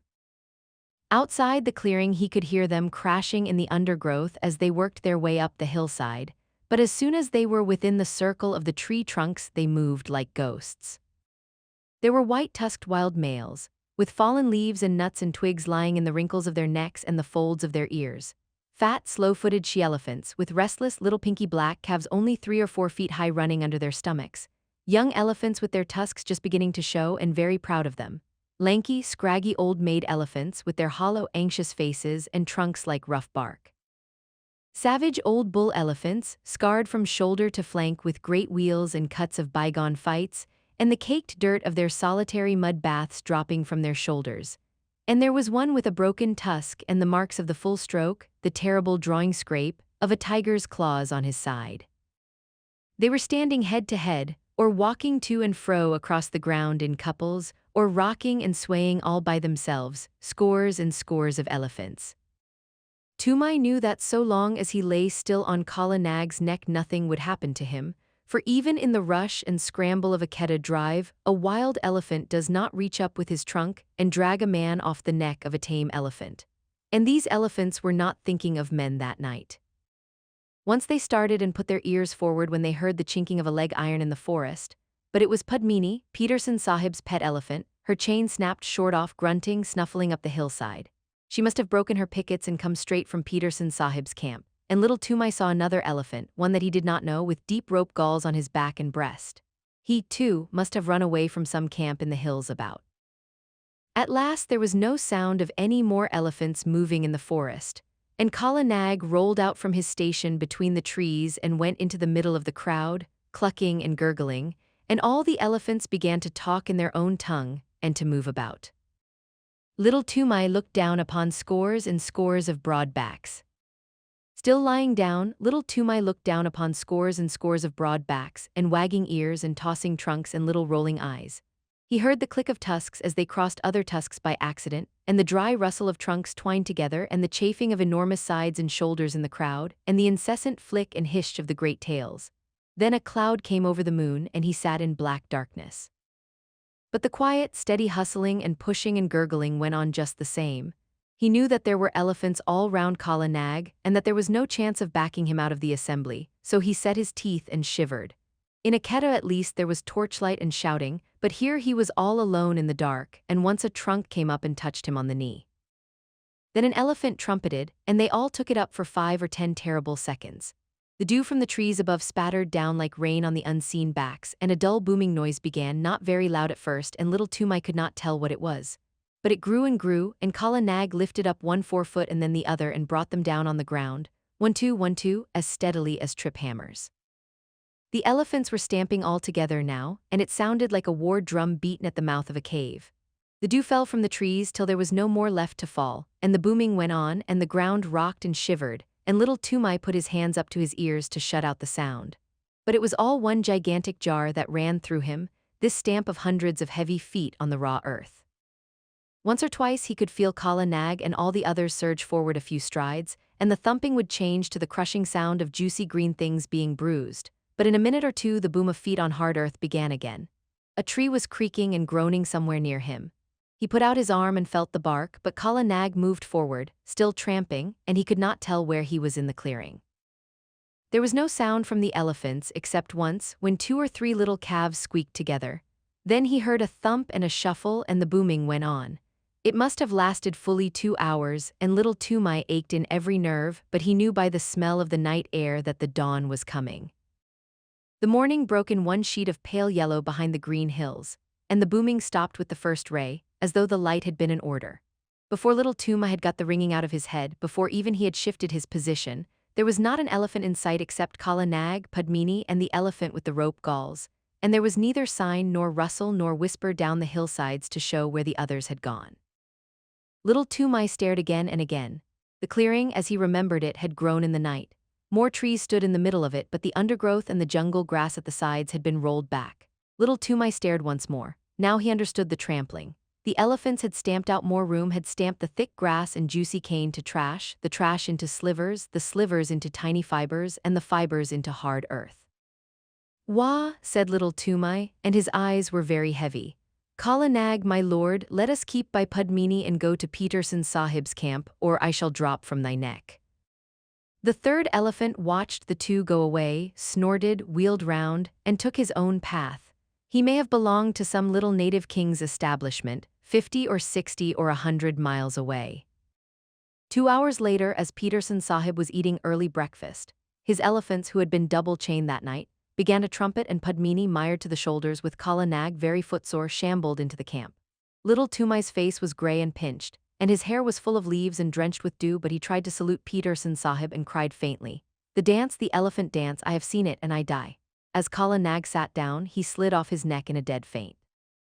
But since native children have no nerves worth speaking of, in 2 hours he was lying very contentedly in Peterson Sahib's hammock with Peterson Sahib's shooting coat under his head, and a glass of warm milk, a little brandy with a dash of quinine inside of him. And while the old hairy, scarred hunters of the jungles sat 3 deep before him, looking at him as though he were a spirit, he told his tale in short words as a child will and wound up with. "Now if I lie in one word, send men to see, and they will find that the elephant folk have trampled down more room in their dance room, and they will find 10 and 10, and many times 10, tracks leading to that dance room. They made more room with their feet, I have seen it. Kala Nag took me and I saw, also Kala Nag is very leg-weary." Little Tumai lay back and slept all through the long afternoon and into the twilight, and while he slept Peterson Sahib and Matua Appa followed the track of the two elephants for 15 miles across the hills. Peterson Sahib had spent 18 years in catching elephants, and he had only once before found such a dance place. Matua Appa had no need to look twice at the clearing to see what had been done there, or to scratch with his toe in the packed, rammed earth. "The child speaks truth," said he. "All this was done last night and I have counted 70 tracks crossing the river. See, Sahib, where Padmini's leg iron cut the bark of that tree? Yes, she was there too." They looked at one another and up and down, and they wondered. For the ways of elephants are beyond the wit of any man, black or white, to fathom. 40 years and 5, said Matua Appa, have I followed my lord the elephant, but never have I heard that any child of man had seen what this child has seen. By all the gods of the hills it is, what can we say? And he shook his head. When they got back to camp it was time for the evening meal. Peterson Sahib ate alone in his tent, but he gave orders that the camp should have 2 sheep and some fowls, as well as a double ration of flour and rice and salt, for he knew that there would be a feast. Tumai of the elephants. Big Tumai had come up hot-foot from the camp in the plains to search for his son and his elephant, and now that he had found them he looked at them as though he were afraid of them both. And there was a feast by the blazing campfires in front of the lines of picketed elephants, and little Tumai was the hero of it all. And the big brown elephant catchers, the trackers and drivers and ropers, and the men who know all the secrets of breaking the wildest elephants, passed him from one to the other, and they marked his forehead with blood from the breast of a newly killed jungle cock, to show that he was a forester, initiated and free of all the jungles. And at last, when the flames died down, and the red light of the logs made the elephants look as though they had been dipped in blood too, Matua Appa, the head of all the drivers of all the Kedas, Matua Appa, Peterson Sahib's other self, who had never seen a made road in 40 years. Matua Appa, who was so great that he had no other name than Matua Appa, leaped to his feet with little Tumai held high in the air above his head and shouted, "Listen, my brothers. Listen too, you my lords in the lines there, for I Matua Appa am speaking. This little one shall no more be called little Tumai, but Tumai of the elephants, as his great-grandfather was called before him. What never man has seen he has seen through the long night, and the favor of the elephant folk and of the gods of the jungles is with him. He shall become a great tracker. He shall become greater than I, even I Matua Appa. He shall follow the new trail and the stale trail and the mixed trail with a clear eye. He shall take no harm in the Keda when he runs under their bellies to rope the wild tuskers, and if he slips before the feet of the charging bull elephant, the bull elephant shall know who he is and shall not crush him. Ahai, my lords in the chains," he whirled up the line of pickets. "Here is the little one that has seen your dances in your hidden places, the sight that never man saw. Give him honor, my lords. Salam Karo, my children, make your salute to Tumai of the elephants. Gunga Pershed Aha, Hira Guj Burche Guj Cutter Guj Aha, Padmini, thou hast seen him at the dance, and thou too, Kala Nag, my pearl among elephants. Aha, together to Tumai of the elephants, Barrow. To Tumai of the elephants, Barrow." And at that last wild yell the whole line flung up their trunks till the tips touched their foreheads, and broke out into the full salute, the crashing trumpet peal that only the Viceroy of India hears, the Salamat of the Keda. But it was all for the sake of little Tumai, who had seen what never man had seen before, the dance of the elephants at night and alone in the heart of the Garo Hills. Shiv and the Grasshopper. The song that Tumai's mother sang to the baby. Shiv, who poured the harvest and made the winds to blow, sitting at the doorways of a day of long ago, gave to each his portion, food and toil and fate, from the king upon the guddy to the beggar at the gate. All things made he Shiva the preserver. Mahadio, Mahadio, he made all, thorn for the camel, fodder for the kine, and mother's heart for sleepy head, O little son of mine. Wheat he gave to rich folk, millet to the poor, broken scraps for holy men that beg from door to door, battle to the tiger, carrion to the kite, and rags and bones to wicked wolves without the wall at night. Naught he found too lofty, none he saw too low. Parbati beside him watched them come and go, thought to cheat her husband, turning Shiv to jest, stole the little grasshopper and hid it in her breast. So she tricked him, Shiva the preserver. Mahadio, Mahadio, turn and see. Tall are the camels, heavy are the kine, but this was least of little things, O little son of mine. When the dole was ended, laughingly she said, Master of a million mouths is not one unfed. Laughing, Shiv made answer, all have had their part, even he the little one hidden neath thy heart. From her breast she plucked it. Parbati the thief saw the least of little things, not a new-grown leaf. saw and feared and wondered, making prayer to Shiv, who hath surely given meat to all that live. All things made he Shiva the preserver. Mahadev, Mahadev.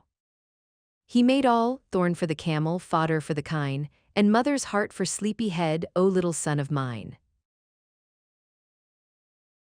Her Majesty's servants.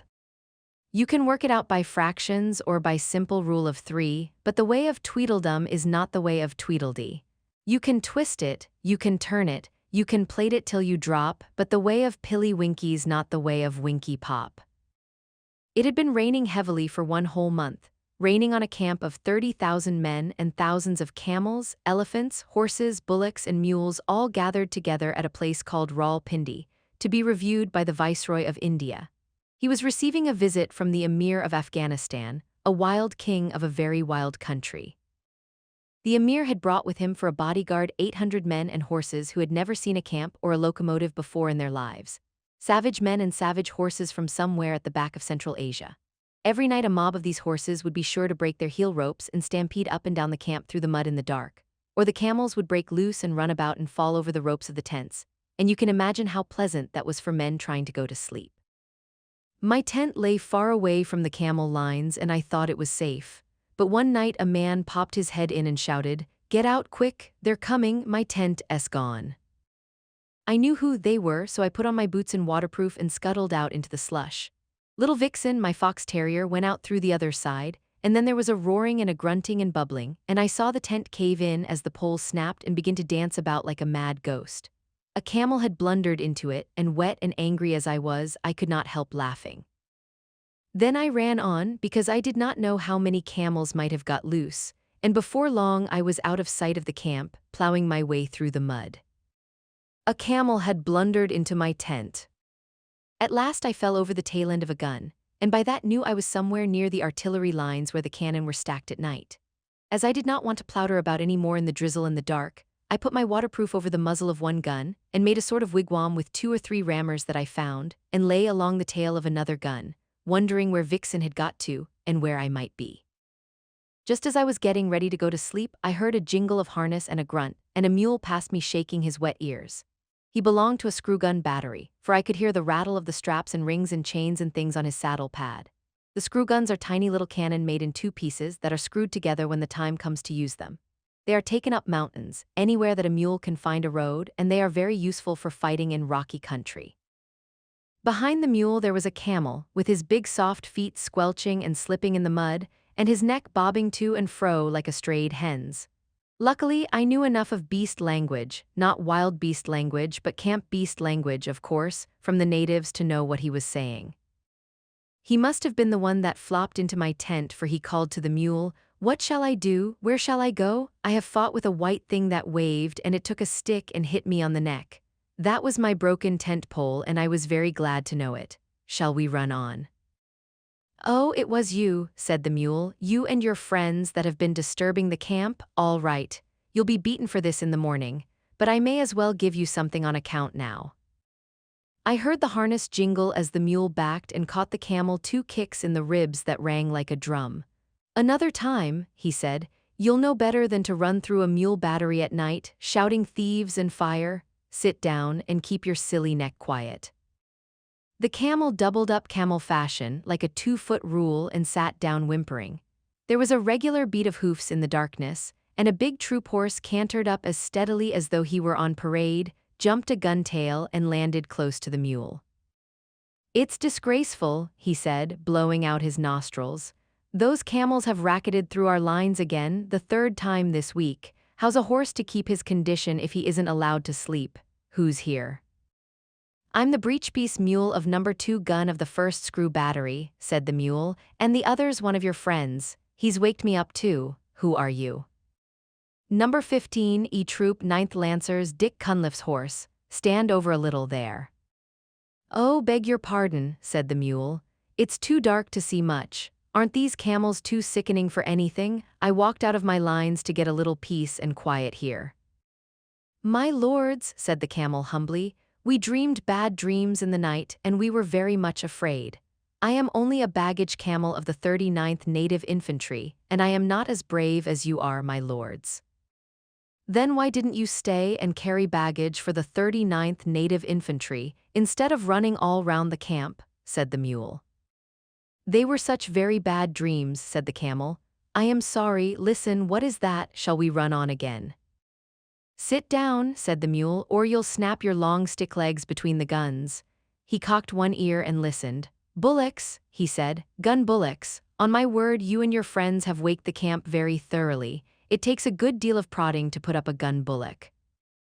I heard a chain dragging along the ground, and a yoke of the great sulky white bullocks that drag the heavy siege guns when the elephants won't go any nearer to the firing, came shouldering along together. And almost stepping on the chain was another battery mule, calling wildly for Billy. That's one of our recruits, said the old mule to the troop horse. He's calling for me. Here, youngster, stop squealing. The dark never hurt anybody yet. The gun bullocks lay down together and began chewing the cud, but the young mule huddled close to Billy. Things, he said, fearful and horrible, Billy. They came into our lines while we were asleep. Do you think they'll kill us? I've a very great mind to give you a #1 kicking, said Billy. The idea of a 14-hand mule with your training disgracing the battery before this gentleman. Gently, gently, said the troop horse. Remember, they are always like this to begin with. The first time I ever saw a man, it was in Australia when I was a 3-year-old. I ran for half a day, and if I'd seen a camel, I should have been running still. Nearly all our horses for the English cavalry are brought to India from Australia, and are broken in by the troopers themselves. True enough, said Billy. Stop shaking, youngster. The first time they put the full harness with all its chains on my back, I stood on my forelegs and kicked every bit of it off. I hadn't learned the real science of kicking then, but the battery said they had never seen anything like it. But this wasn't harness or anything that jingled, said the young mule.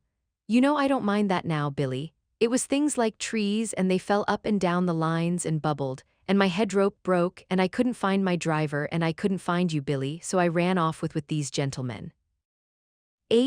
Said Billy. As soon as I heard the camels were loose, I came away on my own account. When a battery, a screw-gun mule, calls gun bullocks gentlemen, he must be very badly shaken up. Who are you fellows on the ground there? The gun bullocks rolled their cuds and answered both together. The 7th yoke of the first gun of the big gun battery. We were asleep when the camels came, but when we were trampled on we got up and walked away. It is better to lie quiet in the mud than to be disturbed on good bedding. We told your friend here that there was nothing to be afraid of, but he knew so much that he thought otherwise. Wah. They went on chewing. That comes of being afraid, said Billy. You get laughed at by gun bullocks. I hope you like it, young un. The young mule's teeth snapped, and I heard him say something about not being afraid of any beefy old bullock in the world. But the bullocks only clicked their horns together and went on chewing. Anybody can be forgiven for being scared in the night, said the troop horse. Now don't be angry after you've been afraid. That's the worst kind of cowardice, said the troop horse. Anybody can be forgiven for being scared in the night, I think, if they see things they don't understand. We've broken out of our pickets again and again, 450 of us, just because a new recruit got to telling tales of whip snakes at home in Australia, till we were scared to death of the loose ends of our head ropes. That's all very well in camp, said Billy. I'm not above stampeding myself for the fun of the thing when I haven't been out for a day or two, but what do you do on active service? Oh, that's quite another set of new shoes, said the troop horse. Dick Cunliffe's on my back then and drives his knees into me, and all I have to do is to watch where I am putting my feet, and to keep my hind legs well under me and be bridle-wise. What's bridle-wise? Said the young mule. By the blue gums of the back blocks, snorted the troop horse. Do you mean to say that you aren't taught to be bridle-wise in your business? How can you do anything unless you can spin round at once when the rein is pressed on your neck? It means life or death to your man, and of course that's life and death to you. Get round with your hind legs under you the instant you feel the rein on your neck. If you haven't room to swing round, rear up a little and come round on your hind legs. That's being bridle-wise. We aren't taught that way, said Billy the mule stiffly. We're taught to obey the man at our head, step off when he says so and step in when he says so. I suppose it comes to the same thing. Now with all this fine fancy business and rearing, which must be very bad for your hocks, what do you do? That depends, said the troop horse. Generally, I have to go in among a lot of yelling, hairy men with knives, long, shiny knives, worse than the farrier's knives, and I have to take care that Dick's boot is just touching the next man's boot without crushing it. I can see Dick's lance to the right of my right eye, and I know I'm safe. I shouldn't care to be the man or horse that stood up to Dick and me when we're in a hurry. Don't the knives hurt? Said the young mule. Well, I got one cut across the chest once, but that was Dick's fault. A lot. I should have cared whose fault it was if it hurt, said the young mule. You must, said the troop horse.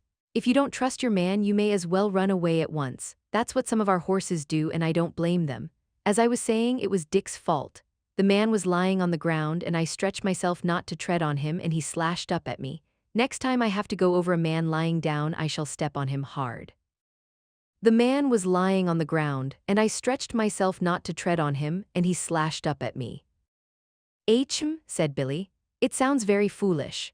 Knives are dirty things at any time. The proper thing to do is to climb up a mountain with a well-balanced saddle, hang on by all 4 feet and your ears too, and creep and crawl and wriggle along, till you come out hundreds of feet above anyone else on a ledge where there's just room enough for your hoofs.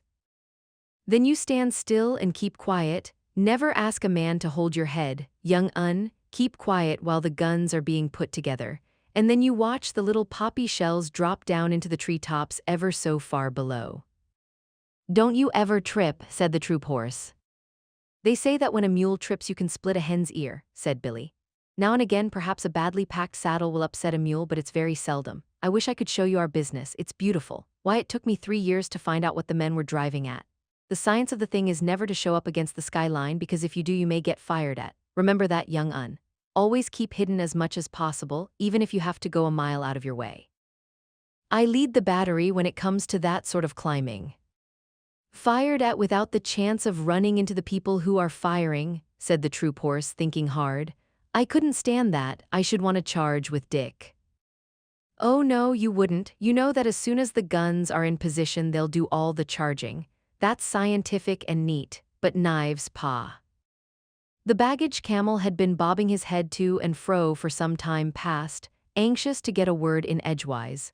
Then I heard him say, as he cleared his throat nervously, I have fought a little, but not in that climbing way or that running way. No, now you mention it, said Billy, you don't look as though you were made for climbing or running much. Well, how was it, old hay bales?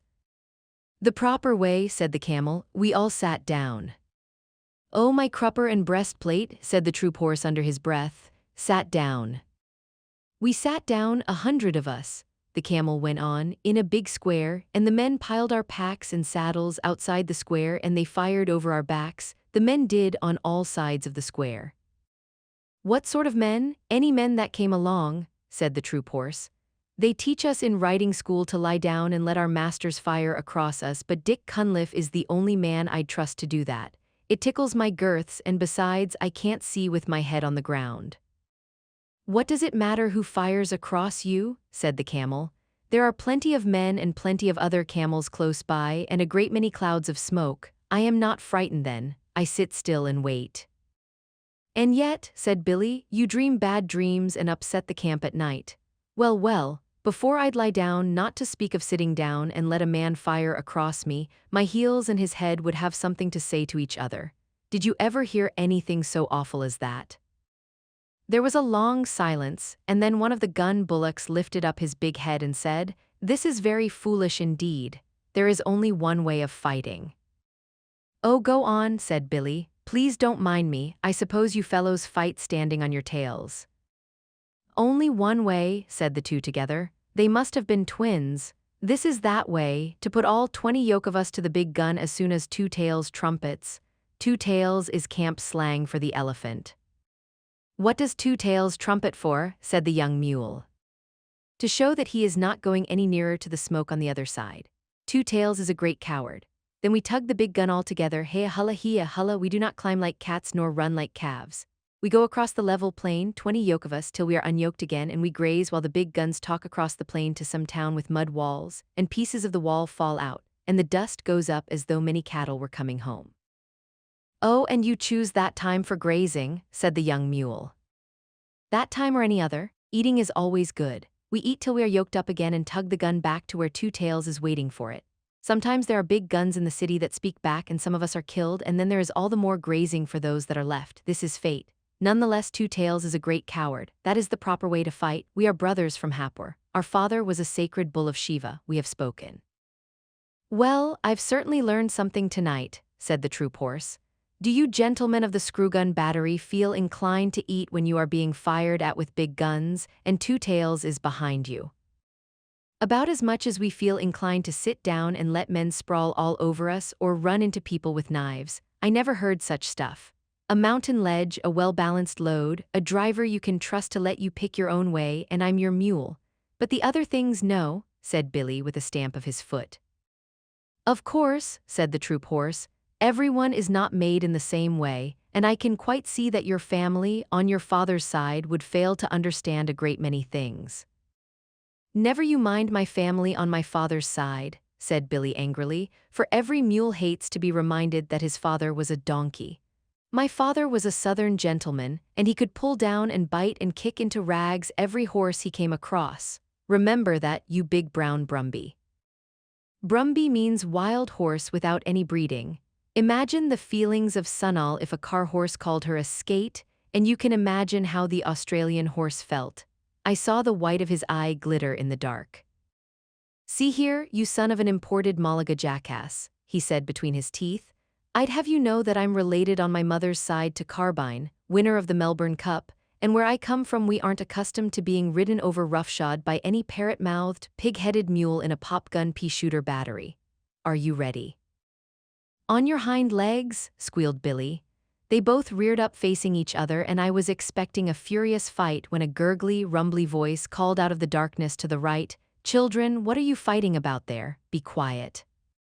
Both beasts dropped down with a snort of disgust, for neither horse nor mule can bear to listen to an elephant's voice. It's Two Tails, said the troop horse. I can't stand him, a tail at each end isn't fair. My feelings exactly, said Billy, crowding into the troop horse for company. We're very alike in some things. I suppose we've inherited them from our mothers, said the troop horse. It's not worth quarreling about. Hi, Two Tails, are you tied up? Yes, said Two Tails with a laugh all up his trunk. I'm picketed for the night. I've heard what you fellows have been saying, but don't be afraid, I'm not coming over. The bullocks and the camel said half aloud, afraid of Two Tails, what nonsense. And the bullocks went on, we are sorry that you heard, but it is true. Two Tails, why are you afraid of the guns when they fire? Well, said Two Tails, rubbing one hind leg against the other, exactly like a little boy saying a poem, I don't quite know whether you'd understand. We don't, but we have to pull the guns, said the bullocks. I know it, and I know you are a good deal braver than you think you are, but it's different with me. My battery captain called me a pachydermatous anachronism the other day. That's another way of fighting, I suppose, said Billy, who was recovering his spirits. You don't know what that means, of course, but I do. It means betwixt and between, and that is just where I am. I can see inside my head what will happen when a shell bursts and you bullocks can't. I can, said the troop horse, at least a little bit. I try not to think about it. I can see more than you, and I do think about it. I know there's a great deal of me to take care of, and I know that nobody knows how to cure me when I'm sick.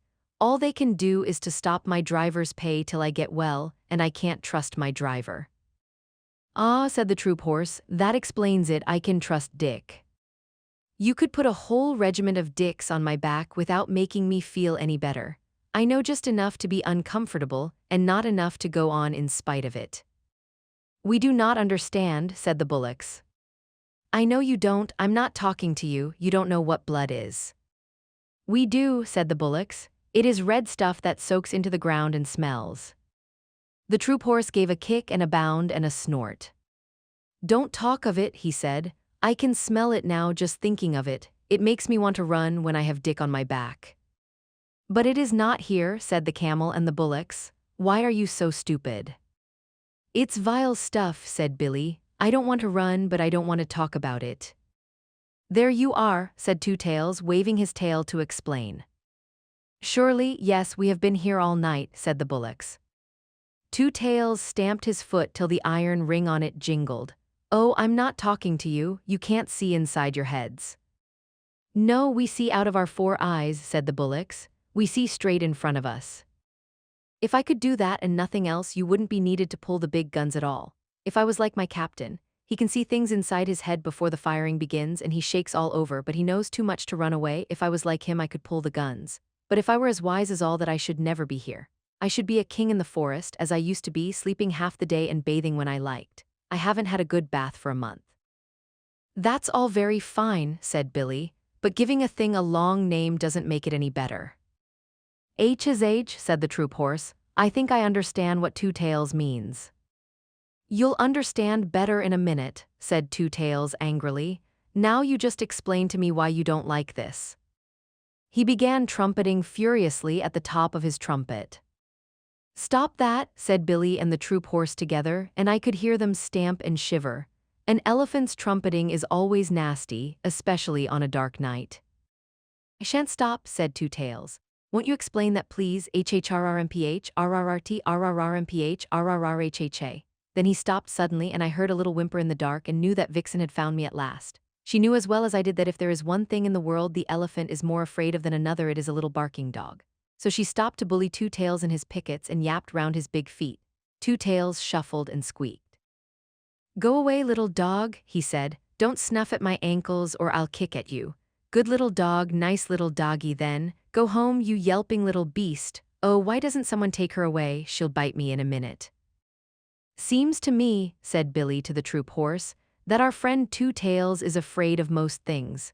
Now, if I had a full meal for every dog I've kicked across the parade ground, I should be as fat as Two Tails nearly. I whistled, and Vixen ran up to me, muddy all over, and licked my nose, and told me a long tale about hunting for me all through the camp. I never let her know that I understood beast talk, or she would have taken all sorts of liberties.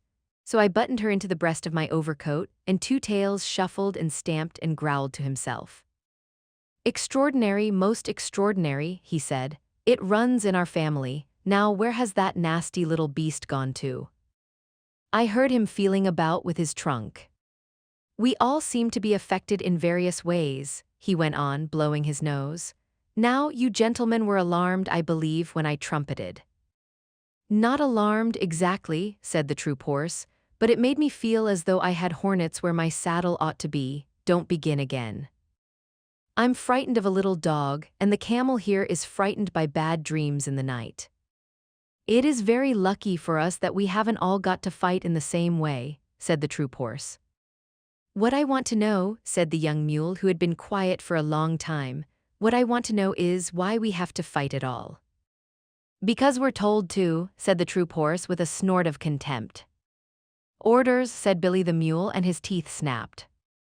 Huckum hi, it is an order, said the camel with a gurgle, and Two Tails and the bullocks repeated Huckum hi. Yes, but who gives the orders, said the recruit mule.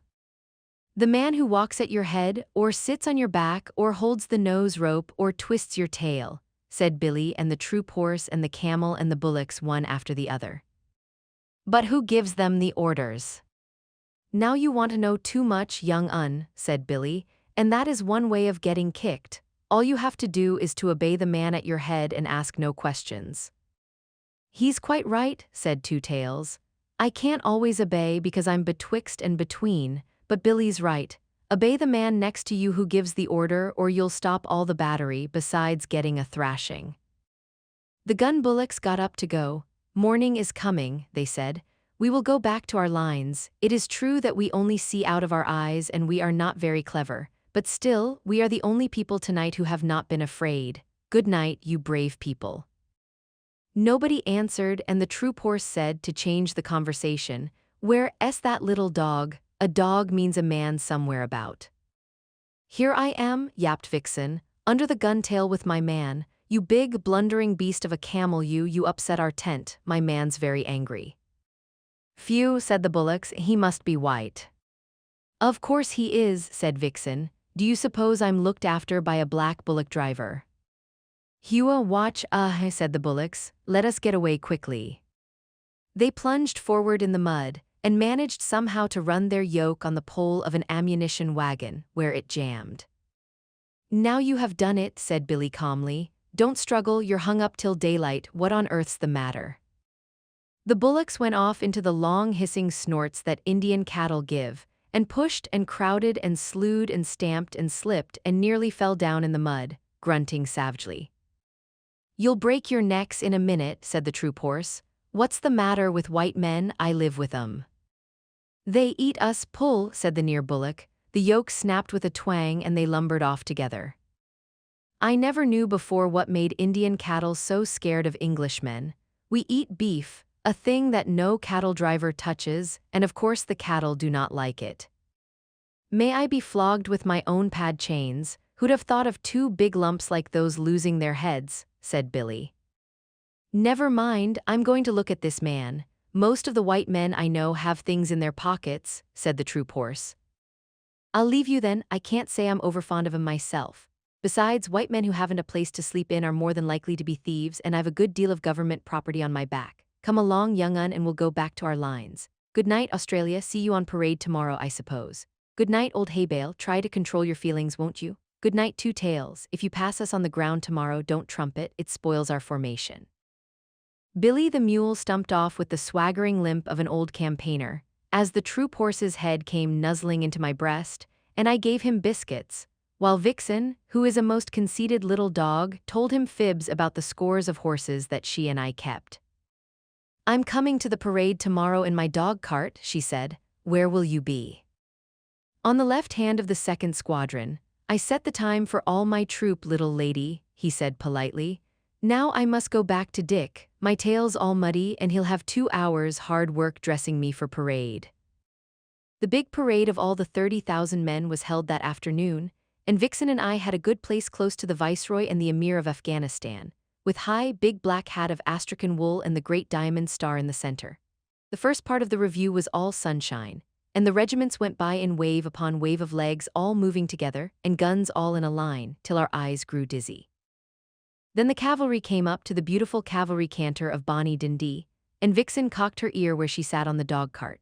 The second squadron of the Lancers shot by, and there was the troop horse with his tail like spun silk, his head pulled into his breast, one ear forward and one back, setting the time for all his squadron, his legs going as smoothly as waltz music.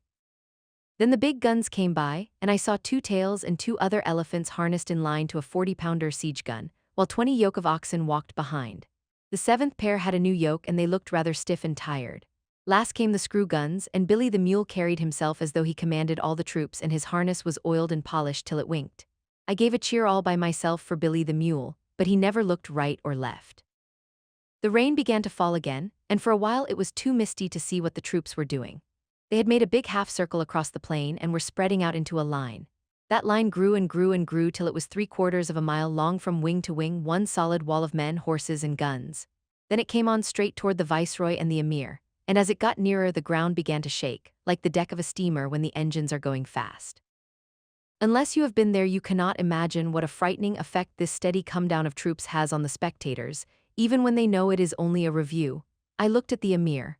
Up till then he had not shown the shadow of a sign of astonishment or anything else.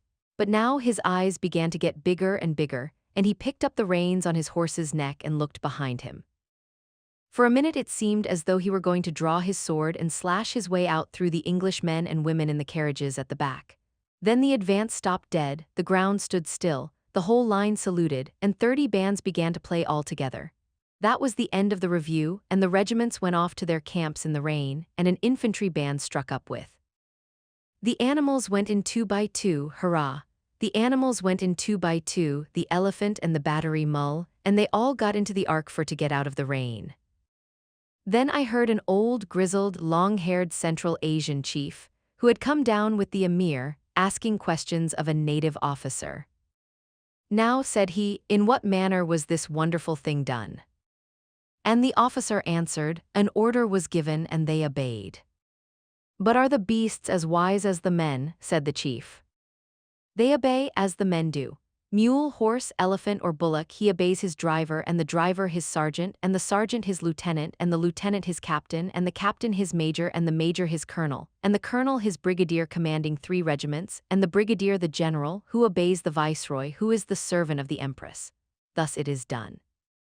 Would it were so in Afghanistan, said the chief, for there we obey only our own wills. And for that reason, said the native officer, twirling his mustache, your emir whom you do not obey must come here and take orders from our viceroy. Parade Song of the Camp Animals. Elephants of the Gun Tams. We lent to Alexander the strength of Hercules, the wisdom of our foreheads, the cunning of our knees, we bowed our necks to service, they ne'er were loosed again, make way there, way for the 10-foot teams of the 40-pounder train. Gun bullocks. Those heroes in their harnesses avoid a cannonball, and what they know of powder upsets them one and all. Then we come into action and tug the guns again, make way there, way for the 20 yoke of the 40-pounder train. Cavalry horses. By the brand on my shoulder, the finest of tunes is played by the lancers, hussars, and dragoons, and it's sweeter than stables or water to me, the cavalry canter of Bonnie Dundee.